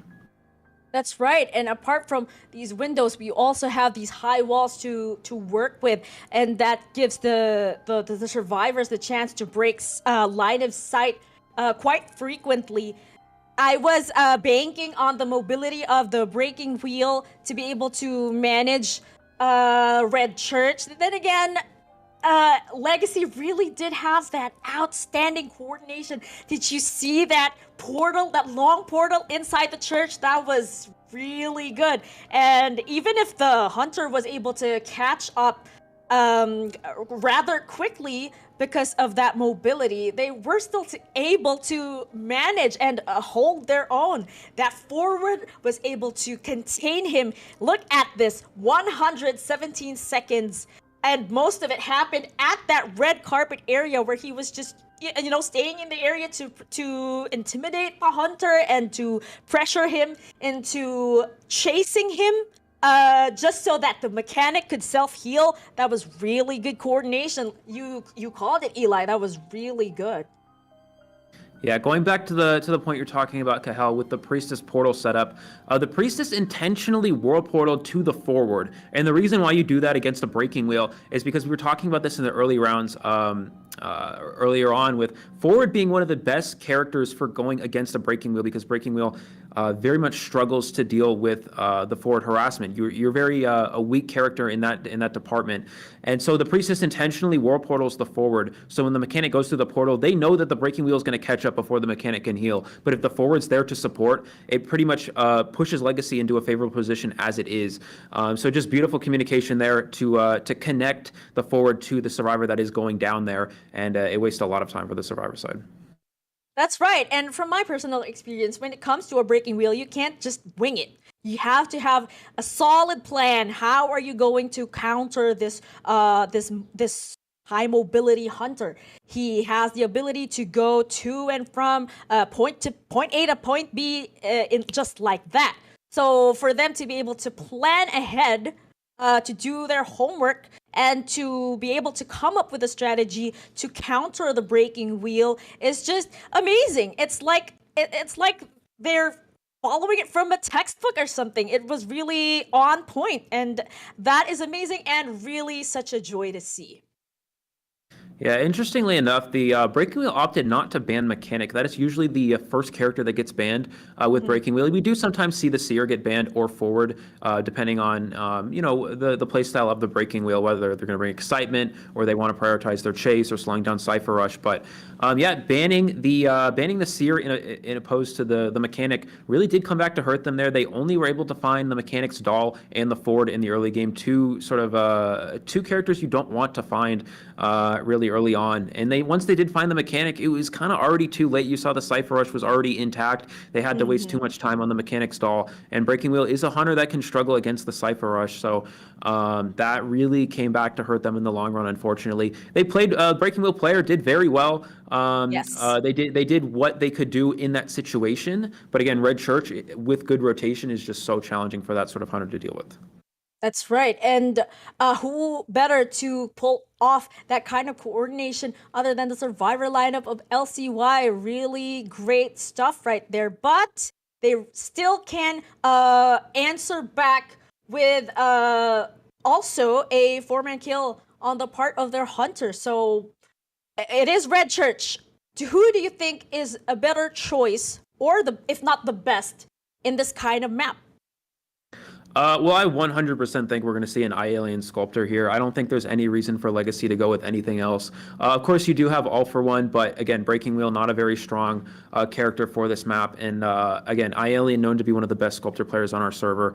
I think we will expect to see probably an up-down Blink build. I know Alien loves to go with the tie builds on small maps, especially in a situation where you only need to get 1 kill. You don't have to push for anything beyond that. Of course, getting as many kills as possible is always beneficial for your team, because you have more points to work with in the later rounds. However, the first goal for Alien here is to secure at least 1 kill, make sure his team wins the round here, and just go for a blink detention strategy. That should most likely what we're going to see here. Right. So as I was saying, they do need to come back from this with a 4-man escape rather than a 4-man kill. Sorry. So to counter a Sculptor, you really need to be on point with the spawn points. First of all, of course, you do want to transition. Like you said, Red Church is a very effective map when it comes to rotation and transitioning. So if you do have that perfect coordination, you just might be able to avoid getting chaired by a Sculptor early in the game, and just, take turns on those ciphers, because you're you're constantly, if not frequently, rotating. So I do believe that this is a good strategy. But on the part of the Hunter, how do you think he's gonna secure this win, if not manage at least a tie? Yeah, definitely. If you are pushing for a win here, then you typically would go for more of a trump card strategy. Again, I don't think Alien needs to take any risks here, but a lot of Sculptors would go. The two most common builds are you have trump card in detention, and you start with Blink. You can switch to teleport in the late game to pressure those exit gates, or you can bring Insolence and trump card, which helps you reach that full presence quicker. And the full presence, as we know on Sculptor, is incredibly powerful. But again, I don't think iAlien will take any risks. Just going to go with the up-down. You will have Blink to help secure that first down, and you also have Blink plus detention in the end game to guarantee yourself getting that kill. And that is exactly what we most likely will see from Alien, just because he just needs the 1 kill, as we talked about. That's right. And I'm pretty sure Alien is going to want to do more than just that. He's going to want to, establish his presence in the tournament.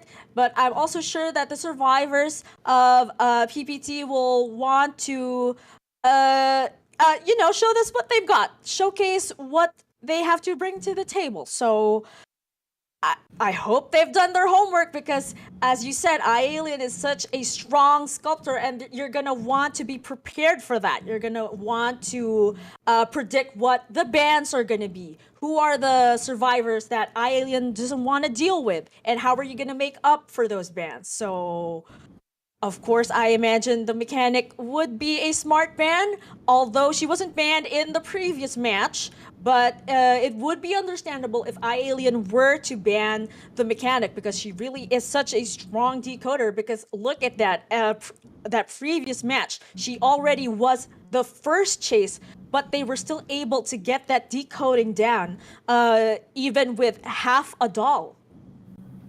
Yeah, and I know iAlien is a huge advocate of banning the Mechanic, so I would expect us to see a Mechanic ban here.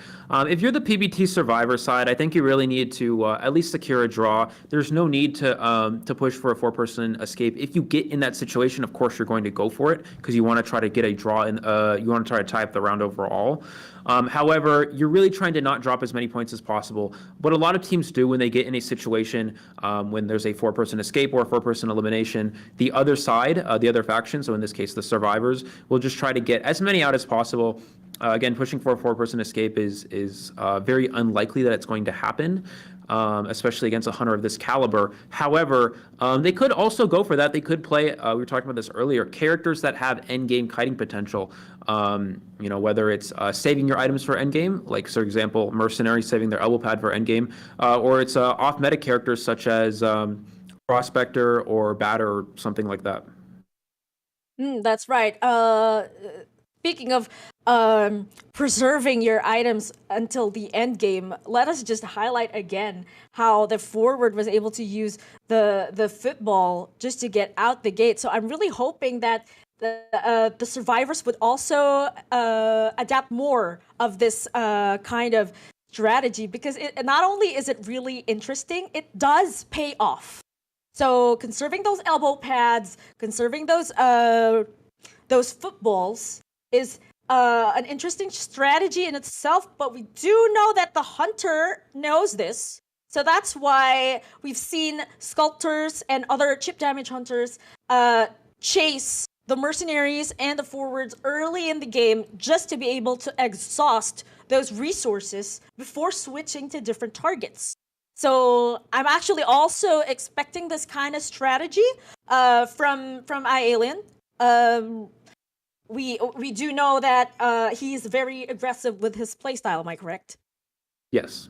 That's right. So that could be the scenario if you do find the mercenary exhaust the resources before moving on to the easier chases, like the seer or the decoders especially. Yeah, absolutely. So I think we're gonna see PPT again, one of these newer teams. I would expect to see maybe a slightly less meta character from them. I also expect to see entomologists get used again. I know a lot of these teams, especially in NAEU, like to see entomologists or like to use entomologists. And again, we talked about this earlier. Entomologists on this sort of map is just so strong, combined with something like maybe Priestess, because the Priestess church loop is just incredibly powerful. Entomologists putting those bees in the entrance to church is incredibly hard for hunters to deal with because it blocks the entire entrance, and you can push the hunter back. You can slow them down, whatever it may be. It gives your survivor that's kiting a lot of distance. And looking at, let's think about the picks and bans here. I think if Alien's going Sculptor, we're going to see the mechanic. I would expect the survivors. I don't know if they have a forward player. That's something that's yet to be seen. If they do, I think we're going to see a forward locked in, as well as possibly something like Seer or Priestess, because I know, again, iAlien likes to ban forward. Legacy is a team that loves, that believes forward is a very strong character. I also believe that myself, and I think that's a very good character to lock in if you do plan on playing that at any point during a match. Yes, and as a hunter, I would actually ban the forward as well, because that's just gonna get in the way of my objectives. Of course, I'd want to separate him from the mercenary because they are the dynamic duo and they can turn the tides when it comes to mid to end game. And now here we are finally with the picks and bans for the second half of round 1. Now, what will the bans be? Here is iAlien's choice, the mechanic, as we expected. Oh, we're seeing a Mind's Eye in Red Church. Well, we do say that this is her home.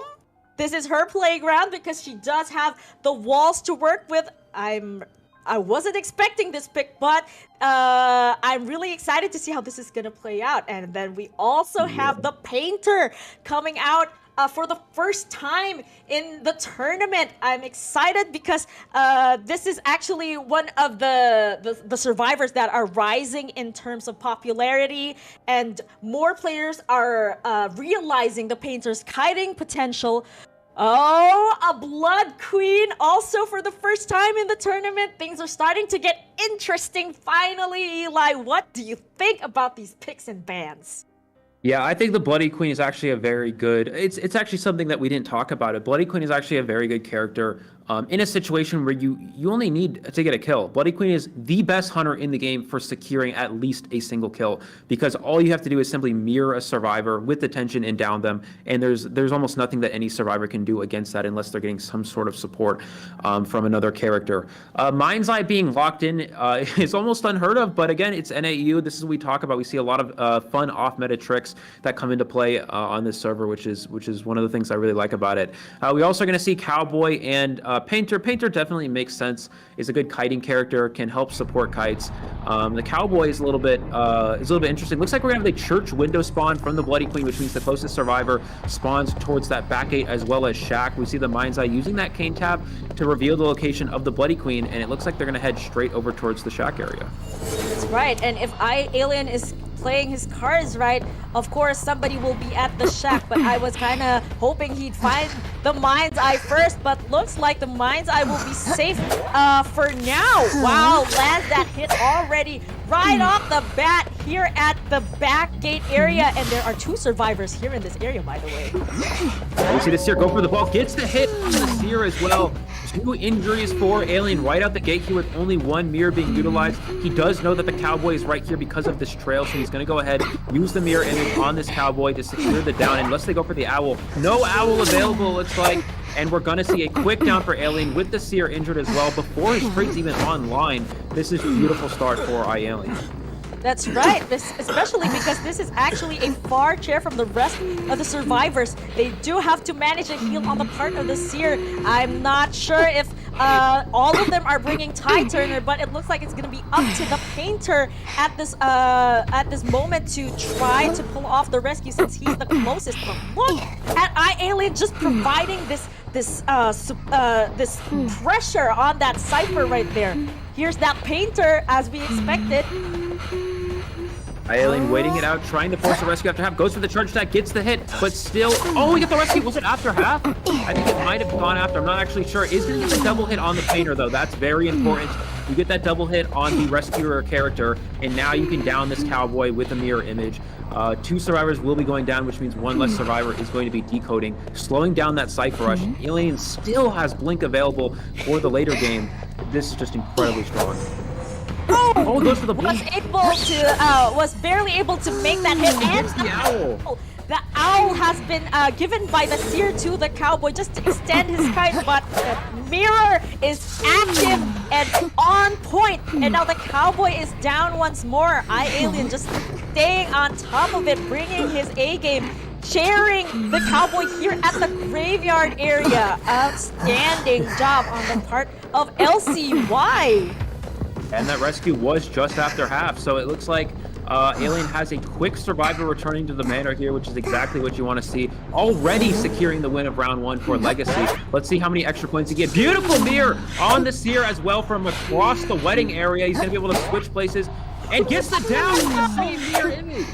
Oh my goodness, the use of those water mirrors are just amazing.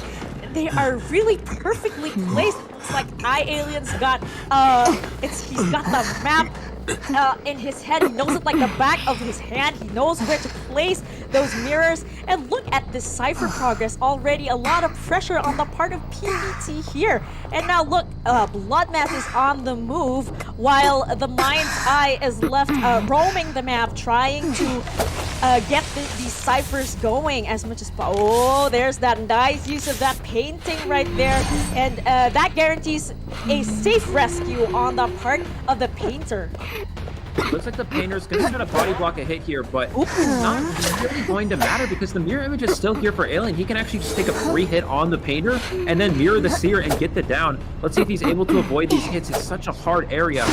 Good jukes from the Seer. He's going to switch places, and he should be able to get the down with this hit right here. And there it is. There was that sandwich situation that is quite frequent. A really annoying move on the part of the Blood Queen here. Oh, amazing decisions on the part of Alien, because look at these Cyphers. Still 2 remaining. There's still much to work with. But look at the Mind's Eye already on the move. Looks like she's going to be doing the rescue this time. All right, yeah, it looks like Mind's Eye the only survivor able to save here, unfortunately, for PPT, because everyone else is injured. There is the rescue, no Tide Turner available. Can he get the hit on the Seer? Good move from the Seer, not to throw down that pallet too soon. And oh, beautiful bait from Alien, juking into the pallet and pulling back, getting that swing off on the Seer. He's going to be sent back to the manor here.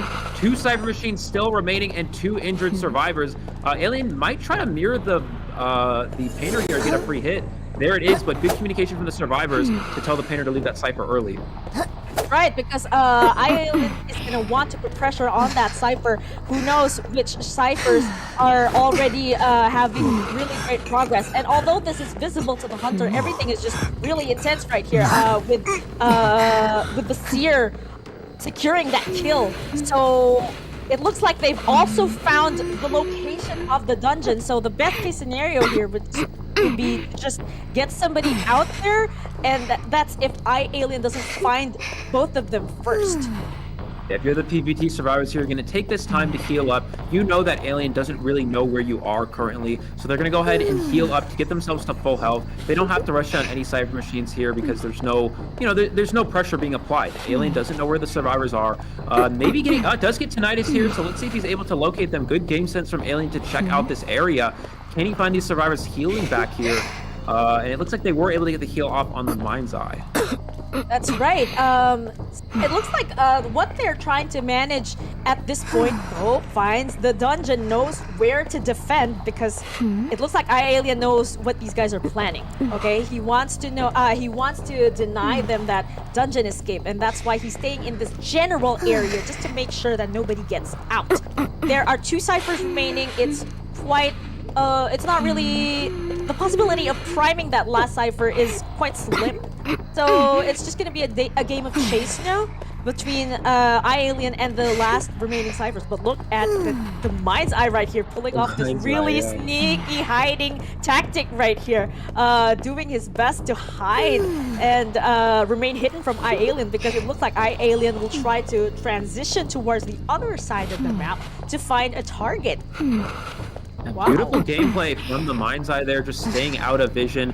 I think Alien might be able to locate them here. Does he see? No, still doesn't see the Mind's Eye. I think he has caught onto the trail here, so he's able to use that mirror, get the hit on the Mind's Eye. Again, still 2 ciphers remaining. Even if the painter manages to pop one of these cipher machines, they're still going to need an entirely another cipher. So this is looking like a 4-person elimination for Alien with Bloody Queen, which is not one of the hunters you would typically see being able to do such things.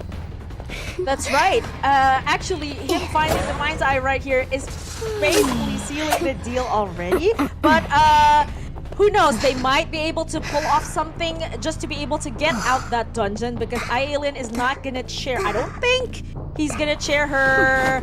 Oh, okay. I spoke too soon. So the game plan here is to chair the Mind's Eye and deny the rescue because, of course, you cannot rescue from a Blood Queen if you are at half health. So the painter will just need to tough it out and try to take it to the dungeon. But look, Alien already staying on top of it, predicting that plan and going toward the dungeon just to, to be able to deny that dungeon escape.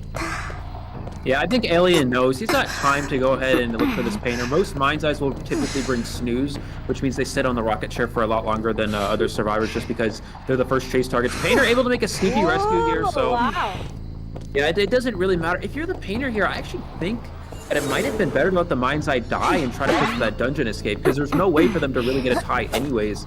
It looks like Alien's going to continue after this Mind's Eye here.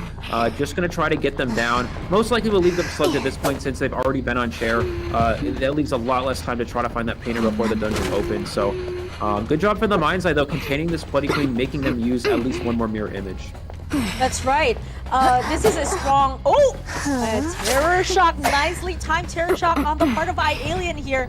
It's gonna take a while for the Mind's Eye to heal up, so I'd best chair this Mind's Eye and just get on with it. So now Bloodmast already trying to make for the dungeon. Oh, wow, nice use of teleport. Great decision making on the part of Alien here. But looks like history is about to repeat himself. The Bloody Mask seems to be going for the rescue for the Mind's Eye right here. Wow. Valiant effort. Yeah, definitely. The only downside is if you let this Mind's Eye expire, you can use that painting to reach the dungeon. I think Painter should be pushing for a dungeon escape here. Will they actually... Oh, they're going to go for the rescue. Whoa, huh. Wow, all right. So, extending the game just right now with that rescue. So, Alien is just going to have to do it all over again because it doesn't seem to be difficult for him with these placement of mirrors. Look at them trying to still manage a heal. Look at the effort on the part of these survivors. They're really giving it their all. They're really doing their best here. And that is something to be admired, I think, Eli, because look, they're just not giving it up. And here is that second painting. Finally, we see it come into play, but that leaves the painter with no more resources, and now he is down. Wow.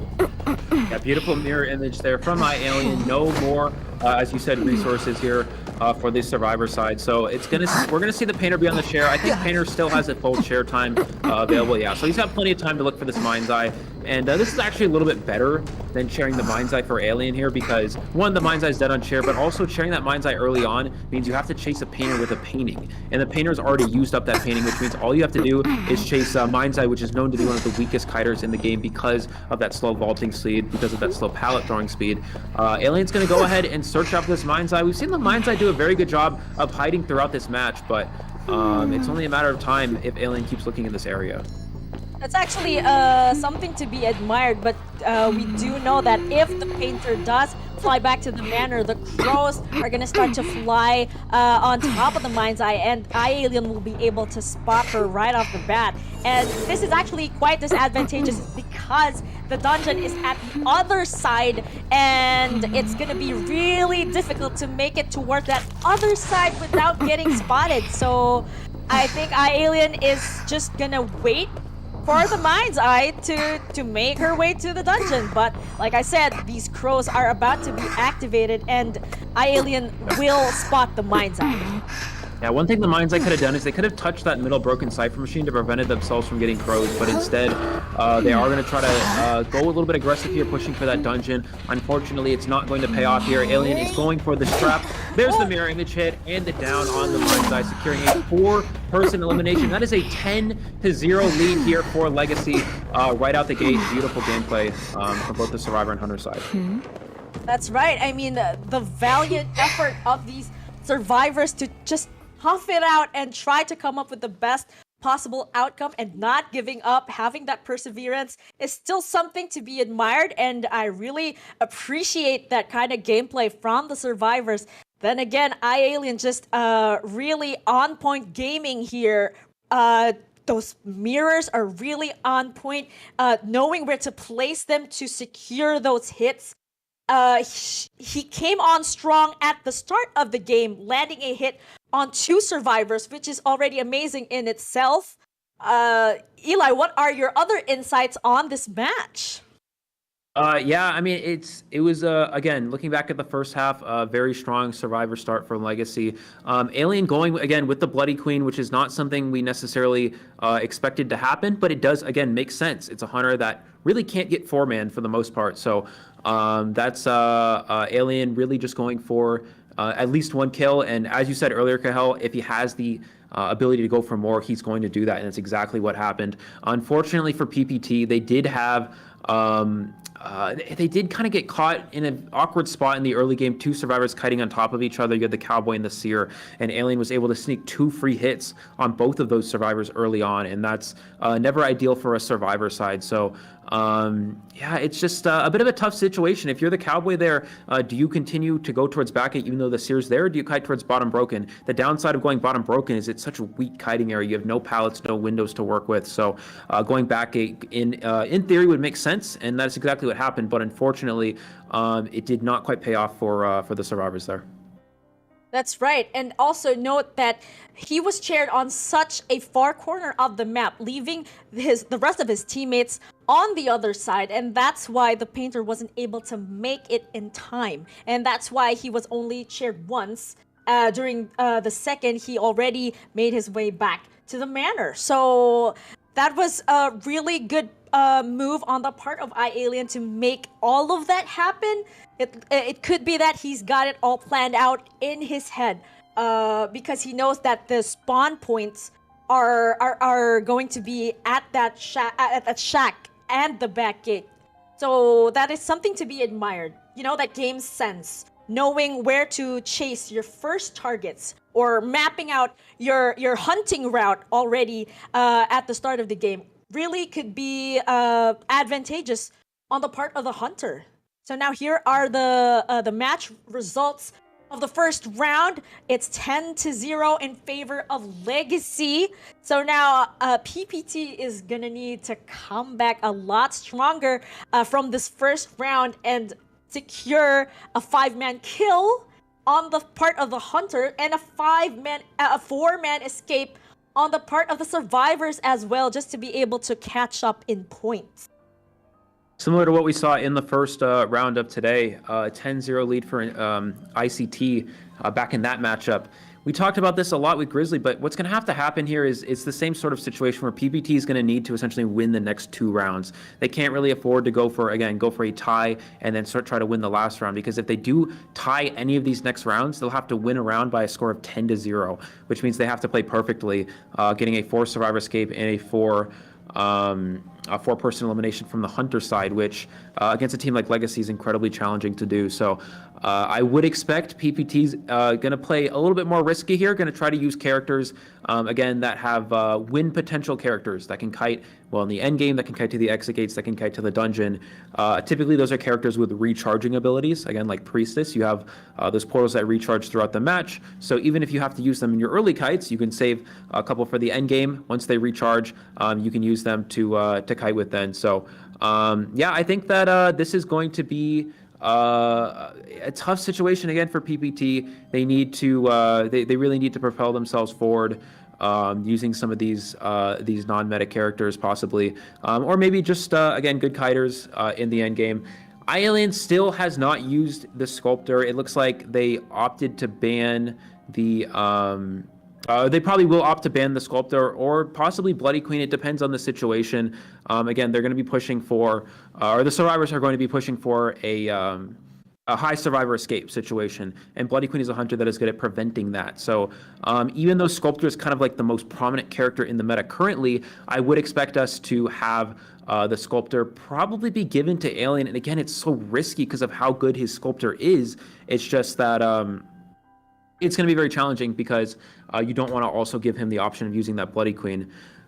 So yeah, we'll have to see how that's going to go. As for PPT hunting, they're going to try to go for as many kills as possible. Again, they're going to be going against a very strong Legacy survivor side. So it's going to be challenging for the hunter to deal with. We did see the breaking wheel get utilized in the first round, but it was on a weak breaking wheel map. So we could actually see PPT have map selection here. I believe Legacy most likely selected the first map based off of the characters that got utilized. Red Church is pretty good for Sculptor and Bloody Queen. It's not too bad, but it's really hard for breaking wheel, and it looks like Legacy probably had that in mind when picking that map if they did opt to go for it. So again, depending on what this next map's going to be, if the breaking wheel does not get banned, then PPT's hunter might have a better time than they did in this last round.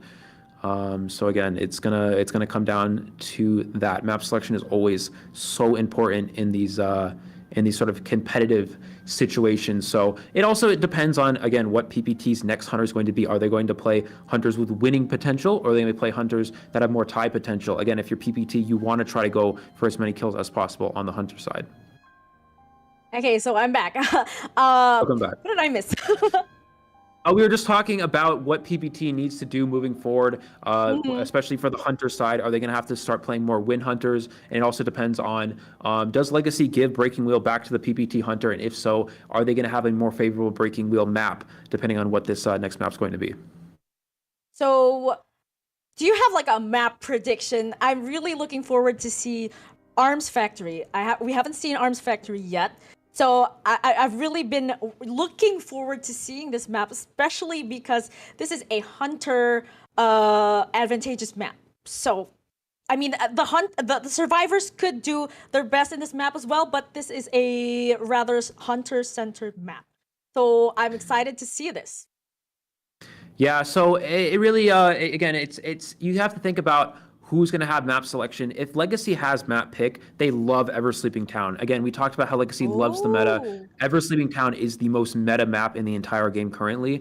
If for any of you who've watched like tournaments, whether it's over in China or it's here in NAEU, there is so much Ever-Sleeping Town getting utilized everywhere. So if Legacy has map selection, I would expect us to see the Ever-Sleeping Town get used. If they don't and PPT has the option of picking the map, I highly would suggest they go with something that's more favorable for them. Possibly, again, if they're trying to play something like Breaking Wheel, then they might go with that Moonlight River Park, pretty good map for that as well. And Breaking Wheel is also not too bad on Ever-Sleeping Town, but yeah, it really just depends on what their team is the most comfortable playing on.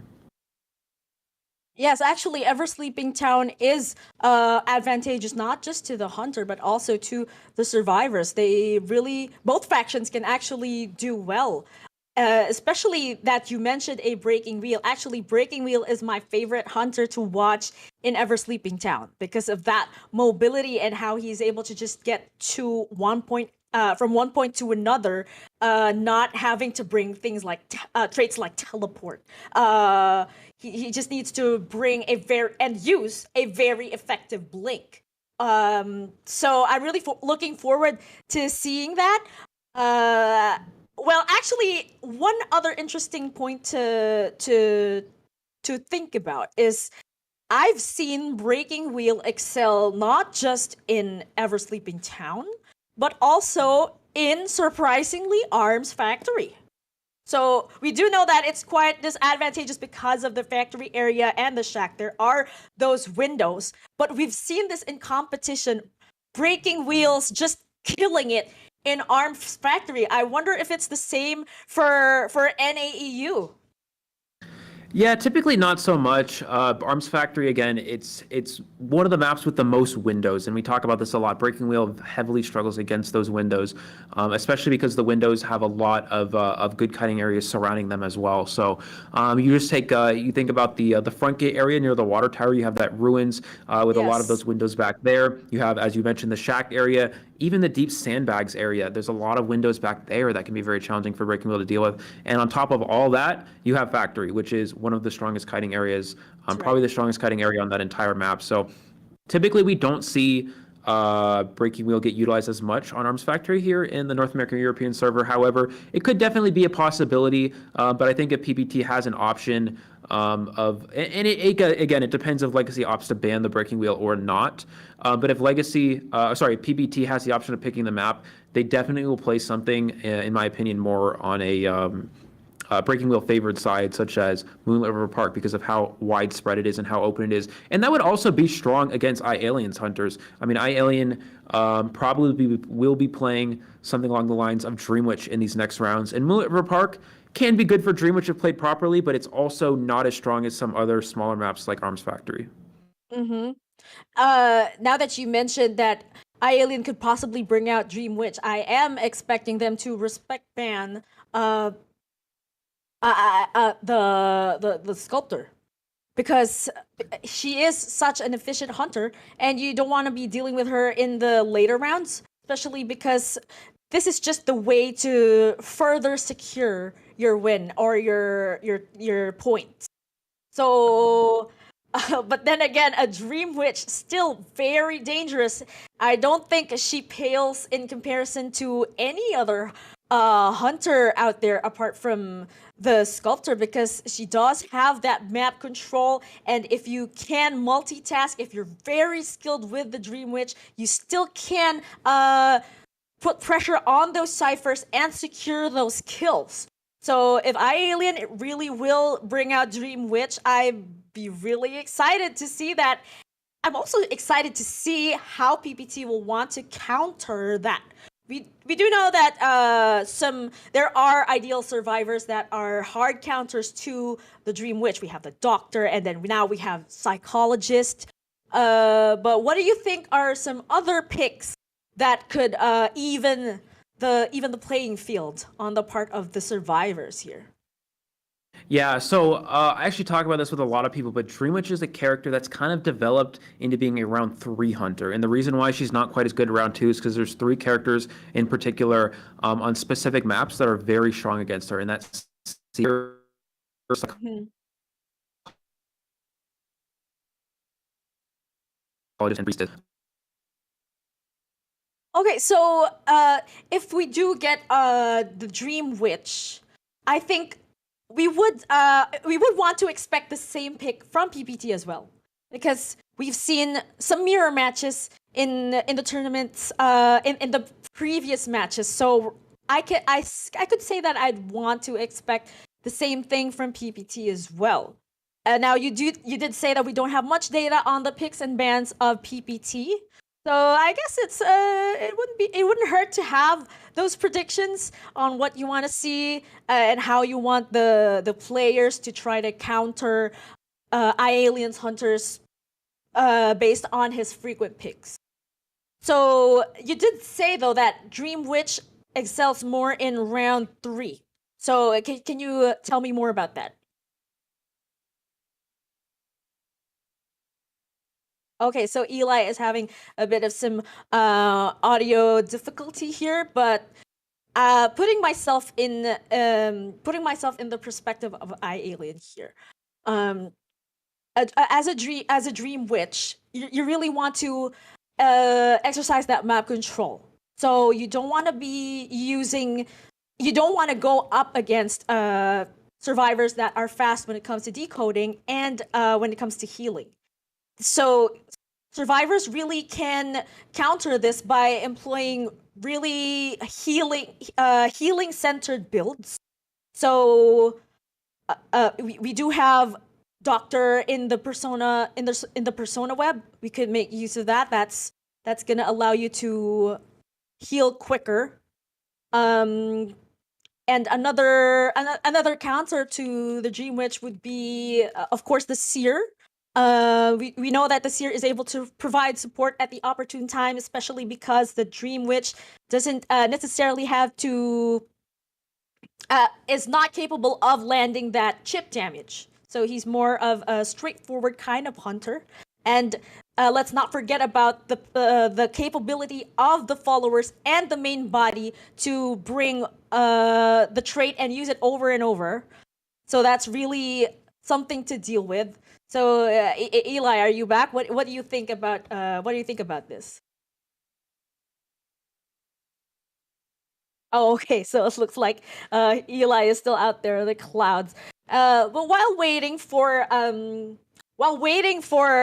the match to begin, let's try to look at the chat here and see what everybody thinks.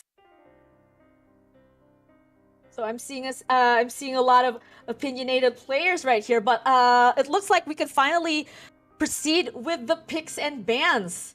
So I know that everybody is really excited to see how this is gonna play out. But now here it is finally, and we can get started with the picks and bans. Who will PPT ban this time? Of course, we have the Seer, we have the Mechanic. Really smart choices here, because you really don't want to be dealing with these players because of that support and that decoding progress. So of course the survivors will want to settle for the forward, and then we have the Patient yet again. This is actually quite interesting because it looks like the Patient is becoming such a popular choice in competitive IdentityV, even more than the Psychologist. So this is actually really interesting. So Eli, if you're back, are you seeing this? We have another Patient pick. Yeah, absolutely. Patient is a pretty strong character for going against the Breaking Wheel. I think the survivors they did ban the Sculptor, so they acknowledged that this hunter's probably going to be playing the Breaking Wheel yet again. So the Mechanic and the Seer ban definitely indicate that.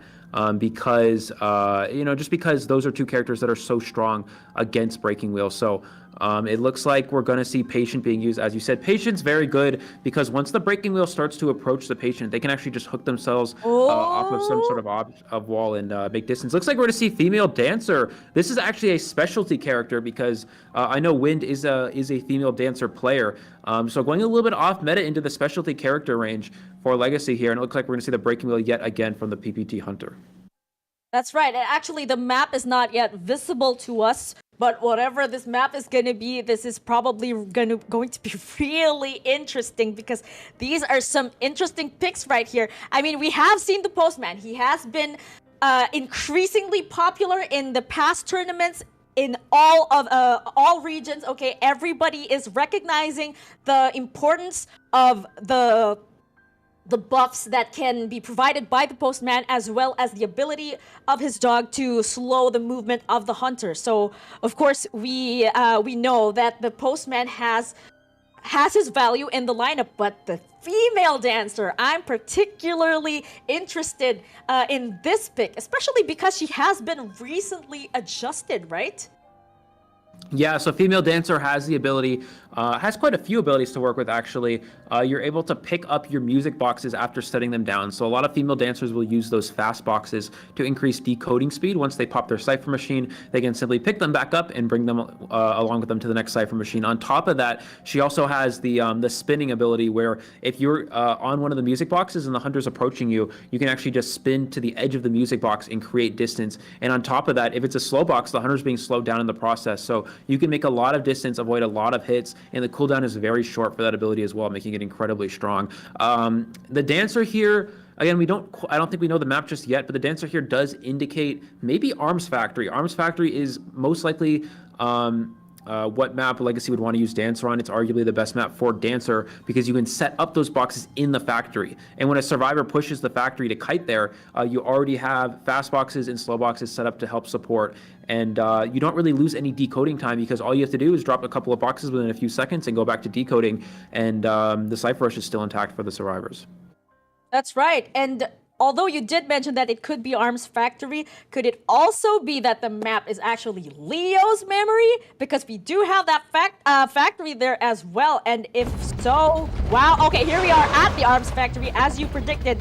Really good prediction on your part there, Eli. And here we are at the triple pallets with the patient trying to contain the breaking wheel. Wow, well, we weren't expecting this, but here it is. This is really interesting because, like you said, it's really hard for a breaking wheel to maneuver himself here in this map with all these windows and high areas. Yeah, we're gonna see the breaking wheel speed up, trying to get that first spike. Good job from the breaking wheel to get that first spike again. This is such a difficult area. There's just so many challenging areas for breaking wheel to deal with. This is actually really not one of the easier ones for this map, just because there's no windows, but there's so many pallets you have to navigate around in the patient. Tokyo here doing a very good job avoiding every single spike thus far. And yeah, breaking. Oh, another good juke from the patient as well, avoiding every single one of these spikes. And this is just such an incredible start for Legacy. That's right, and actually putting myself in the mind of the hunter, it's not really ideal to be transitioning towards the factory or the shack or even the ruins, because this is the best area where you can chase somebody. This is already the easiest area, as you said. A really good point right there, Eli. But look at Tokyo just doing his best here and killing it with this first kite. Already 3 ciphers remaining. 2 ciphers have already been popped, which is really good on the part of Legacy right here. Do you think the breaking wheel should now switch targets at this point? At this point, it's tough. You can't really afford to, but it looks like they're gonna try to push the female dancer. I think that might be 2 music boxes that are set up there, so Dancer's gonna be very, very fast. And look at that. This is why Dancer is such a strong character against breaking wheel. The slow box actually slows down wheel form, believe it or not, and the fast box makes it so that the dancer can speed up and avoid this wheel form. It's gonna be so hard for them to get these spikes, and you see that happening here. The dancer with an incredible amount of speed able to avoid all theirs. There's the second spike, but it's already the breaking wheel way behind in the fight in progress here. That's right, and if he does chair the dancer, it'll just be a matter of time before that last cipher is gonna get popped. But still, really good kite on the part of the dancer right here, just spinning in that sandbag area. Oh, excellent trap! Oh, wow, a nice placement of the trap and a nicely done attack on the part of the breaking wheel. But look at the forward already providing support and just buying enough time, because it looks like these ciphers are really beautiful stun from Green. Yeah, a nice stun from the forward, Eli. Yeah, beautiful stun from Green there. He's going to use that trap. Does get the down on the dancer, but still has football available. This forward's going to stand in this pallet. Gets the pallet stun to buy a little bit of extra time as well. Already 1 cipher machine remaining. The forward's still in the vicinity. You really see the downside of breaking wheel against forward. Goes for the excitement, which is going to allow him to get that pickup. But I don't think it's going to matter at this point. 1 cipher machine remaining. The forward's probably just going to stun on chair. And he misses the stun, and now he can't stun on chair. That's right. Now somebody else has to assist in the rescue. But We do know that if a hunter picks up a survivor and carries him, there is almost no attack recovery, and it's going to be really difficult to rescue. So the survivors have to be really careful with. Oh, there's that rescue right off the bat, and it happened right under our noses, thanks to the postman. Wow, this is really, really intense right here. Absolutely. We're going to see the postman go for this rescue. Does take that trap there. All you have to do here is wait for that hit with that rescue. Yeah, there's the hit. And let's see if they pop the Cypher. As soon as this breaking wheel goes into wheel form, they will pop the Cypher. And I expect it to go off right about now. There it is. And he's going to go ahead and pressure towards this middle area here. But there is a slow box, and you see that the wheel is getting slowed down because of that. No blink available, and he's going to have a very slow time to break this pallet, giving the dancer a ton of time to transition out of here. That's right, a nice use of the music box, nicely placed. And look at them just making their way towards that gate. Will the breaking wheel here at least one, or will they all get out the gate? This is really, oh my god, I'm on the edge of my seat right here, Eli. Do you think they're all gonna get out? Oh my goodness! I think they will. There's the hook from the patient to make it out. And that is a 4-survivor escape here from Legacy. And again, putting themselves in just an incredible position. We talked about how PBT really needed to try to win this round, and now it's essentially impossible to win this round. This is the same situation as round 1. PBT will have to go 15-0 in the next three half of rounds here, which is going to be incredibly challenging to do. A huge shout out for the breaking wheel to actually try to bring this hunter on this map. It's so challenging. 3 pallet is one of the easier places to actually chase a survivor as a wheel, just because of there's so many windows, and you saw how challenging it was. I mean, that's just Arms Factory breaking wheel for you. So a beautiful setup with the boxes as well, with the dancer slowing down the hunter in that middle and the end game. They had the fast boxes to help them kite as well. That was a huge difference maker in this match, and a very good position for Legacy, being up now 15-0. That's right. And speaking of that, I do expect that they're really going to need to come back from this even stronger, because this is going to be the make or break match. The second half of the second round is going to make or break their position in the tournament, and will decide if they will advance to the next round. So let's just take a look at what we've seen right here. Look at the match results. Look at this containment on the part of the patient here at the triple pallets. Time flew by so fast. That was already 135 seconds. Amazing. Yeah, absolutely. Beautiful job from Tokyo there, containing the hunter in an area with no windows. Of course, there are some very strong pallets that you can, the breaking wheel can get stuck on. But something I wanted to point out that unfortunately didn't happen, I actually kind of wanted to see it. It's a very cool play. What Legacy did is they actually had the dancer stay at the factory. They were decoding that first cipher machine there, and the patient stayed in the middle. So what happens is, as soon as the patient takes 2 spikes, he'll use a hook to get to factory, and the boxes will already be there set up for the patient to kite in that area. Unfortunately, we didn't get to see that because the patient did such a beautiful job kiting, and the dancer had already transitioned to a new cipher machine. However, that was definitely the play that Legacy most likely would have gone for if that situation came up. Yeah, that would have been such a joy to see, you know, that kind of coordination between the players, and placing those boxes in the factory and allowing the breaking wheel to just pass by it. It's going to be such a hassle on the part of the breaking wheel, and it's just going to make the chase even more of a headache than it already is. Now we're starting to see why you wouldn't exactly see a breaking wheel in the Arms Factory.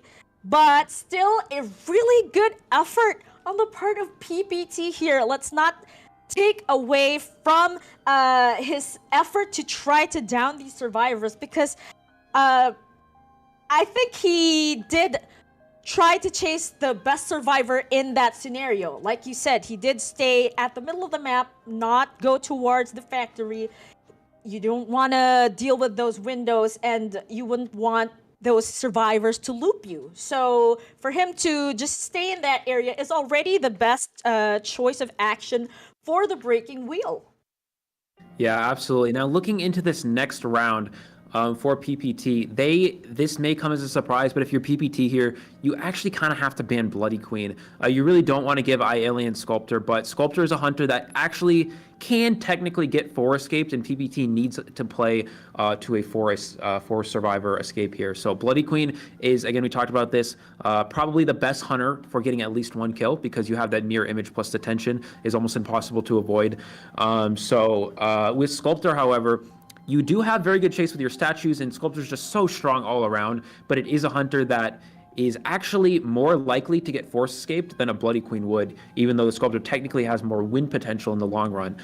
This is not a situation where where Legacy needs to get a win. Obviously, they need 1 kill to advance to the next round. So Alien definitely wants to play Bloody Queen here, but if you're PPT, you really have to take your chance with the Sculptor, ban the Bloody Queen. Even though it doesn't really feel too good as a survivor side going against a Sculptor round 2, you don't unfortunately have much choice here. That's right. So they're going to have to employ all strategies necessary just to be able to secure that 4-man escape. But I'm sure the pressure is on PPT right now. They do know the capabilities of Alien. They know how strong of a hunter he is. May it be the Sculptor or the Bloody Queen.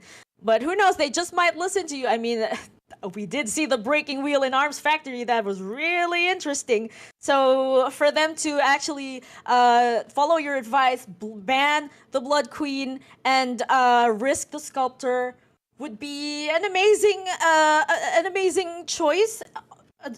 Understandable, but it will at least secure the best outcome. Yeah, for sure. And Bloody Queen, again, this is one of the stronger Bloody Queen maps anyways. Arms Factory, no 2-story windows or 2-story areas at all. So Bloody Queen can sometimes struggle in those 2-story areas. They really love the flat ground where you can easily mirror survivors and trap them in. And in a very small flat ground map like Arms Factory, even with all the windows and all the pallets that Arms Factory provides, Bloody Queen can simply mirror through all of those. So again, Bloody Queen very strong on this map. Yeah, it's tough. PBT is going to have to play, again, endgame kiting characters.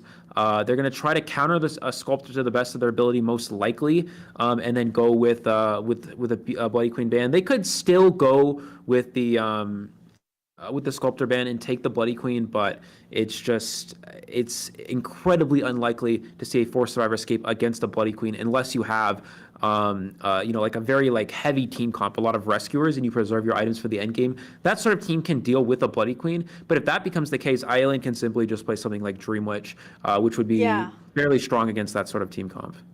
Yeah, I was just about to mention that as if the Sculptor and the Bloody Queen wasn't enough pressure, we do know that Alien has a Dream Witch up his sleeve. So what if he brings that out? That would also put a lot of pressure, especially because Dream Witch is especially strong in Arms Factory. She can exercise that map control. She can just about use the best traits to end the first kites early in the game. We have Patroller, or we also have Blink. Do you have any idea on the traits that Alien would usually bring as Dream Witch?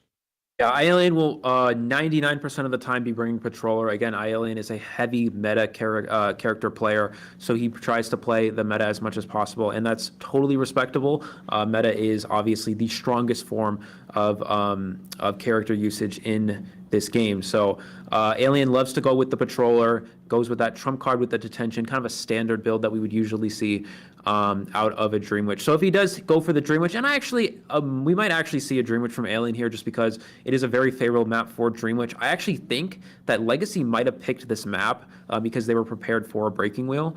We were talking about how Legacy might have picked round 1, but looking at it now, there's no reason for PPT to choose Arms Factory and then play Breaking Wheel. So I would have expected Legacy to pick this map. So it could be that they're preparing for Alien to play Dream Witch. That's why they went with Arms Factory.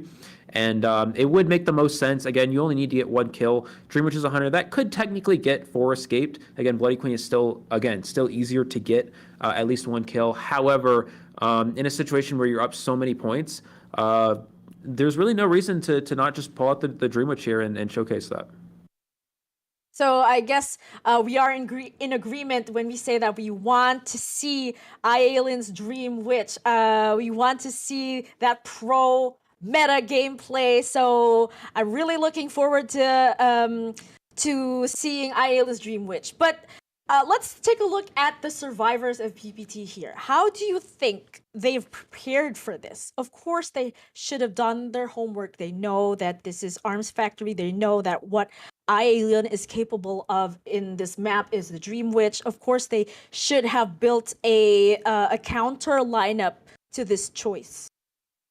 Yeah, absolutely. And Alien is actually a very well-known player in NAEU, one of the higher-up streamers. So a lot of people actually know what Alien plays, just because it's very easy to do your research on that sort of player, because you can simply just pull up one of their streams and check out what hunters they're playing.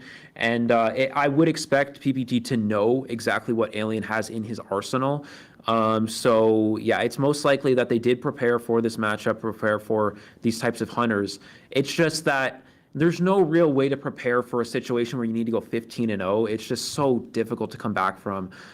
It may be something that some teams think about at some point, but you never really imagine yourself getting there. So it's a situation where you do practice for getting 4-person escapes. There are situations where teams will go into practice and they'll say, okay, our survivors need to get 4-person escape here. We're going to practice what team comp can we do to get there, and that's going to come down to what characters can kite. Again, I say this a lot, but what characters can kite well in the end game. Arms Factory is a challenging map to get a 4-survivor escape, because to do so, you want to rotate really well in the early game, and you want to have a lot of good kiting areas. There's some decent kiting areas in this map, but it's very hard to rotate on this map because of how small it is, which means the hunter can catch up to those survivors easily. So I think PPT is most likely, during their practices, I assume they probably would have prepared a little bit for a situation where they need to get a 4 escape. Now, depending on what characters they opt to play for that, is yet to be seen. But we did see Painter being used in round 1.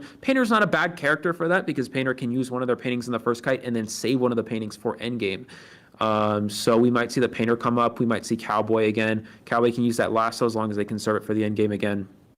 And a Cowboy is pretty good against a Bloody Queen. If you go for a mirror image, use that lasso to pull yourself away from the mirror. You can kite out the mirror image, which is not very easy to do with a lot of characters. So we may see PPT go back to a similar strategy as the last round. Oh, and also another interesting pick to bring out would be the Explorer, because we would expect iAlien to ban the mechanic. He has done it. He will do it again, I would assume. So I think the Explorer would be an interesting choice, and quite efficient as well, because when the mirror is active, you can't see the Explorer. So that could be a counter to that as well. I mean, it'll be hard to sniff out the location. Yeah, the only problem with going Explorer, this is actually a good point to bring up. The only problem with going Explorer is extremely weak to Dream Witch. Dream Witch is one of the hunters that can find the Explorer very well, because when you get near one of those survivors, it shows the purple leech mark over their head. So even if the Explorer is hidden in the grass, it'll still reveal their location to the Dream Witch.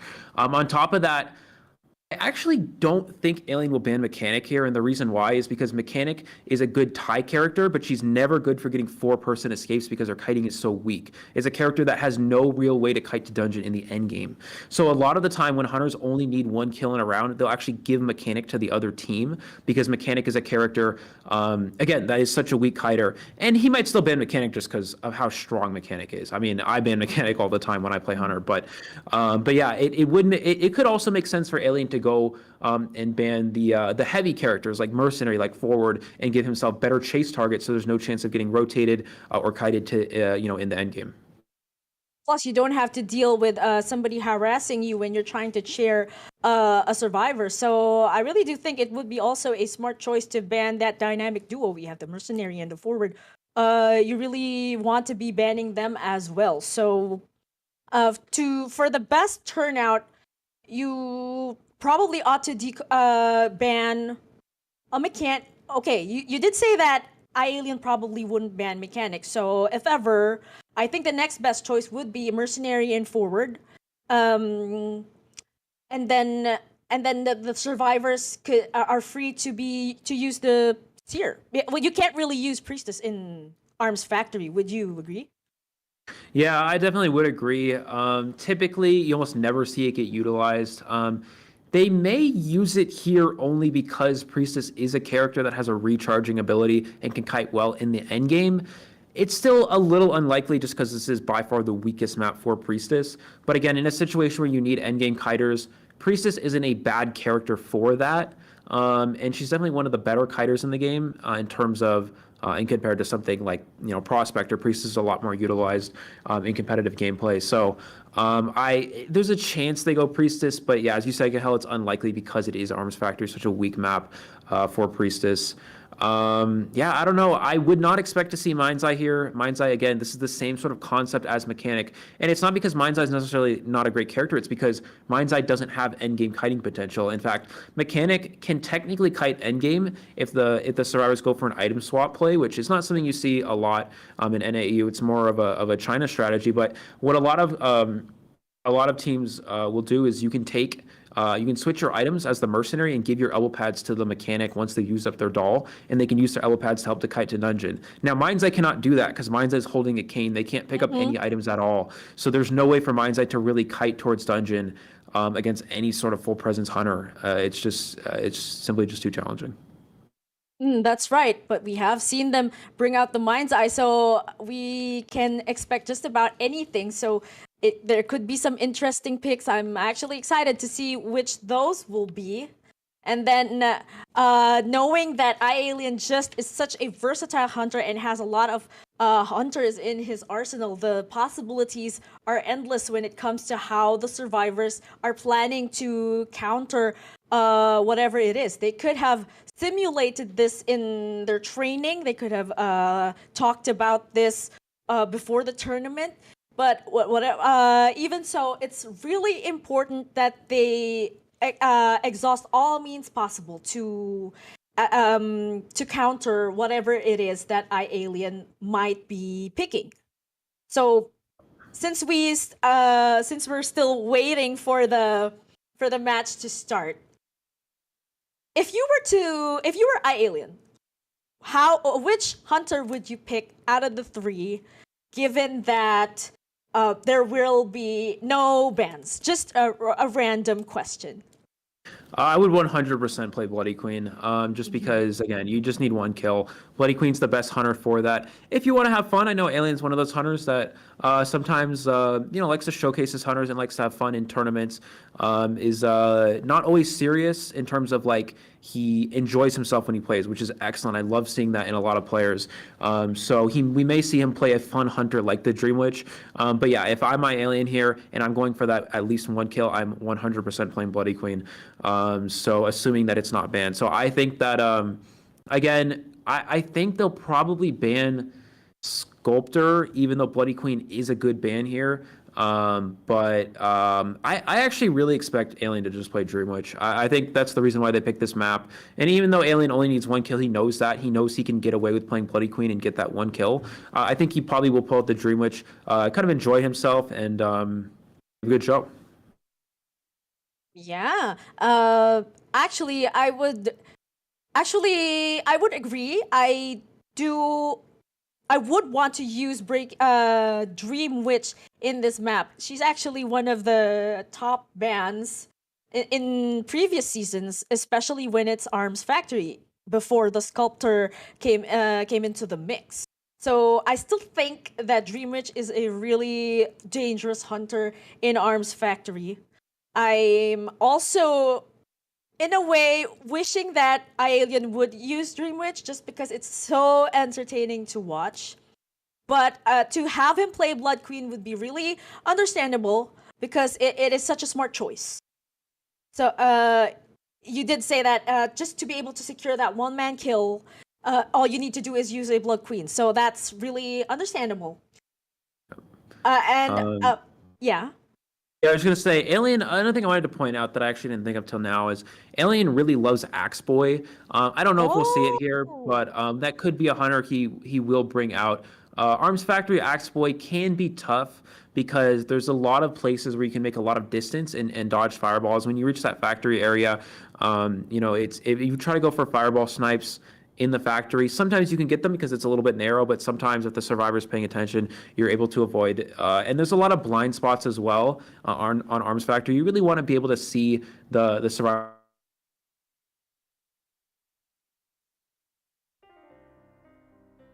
All right, so it looks like we're getting straight into the picks and bans of the match. Finally, here at the Arms Factory with Legacy all for one. It looks like we're having a Bonbon ban. Really out of what we were expecting right there, Eli. Yeah, not quite what we. Yeah, interesting. All for one actually doesn't play Bonbon, so this is interesting. It could be that they just weren't sure what hunter he played, and they didn't want to have to go against a Bonbon. I think they saw the mechanic ban, and they thought they're probably going with a hunter. Oh, we're gonna say Mind's Eye again. This is interesting. Yeah, and there is the Prospector. So that is a character that can kite endgame that we were talking about that has a recharging ability that can be used to kite hunters with detention. But yeah, all for one, not a Bonbon player, so I'm curious to see what he will play. He is known for his breaking wheel. This is, of course, a very weak breaking wheel map. But because he's so strong with breaking wheel, we might see him just use it anyways. I'm seeing some interesting picks right here. Of course, we have a Rescuer. We have a Decoder. Oh my goodness, a Ripper. Right out of the ashes, here comes the Ripper. Still a very dangerous hunter in my very humble opinion. I really do believe in the capabilities of the Ripper. And I think this is also a very interesting lineup because, again, we're seeing that Mind's Eye. You did say that you wouldn't expect to see a Mind's Eye in Arms Factory, no less, but here she is. And now we're seeing some other new survivors that are appearing for the first time in the whole tournament. We have the Prospector, Embalmer, and now a Gravekeeper. But look, I really was not expecting this Ripper also coming out for the first time. Things are really starting to get interesting in this tournament, Eli. Absolutely. Yeah, Embalmer's not a bad character for when you need to get as many survivor escapes as possible because you can set up that coffin on the exit gate. So when you chair that survivor, it coffins them to the exit gate and it can help push for a 4-person escape. It looks like we're going to see the no man's land spawn is what we call it from the Ripper here, which means the survivor does spawn in this shack ruins area. All for one acknowledging that. It's going to try to find who's hiding back here. I think that might be the Mind's Eye, actually. It is. So now I think All for One is going to really scout this area. He knows. He knows. It's a Keeper. That is amazing. So now he's able to land that hit, but that was a regular hit and not a Foggy Blade hit. So now Marionette was able to establish a bit of distance, but the Ripper really is fast on his toes and now is able to catch up with her here at outside the shack area. And let's take note that they're... Oh my goodness! Beautiful Foggy Blade. Foggy Blade. Wow, amazing aim on the part of All for One here. Already sharing his first survivor with 5 ciphers remaining. This is looking good for All for One. Yeah, very good position for Legacy here. Looks like we're going to see, I think that's the Prospector coming in for rescue. Typically, you won't see Tide Turner being used on Prospector. Gets the Foggy Blade on the Prospector, which means he's not able to go for a rescue. There's the charge attack and the down before the magnet can activate. And instant down on the Mind's Eye plus a down on the Prospector. We're going to see the Gravekeeper try to perform a rescue here, but it's going to have to be after half, possibly, it looks like. Let's see if, yeah, after half rescue there. This is very good for All for One. He's going to go for the Foggy, force the Gravekeeper out of Shovel, and try to make him rescue as early as possible.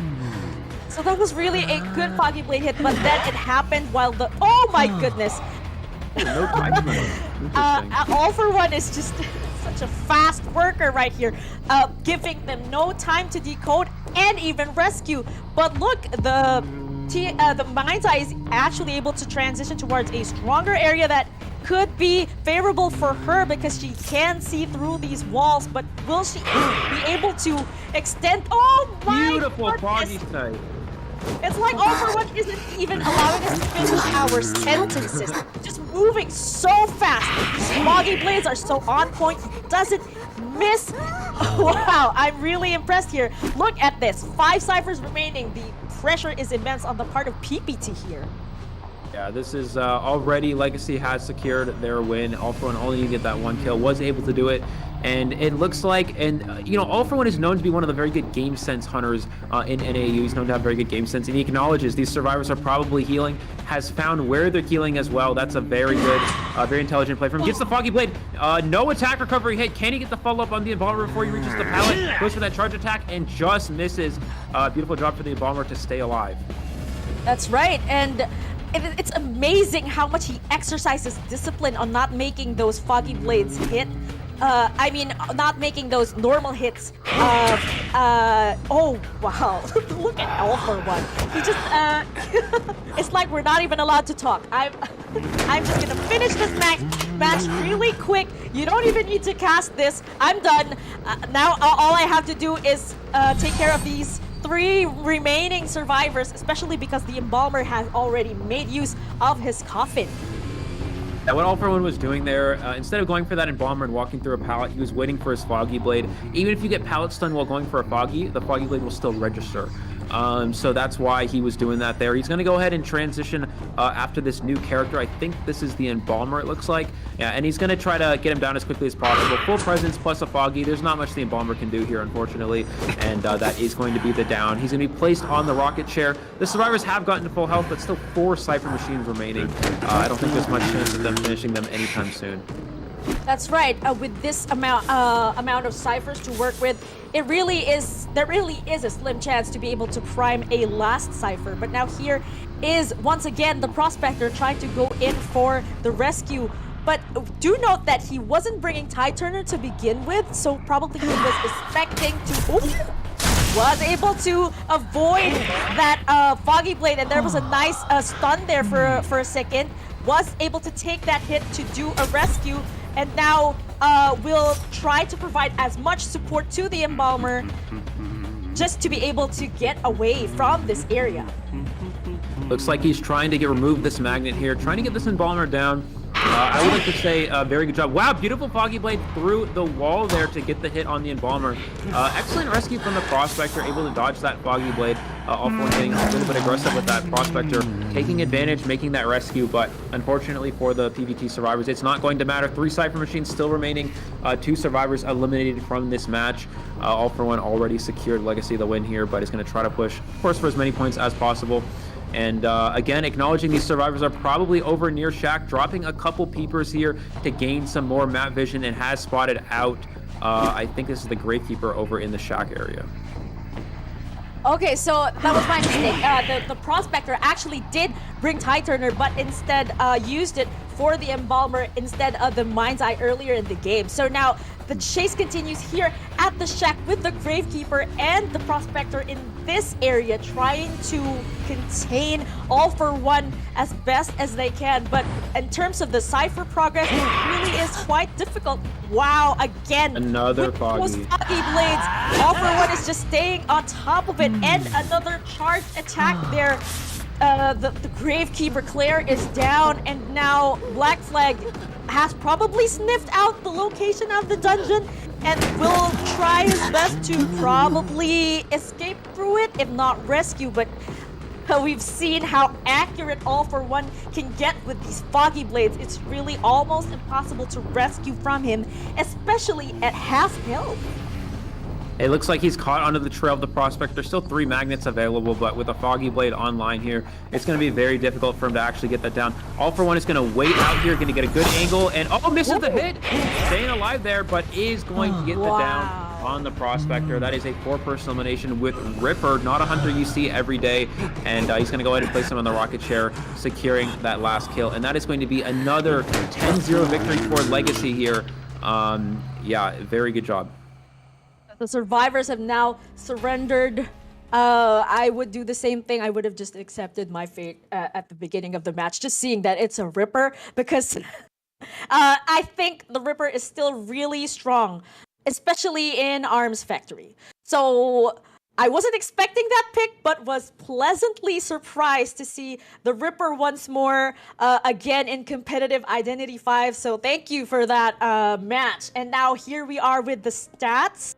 The best containment on the part of the Gravekeeper here, 74 seconds.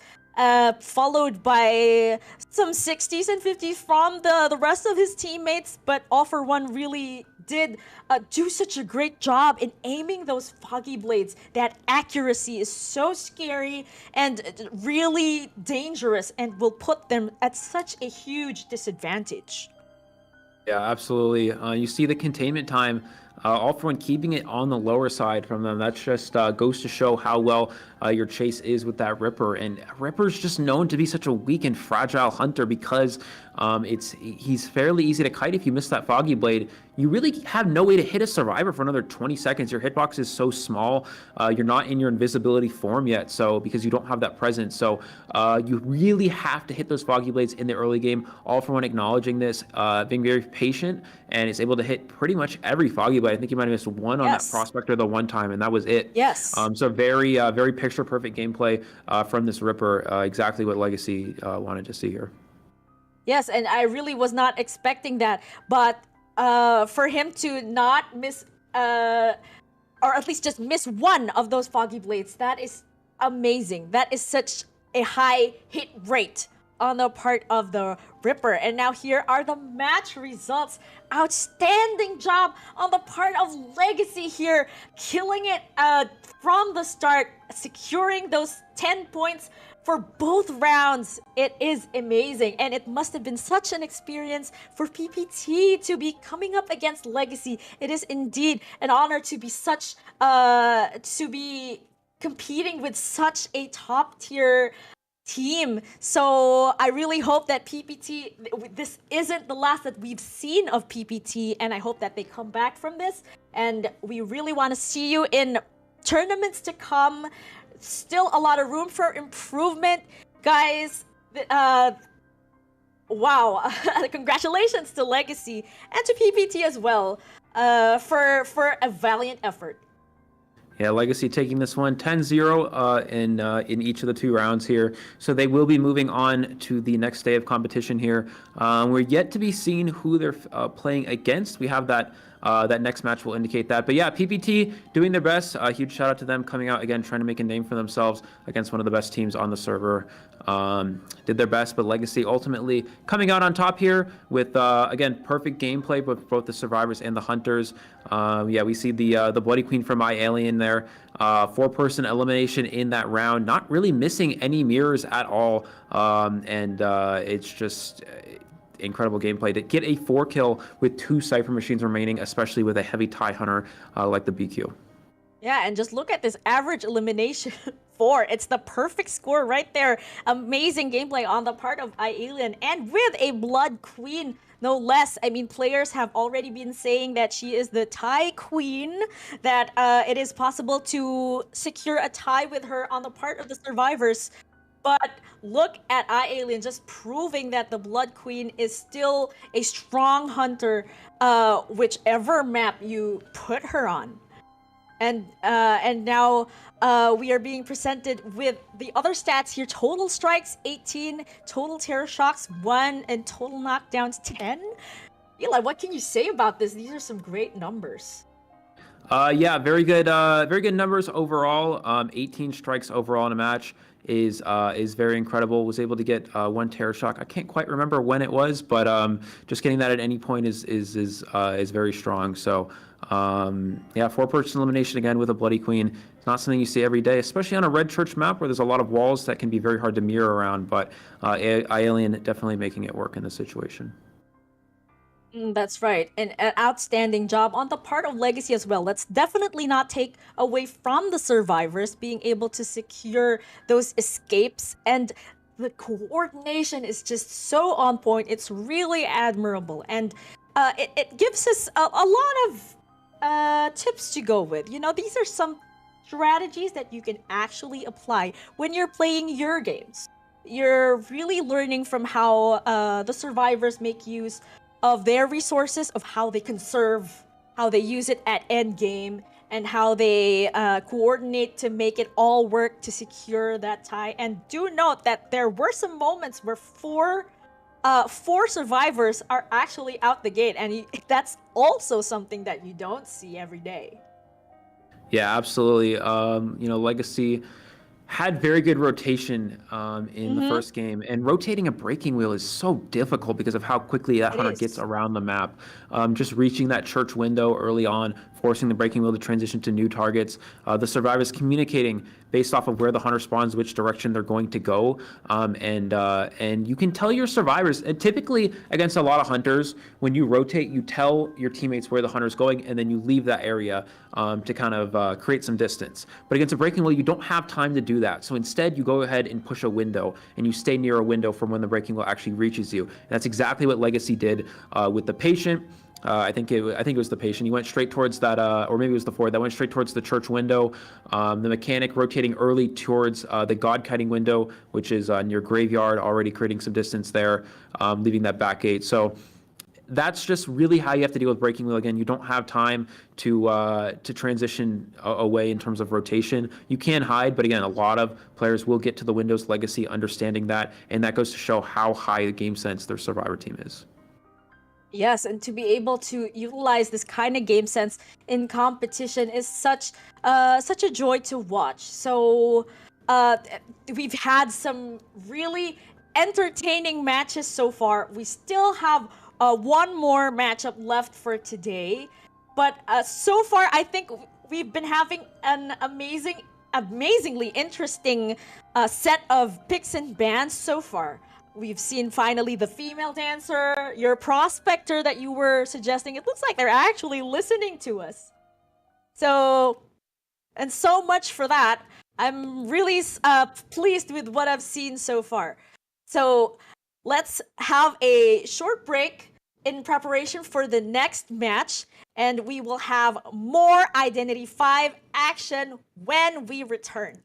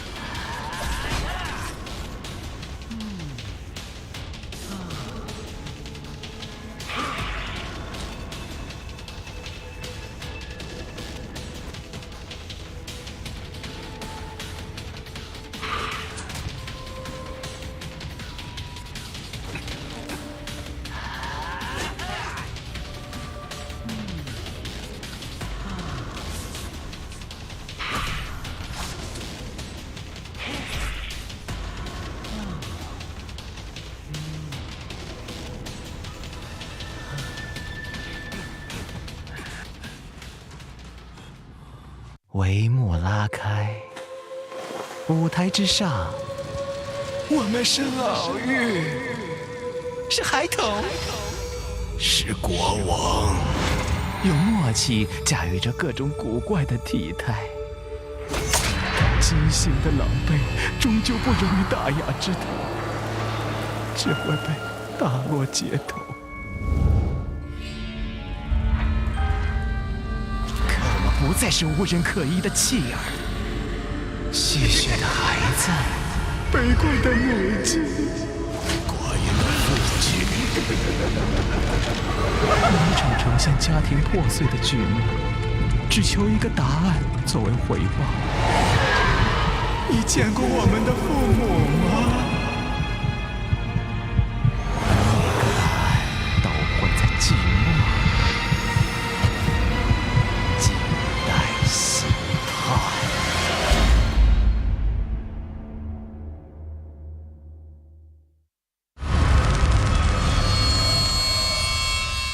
All that remains upon this throne is nothing more than a fragile, incompetent heart. After the embers fade and die out, our homeland, ripped asunder by the flames of war. At the height of my desperation, I finally saw the light of a star above. She was the one who brought the light of dawn back into my life.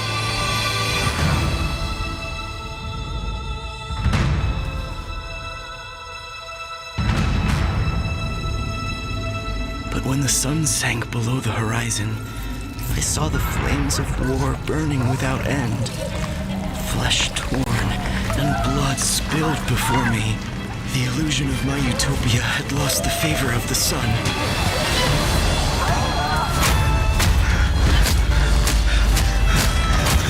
I have to get out of here. I have to...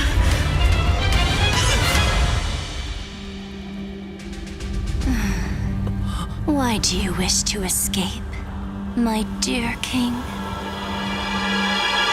In this everlasting Colosseum, you will forever be my gladiator.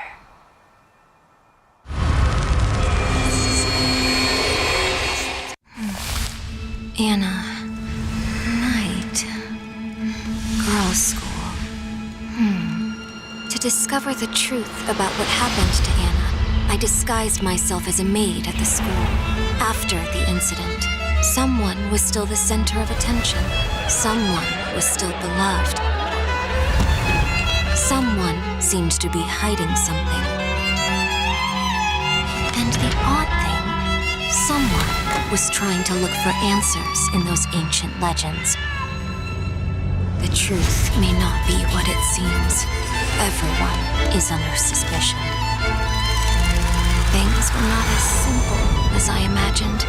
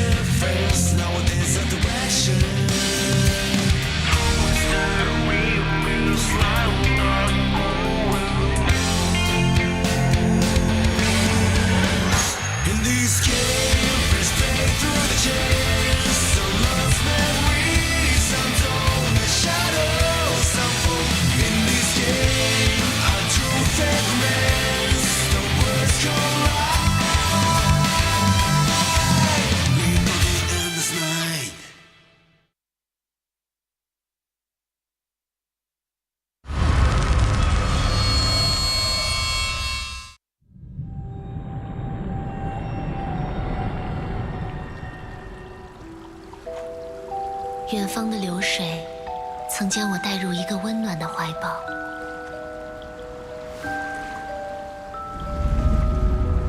在很长的一段时间里，他们将我的到来看作是上天的礼物。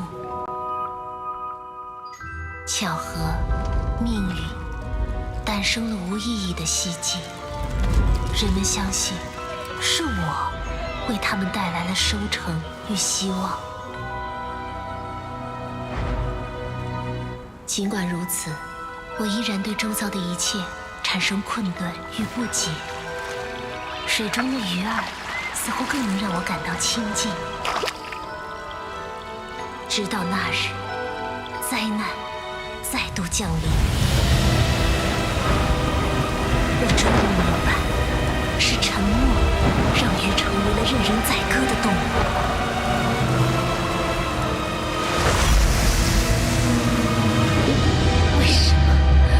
为什么鱼儿不能说话呢？回答我的，只是无尽的深渊与黑暗。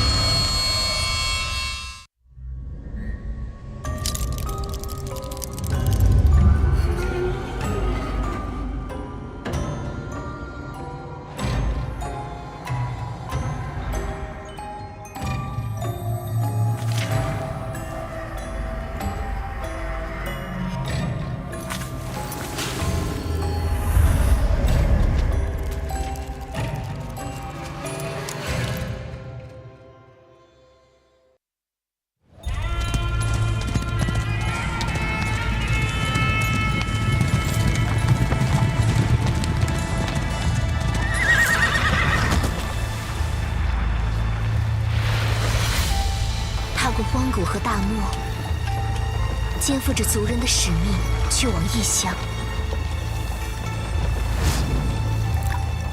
阴谋与命运交织着。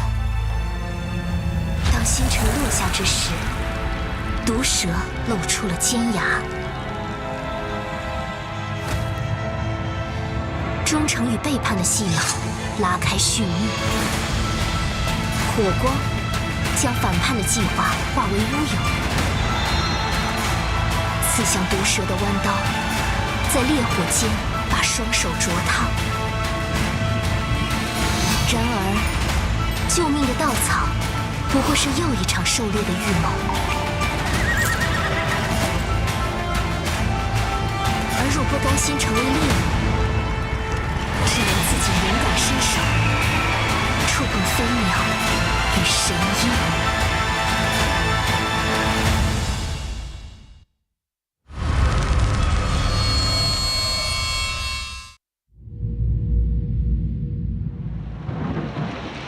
Legend has it that it was once home to a prince. The prince had a puppy. But one day, the puppy died. The prince was inconsolably distraught and offered a reward to anyone who could resurrect the dog, saying that he would be willing to give anything in return. They believed that a goddess would be reborn as one of them every generation.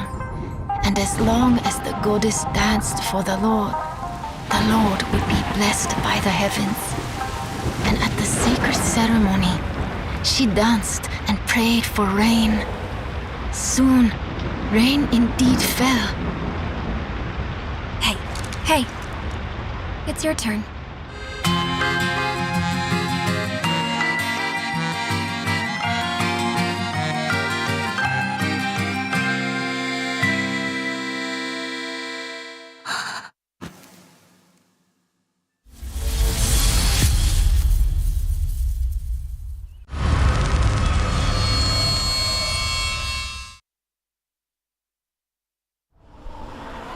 An evil born from desire summons forth a cruel priest.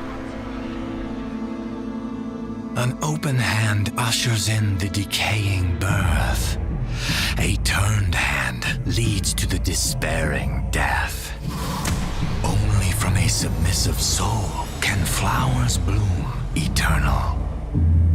The sinners fear me. They will immolate themselves to burn this mark upon my fingertips. While the innocent has challenged me through brave naivety, you think you have unveiled the absurd truth. My sheltered subjects. If you have never set foot in the darkness of the abyss, how can you understand the significance of a distant ray of light?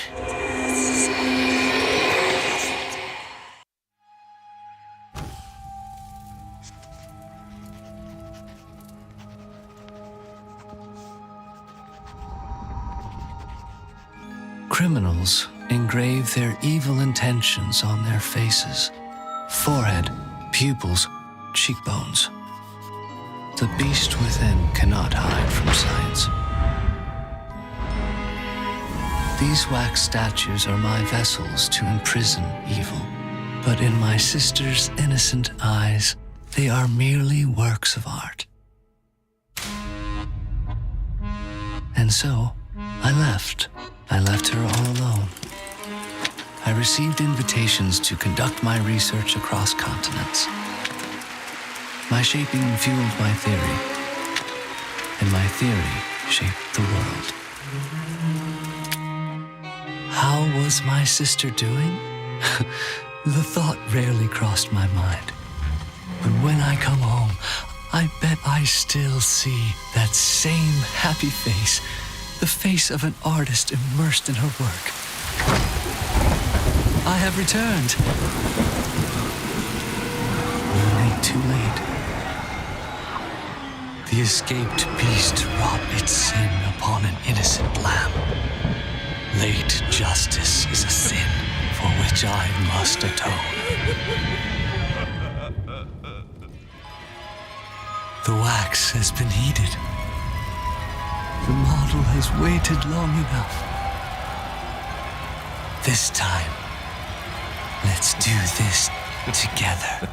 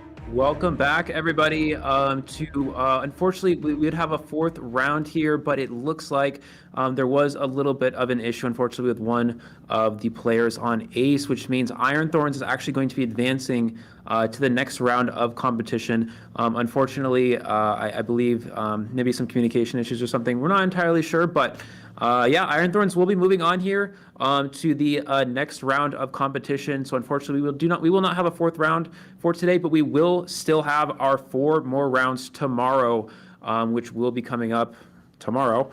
Yeah, I look forward to being there for that. And unfortunately, we could not bring you guys this match for today, but I'm looking forward to tomorrow. So it should be exciting.